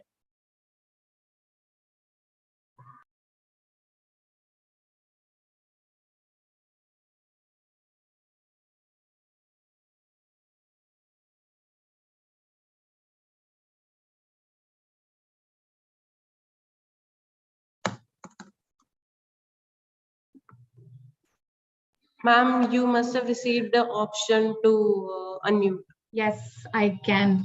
Yes, Am I audible now to everyone? Am I audible? Can you all hear me? Yes, you are audible. Yes, you are Great. Yes. Great. Thank you so much, Anjali, for the introduction, and Dr. Malati for inviting me on this platform to talk about work-life balance and employee well-being. So before I start, I would like to give you a little bit introduction of my organization, what we do, and then we talk about the topic. Well, I am in charge of human resources for Soothe Healthcare. Soothe is a women healthcare and hygiene brand. We work towards the health and hygiene of the women of our country. Prior to Soothe, I have worked around 8 odd years, wherein, of course, obviously, it was into human resources. Um, to talk about more, of Soothe, what we do. Soothe is primarily into sanitary pad manufacturing, right? We have recently introduced quite a new products in the healthcare domain, like adult diapers, hair removal creams, razors. However, Pari, which you've mentioned, it's written on my profile as well. Pari is our mother brand. It remains the primary product of ours. Also, having said that, I would also like to touch upon on a sad fact that less than 20% of the females in our country use sanitary pads. Does Soothe aims to take this number higher, right? Target. That's the reason why we primarily work towards the rural areas of India, even where even discussing menstrual hygiene is considered a taboo. Forget the use of sanitary pads. People are not ready to change their current behavior and switch from what they do right now to a sanitary pad. We are trying to make and capture that area to ensure the women lives a healthy life in the rural areas as well. This is just an overview and an indicator of how we relate to the well-being. And now, while all speakers have beautifully put forth their point of view, have covered the aspect impeccably, I would just like to add my inputs on work-life balance and employee well-being, which is my topic to talk today. As I begin, striking work-life balance, it is pertinent to state that it depends on both the employee and employer. When we do this, time management is something which becomes the center of our life right now, because if we are not able to manage time, we will not able to strike a balance between both. If we talk about pre-COVID times, it was so easy to manage things because our clock used to strike certain hours, and it was good enough indicator of we've given our time to work. And once we are back home, every day there was a timeline which we used to spend with the family, completely away from the work. However, as we work from home, the time bound contact has vanished. It no longer exists. One has to be available around the clock. Everybody must be experiencing answering calls in the late hours as well. That is why I've mentioned at the onset that managing time is very, very, very important. While we move on, virtual recruitment is happening. Virtual recruitment has taken a prudence which has followed remote onboarding. Employee engagement automatically followed. So once we used to meet the candidate face to face and take them on board, used to make that onboarding experience special for the employees. However, everything has taken a back seat. Now what we do remote onboarding. We introduce the organization to the new employees remotely on a digital platform. And similarly, the employee engagement is also happening. It is indeed challenging to manage everything online. Therefore, HR functions due to this need to have, to strengthen their technology, communication, and modes of communication, which helps and enhance the engagement skills so that we as HRs can foster beautiful and engaging connections with our employee.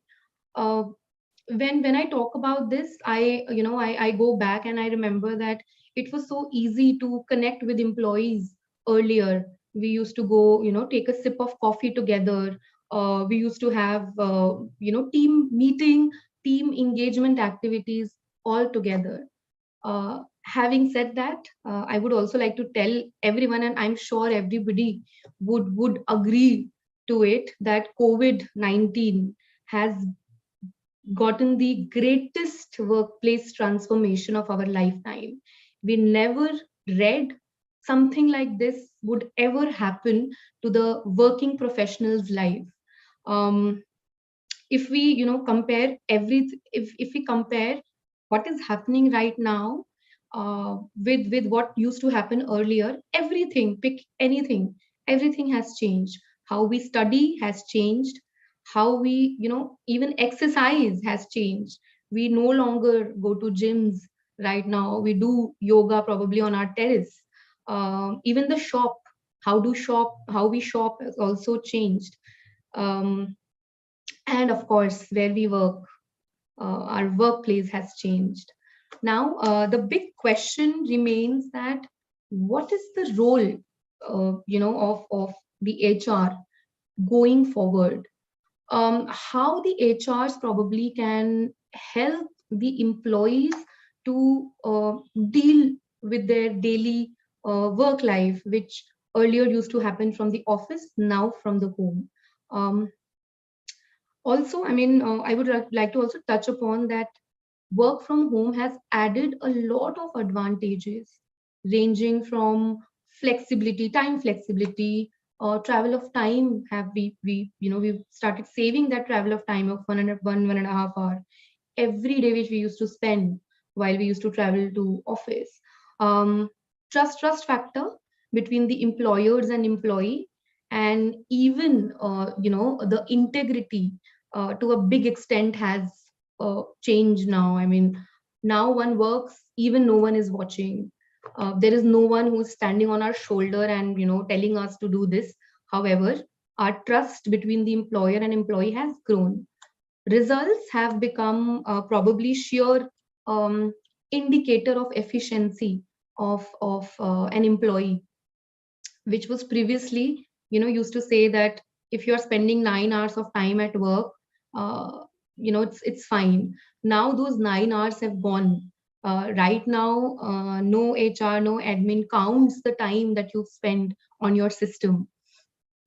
And it is imperative to admit that work from home often takes a toll, as it's more often not a solitary job without any company. Hence, the presentation that I'm going to present today will carries information related to subject on work-life balance and employee well-being. I'll just want to present my screen.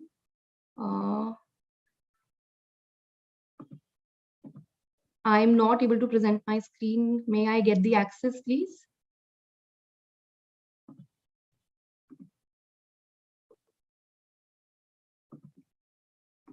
So now, I think you can now. Thank you. Anjali, do feel free to interrupt if I exceed the timeline. Though the presentation is not that big, however, it carries a lot of information which will help the students. Yes. Well, we are going to talk about work-life balance and employee well-being, how it goes hand in hand. There is a picture. So I'm sure everybody can see the picture, and we can distinguish between how the work from home looks like and how the work from office looks like. So if we see the guy who is working on a laptop, you will see that he's alone on phone, having no idea what is happening in the organization, rather trying to deliver on the project that he's working on. And on the other side, more teamwork can be seen, more knowledge transfer, like KT, we call it KT. So the more KT can be seen and more interaction used to happen with the colleagues. So I used to know when I used to go to office and used to probably take a coffee or a tea with my marketing team head. I used to know what is happening in marketing. Therefore, nowadays we are majorly working alone at home, right? What is the meaning of work-life balance? So when we say work-life balance now is an outdated term, because the new normal talks about work-life integration, how my work and life can be integrated together. And I believe that's the new normal, where both the work and life can go hand in hand. As HRs, our responsibility is to ensure that the 3 Ps of the company is met, yet the work life of an employee is not hampered. So when we say 3 Ps, it's performance, people, and productivity.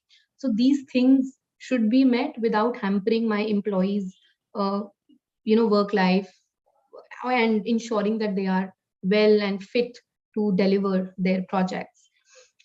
It also means that having a meaningful day at work. I enjoy working. However, at the same time, simultaneously, I'm enjoying my life at home as well, with the people that I live, with the family, with the friends, and with self. So I should be able to meet both the aspects together. Before I go on this third slide, I would like to say that few things that I'm going to cover today as a part of employee work from the part of work-life balance and employee well-being. So we'll talk about how do we know that there is an imbalance in my work and my life, how to improve that work-life integration and keep both running hand in hand, creating a culture which is, I think, the HR's responsibility to support work-life integration and employee well-being, and how do we engage with employees through a digital platform, which is the most difficult part nowadays, because the human interaction has taken a we need a third party to do this. So we need a laptop or a mobile to do human interaction. Now we don't see our favorite colleague probably in office every day. We may see them once in a month or twice in a month. So this is what I would like to talk. So how do we know that there is an imbalance, between the work that we do in my life? So there are 3 aspects: physical, emotional, personal, which covers, I think, all of it. So physical, how do we know that there is an imbalance? You may get some headaches while you're working. You might not feel so good when you work. There are sleep disturbance that you feel, which is the physical aspect of imbalance. The emotional aspect of imbalance is you feel depressed, anxious, feel powerless, less on confidence. You get really irritated with things, very quickly. And personal is, you feel isolated, feeling of losing things. You missed opportunity to, spend time with your friends, family, or probably vice versa. So because your friends and family engagements are so much, you are not able to concentrate on your work. You indulge into bad habits. is something which indicates that there is an imbalance between the work and the life.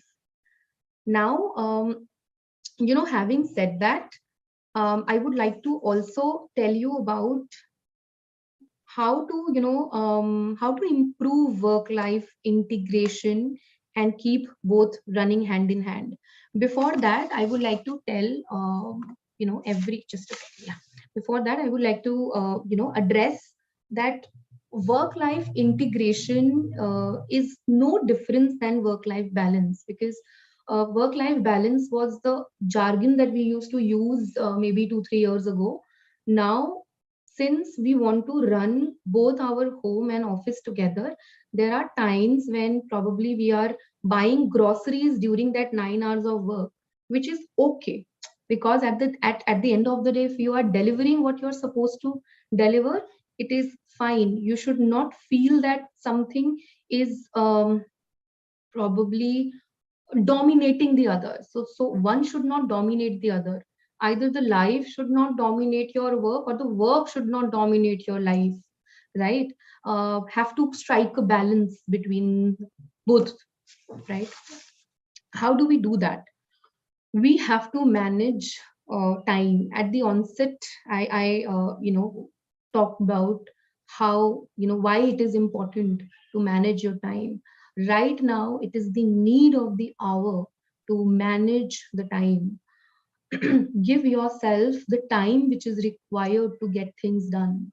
Don't make big plans, rather make small plans which are achievable,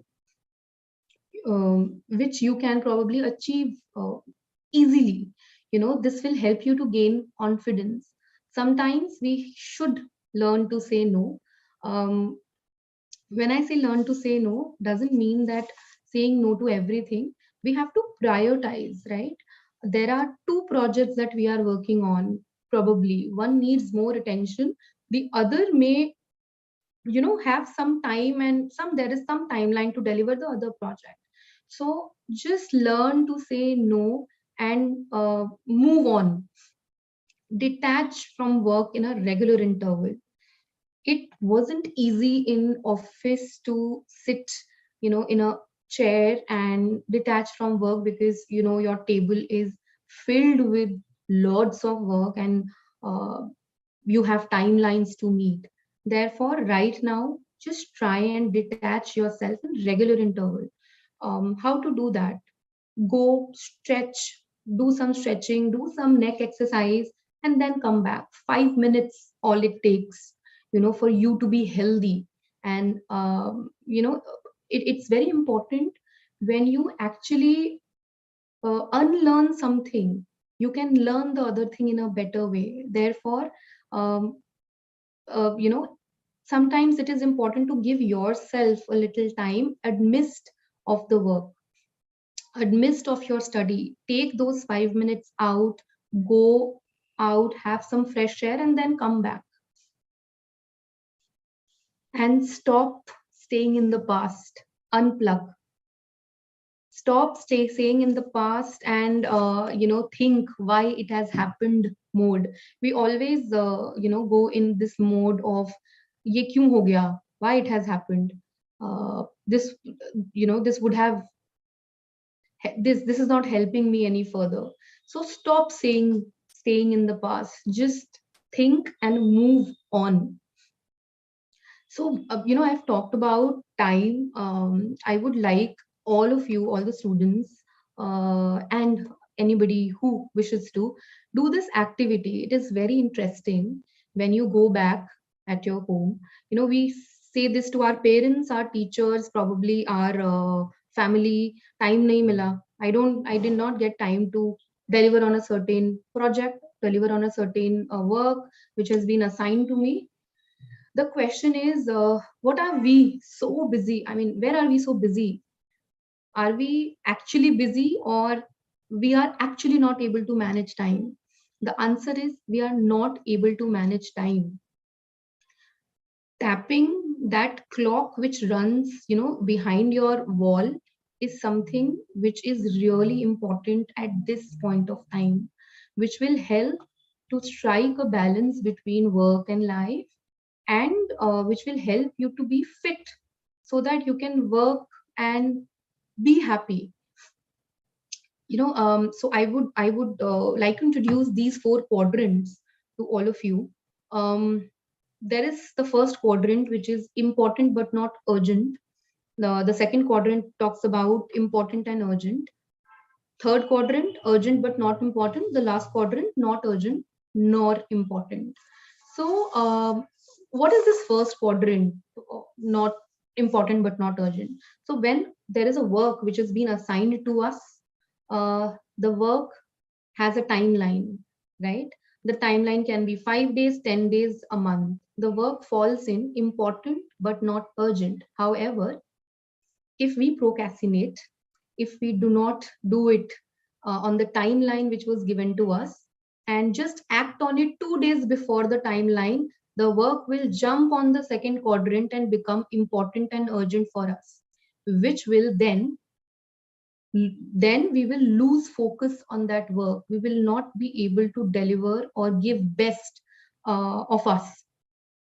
So I'll just, yeah. So if you see all the quadrants, there is we've mentioned that important but not urgent is a quadrant of focus. We have to focus on the work that we do. Then again, important and urgent becomes the quadrant of necessity. We have to manage right now. This has to happen right now. Urgent but not important is something which you can delegate. To give you, to support it with an example, probably there is a meeting which is supposed to happen, right? Wherein my junior colleague can also, probably attend the meeting. I can easily delegate that meeting to the junior colleague of mine and tell or brief the person to, attend that meeting on my behalf. That's the quadrant of delegate. We usually forget that we can delegate a few work which are already assigned to us on our to-do list. When you do this, activity, write every work, not only your, anything which is related to your study, but your personal life work as well. Because again, as I told you, work-life integration. So you can write those things in these 4 quadrants. Quadrant of important but not urgent. Quadrant of important and urgent.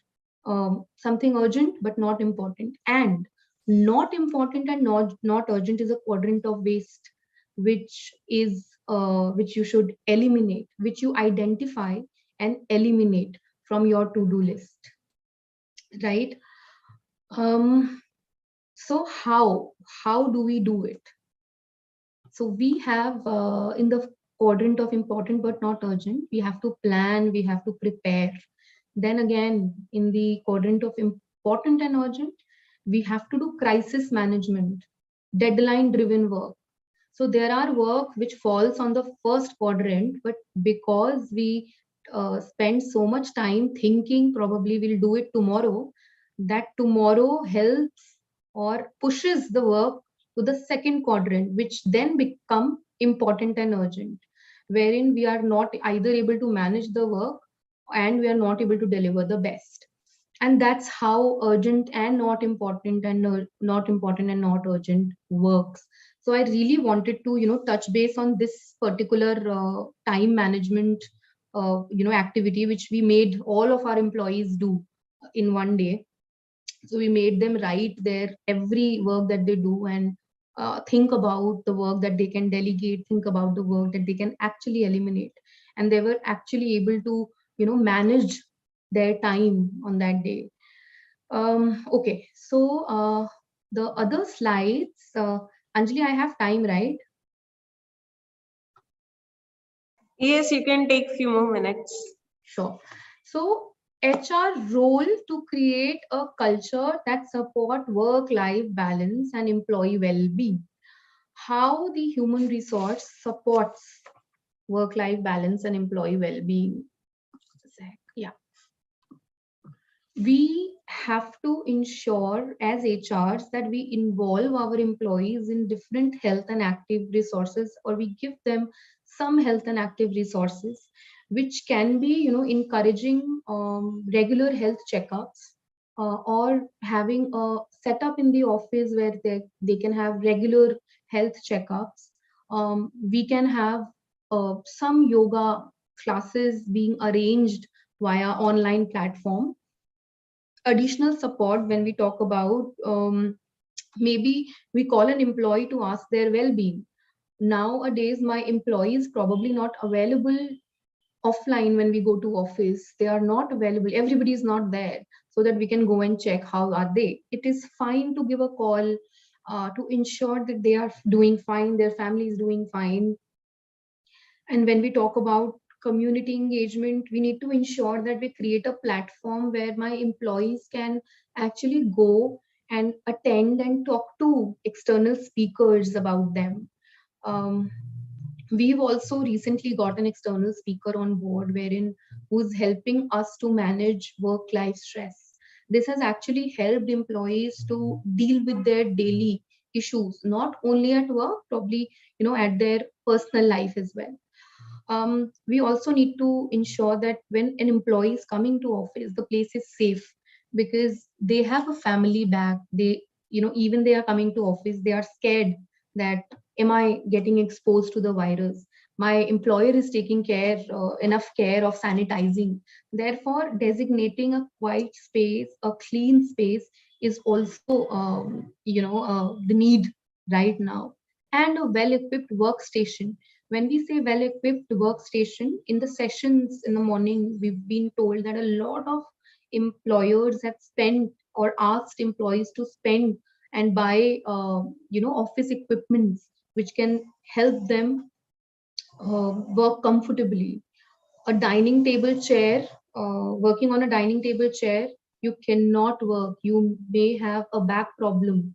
You may have a neck problem. However, having a nice setup office at your home can help you not getting all these issues in your body. Therefore, employers are actually working towards or spending to employees to have a well-equipped workstation at their respective places. Tools, what are the tools to motivate employees? How do we motivate the current employees that we have? So these are, I would call, 5 C's of connect, career, clarity, convey, congratulate. How do we do that? So as HRs, we have to build that first connection with my employee. It's very important today. Contacting them on a regular interval, listening to them, and then act if needed is what I call connect is. Career. So while you work from home, or when you are giving attention to a lot of things which is happening in your home, personal front, as well as in your office, we lose the career goal which organization probably has developed. Therefore, our responsibility is to give the employee that growth ladder, that growth path. Tell them that you can reach to reach up to the ladder. Upskill them, upskill their skill. Then we talk about clarity, giving them a clarity of what is happening in the organization. So one of my slides has talked about that, earlier we used to be in the office. There was a lot of KT used to happen because we have all the departments people working together. We used to go for a coffee, probably having lunch together. We used to know what is happening in office. Right now, restricting to a box, a laptop, and a mobile, it doesn't help us to actually know what is happening in the office. Therefore, a regular connection plus a clarity, which usually used not to happen earlier, to tell them what is happening right now. And then you you share the organization's goal and how they may contribute to that goal is I think one of the C's, right? And the 5th one is congratulate. The reward and recognition used to happen in front of everyone earlier. We used to have annual conferences where we used to give awards and certificates to the high performing team members. Right now, this looks impossible to arrange it because for obvious reasons. Therefore, we as an HR need to look, opportunities to recognize our employees, to congratulate for the work that they have done. Maybe we can start with some hi-fi activities online, which can happen, wherein my employees feel really connected with their employers, right? I think that's all from my side. I would now like to have questions, if any. I request Mahima to take up the questions.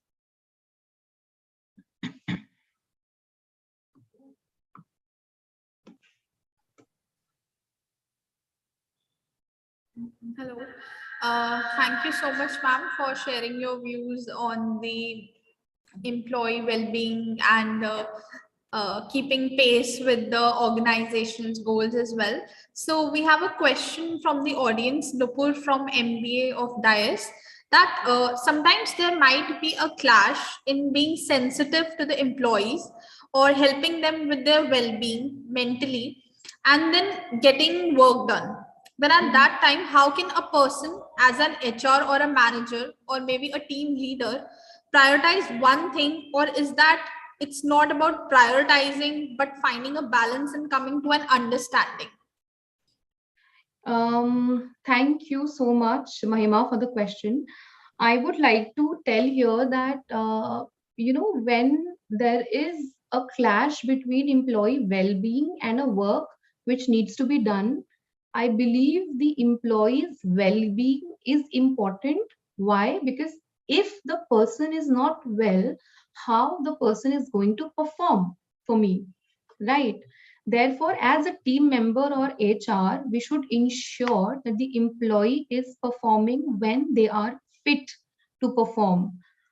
Having I am running probably 102 fever, and there is a project that I may need to work on with a headache. Do you think that I, as an individual, will be able to give my best to the project? No, right? Therefore, I believe that we need to give employee time to actually fit, have medicine, rest, and then deliver on the project or work which is required. Thank you so much, ma'am. We have one more question from the audience, Gautam from MBA Chandigarh University. That what are the challenges what you have seen in the work-life balance of employees in this COVID era, and how to solve it? Like being in the shoe of HR, like what can you suggest? Sure. So when we started work from home during lockdown, a lot of employees have come up and shared that they have long working hours. The working hours have increased for them. The interaction has gone down with the employees, and they've stopped also feeling they've started feeling disconnected with the employer. So these are the challenges that we faced during the start of the lockdown. While when we move on and try to resolve these issues, we just helped employees to have more employee engagement activities. So the fun Fridays, which we used to do in the office earlier, which used to happen on Fridays, we started having them online. So we started having fun Fridays online where the entire organization logs in or share their talent, their hobbies, talk about different things to each other. We've started doing that, which has actually helped the employees to set that connection which they felt that they are losing. Yeah, if I've answered. Mahima, I have also one question from ma'am, so I'm going to ask that. Yes. Yeah. Good afternoon, Priya ma'am. Good afternoon. Good. So I have this question that, you have highlighted the importance of work-life balance even before the COVID and post-COVID as well. Right. So I just want to know whether, what do you think about making the policies in these terms or some legal policies in this area of work-life balance? Because, COVID has of course changed the framework, how we go on working remotely. So, and many countries have adopted that also. So what are your views regarding this, going legal with the work-life balance policies? See, legal is something which I think it's government job to do. I would rather like to touch base upon, as an employer, do we adapt to work-life balance, or do we adopt or make such policies? I think yes, as an employer, we should give enough time to frame that what is the need of right now. Earlier, we used to think about 5 years from now, 3 years from now. Right now, the need is to think what to do today so that my employees and my employer and employee both are not affected. Working with a healthcare company wherein I need 50% of my employees to be in office because we manufacture sanitary pads. If we are not there, there will be no interaction happening, or KT is not happening. Therefore, we ensure that the employees, while they come to office, they are safe, right? Yes. Having said that, before I shared this part, I would like to tell you that yes, we have prepared certain rules and regulations in the organizations, like जैसे school में हमारे monitors होते थे, we have one employee as a COVID guard who ensures that anybody in working in the organization should wear a mask, their seats are sanitized, when any visitor coming to meet them, the entire room is sanitized. So yes, we have made COVID rules and regulations, which is for right now. God, if everything is fine and we get rid of COVID one day, so yes, these rules and regulations would also take a back seat, I guess, because that will be then our need. Yeah. Ma'am, what I want to know, what should be the rules if we continue for the remote working thing? So because I have seen many of people who are working till late because they don't have to travel and they are like always on the call. So what should be the I mean, just a snippet of what should be the policies of what can be the policies for that thing? See, I have majorly talked about work-life integration, which is different from work-life balance. So when I say work-life balance, when we used to call work-life balance 2 years ago, I know that 6:30 baj gaya, and once I'm home, I'm off. I may not answer my call as well. But right now, everything has changed. Now I probably wake up a little later than what I used to wake up earlier, right? And then continue work, take a break if required. I may visit a grocery store as well, which earlier I used, yes, it wasn't possible. So I think the dynamics of actually working every day has changed. Therefore, I believe there should not be a rule of switching off your phone, probably, but rather, we should start accepting or creating a time, do such time management that we are done with our work, we are giving time to our family, we are giving time to ourselves, and yet my work is not hampered. Everybody, talking about this, I would say that life of women has also changed a lot. If my husband is working from home, I may still need to give him a tea at 2 o'clock, right? So therefore, I think the power of saying no sometimes, it's something which should be adopted, in my view. Like, thank you so much, ma'am. Thank you so much for your insights. Thank you, ma'am, for your words of wisdom.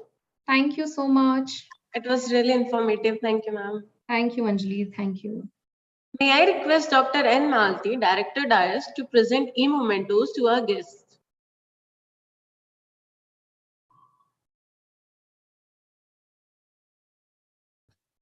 an enthralling session in the post-lunch, if I may use the word also.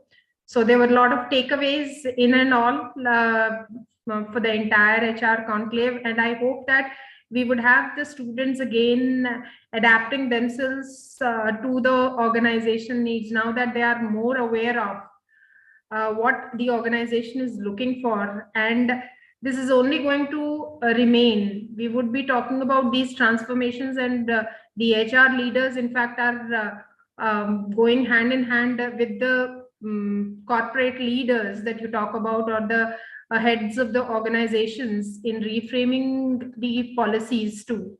So these are some things which will have to be kept in mind for the future generation of employees, or the prospective employees.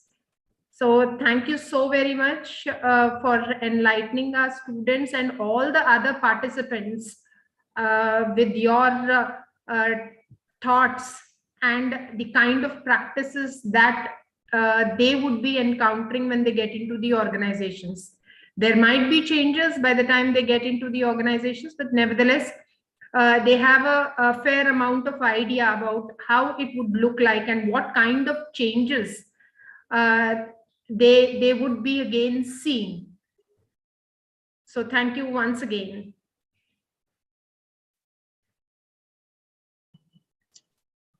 To Nupur Jain, ma'am. Thank you, Nupur.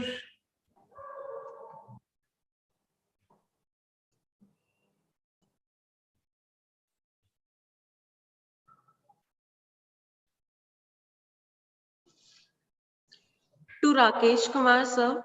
Thank you so much, Mr. Rakesh Kumar.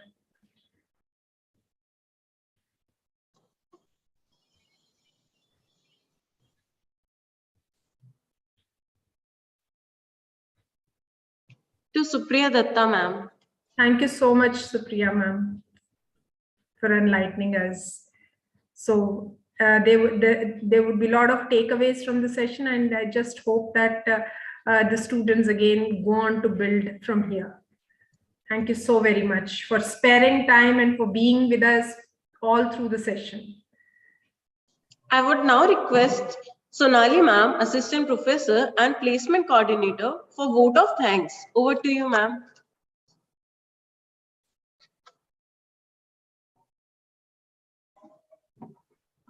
Thank you so much, Anjali.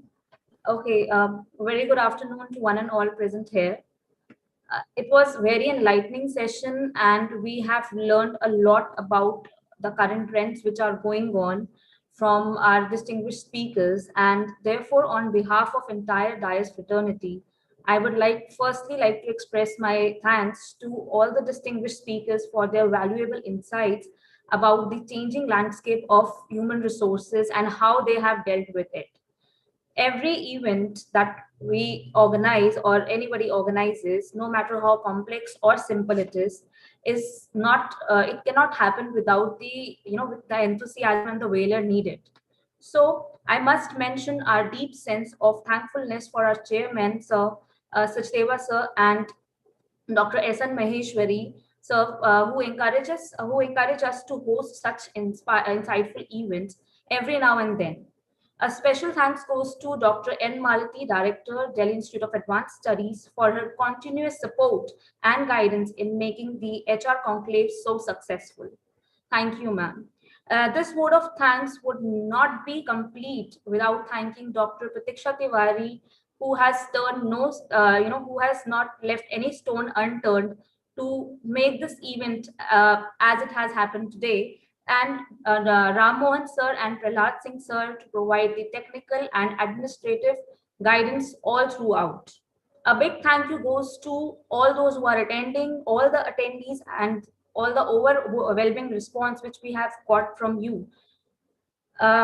This event cannot be possible without all the cooperation which we get from the wonderful students, and therefore a huge sense of appreciation goes for our students, Astha Sharma, Anjali Datareta, Mahima Dubey, Bhavna Arya, Arushi Sharma, Tanya Gandhi, Kamalpreet Kaur, Shruti Khandelwal, for their immense cooperation, and they have been through with us for organizing this whole event.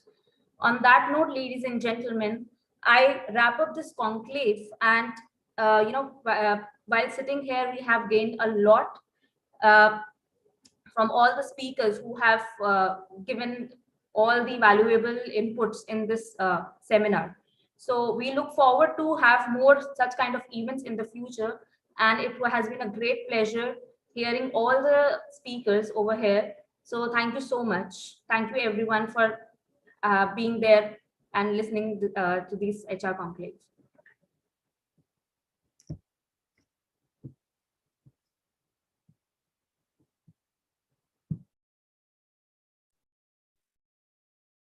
Thank you all. We can disperse for the day.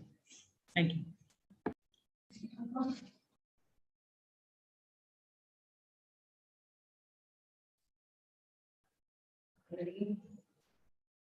Meeting end.